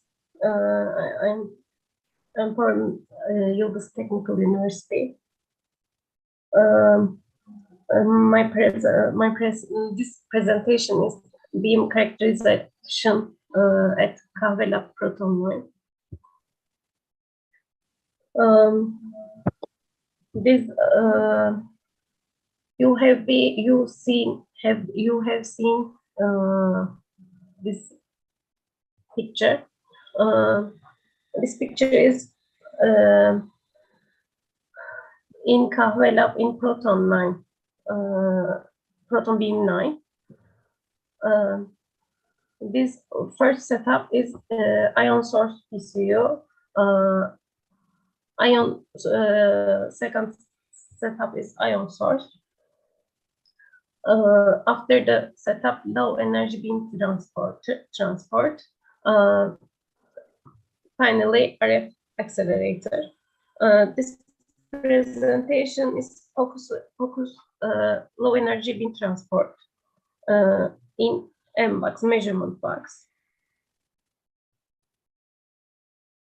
The ion source consists of 3 parts. First setup, transmission line to transfer 2.45 gigahertz microwaves from magnetron to plasma chamber. Second setup, plasma chamber where ions produced.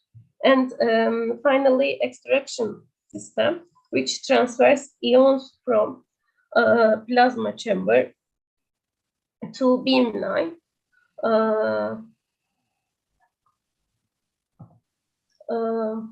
At this point, so simulation of design and simulation with IBCMO, 2 electrode system. First electrode plasma electrode, other electrode ground. Plasma electrode applied 20 kV, ground electrode 0 kV. Manufacture is manufactured in local production. This plasma electrode, this ground electrode. After slide, this point, the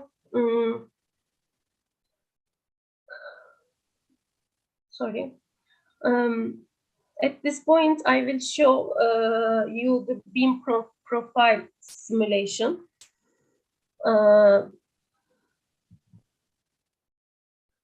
The graphs you see on the left were made with float twin.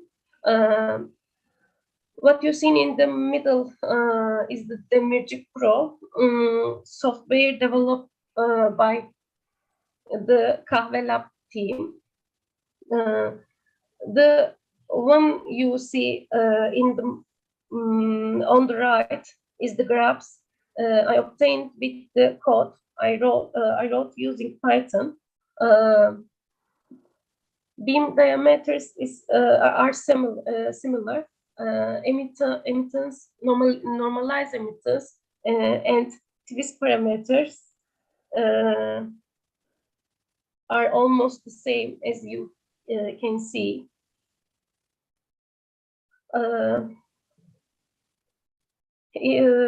After the ion source input, the Levitt line system, two focusing solenoids that are physical the same, but with different number of turns.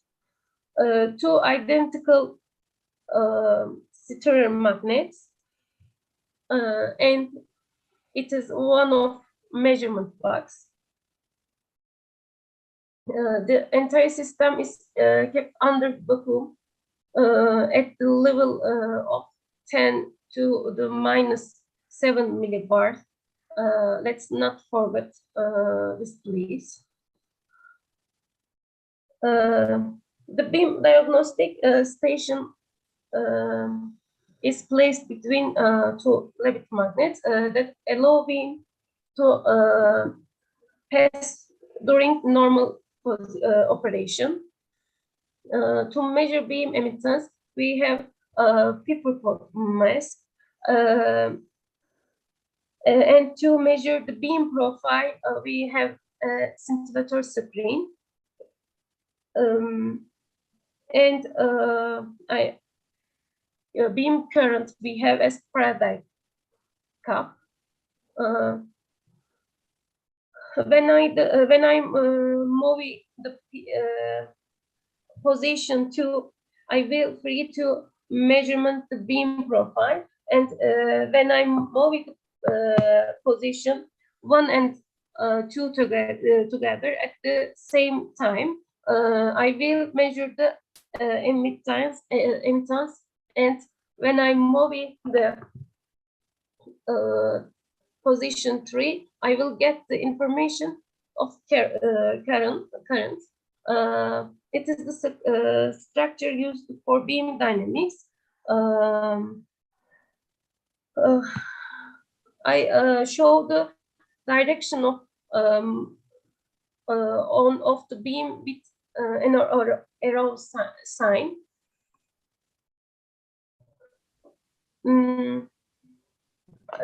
This slide is a show. I made a fluorescence screen in UPHUKVIII Lab.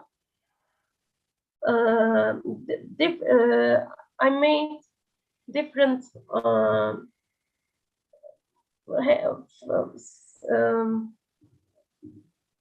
fluorescence screen in a measurement box used to screen 16 millimeter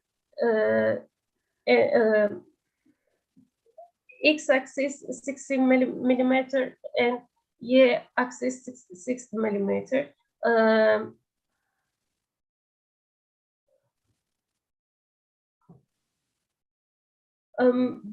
Beam profile using the scintillator screen in M-box. This picture, this point is capture photograph. I used the Python program beam size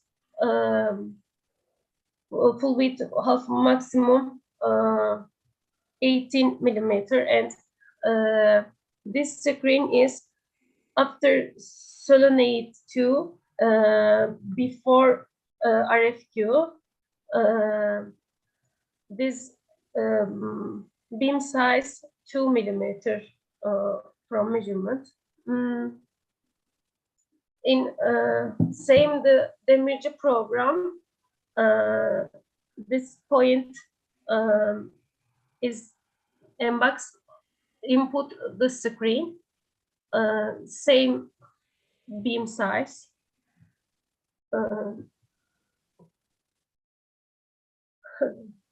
The measurement of emittance with the Pepperpot method is based on the fact that a proton or electron beam passing through holes with a diameter, for example, 100 micrometers, collides with a scintillator screen and creates light, and light is recorded by a camera. Since we determine the position of the pinholes in the Pepperpot, it is assumed that the position of the particles from the pinhole is the location of the hole.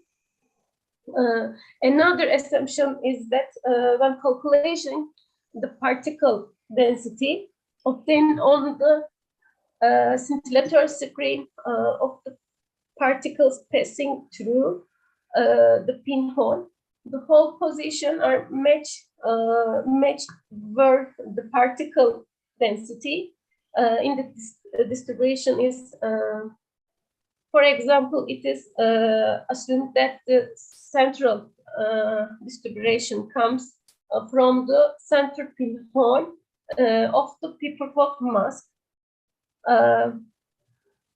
The beam created and simulation for use in the algorithm is taken as the real beam in a study that I'm sure use example a beam of 1 million particles was used. Simulation and measurement results were compiled. This is sorry. This graphs is Python code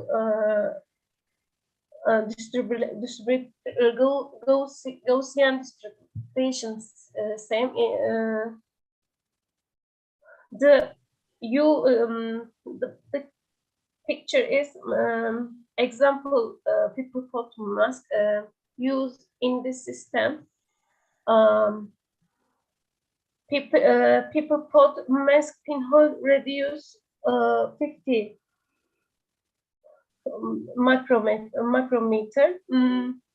Pepperpot plate is 50 millimeter.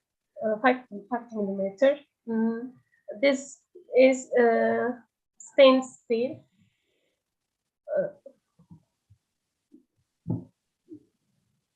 You seen in measurement box capture photograph after the Pepperpot left graph. This left graph is simulation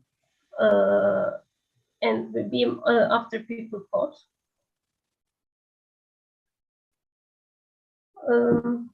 The left graph is analyze beam profile, beam after Pepperpot capture photograph analysis. The blue lines are clear of noise with the applied feed. This blue line, green lines indicate that noise is also included. Red stars indicate the peak point. This is X projection. This graph is Y projection.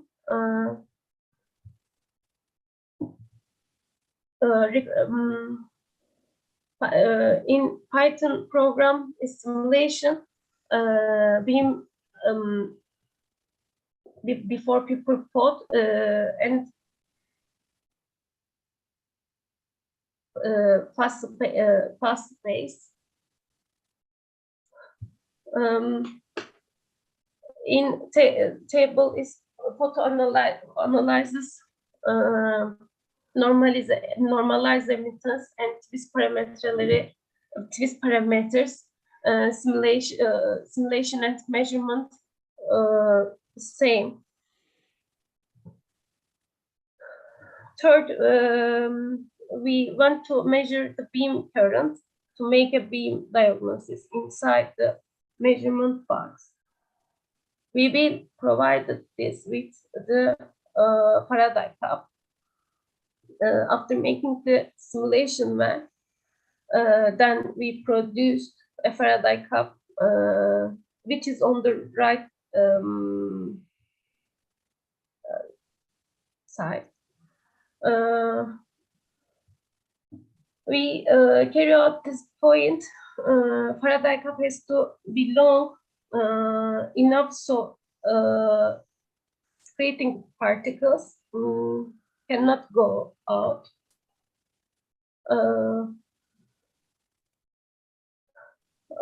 Simple simple circuit with two resistors of 10 kilo ohm. Each are used in series to contact the signal from Faraday cup to ground. The signal is read over one of the projection, one of the resistors to reduce the signal. Sorry.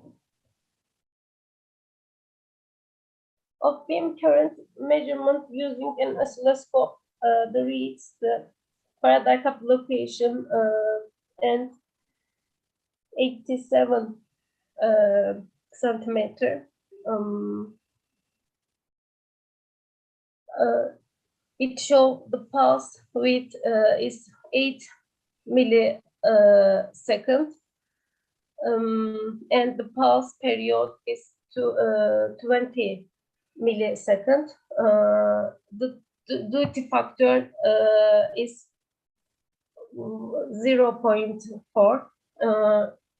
This peak current 0.03 milliampere. Average current is 0.020 milliampere. Simulation and experimental studies were performed for the 20 keV proton beam. This beam profile, the people for the emittance simulation was compared with the Demirci and Floatwheel, and the results were found to be consistent. Could be taken with the handmade phosphor screen. Measurements can be complied by taking different screens. Thank you.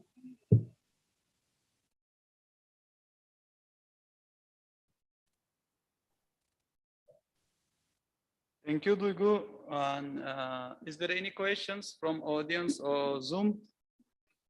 Okay.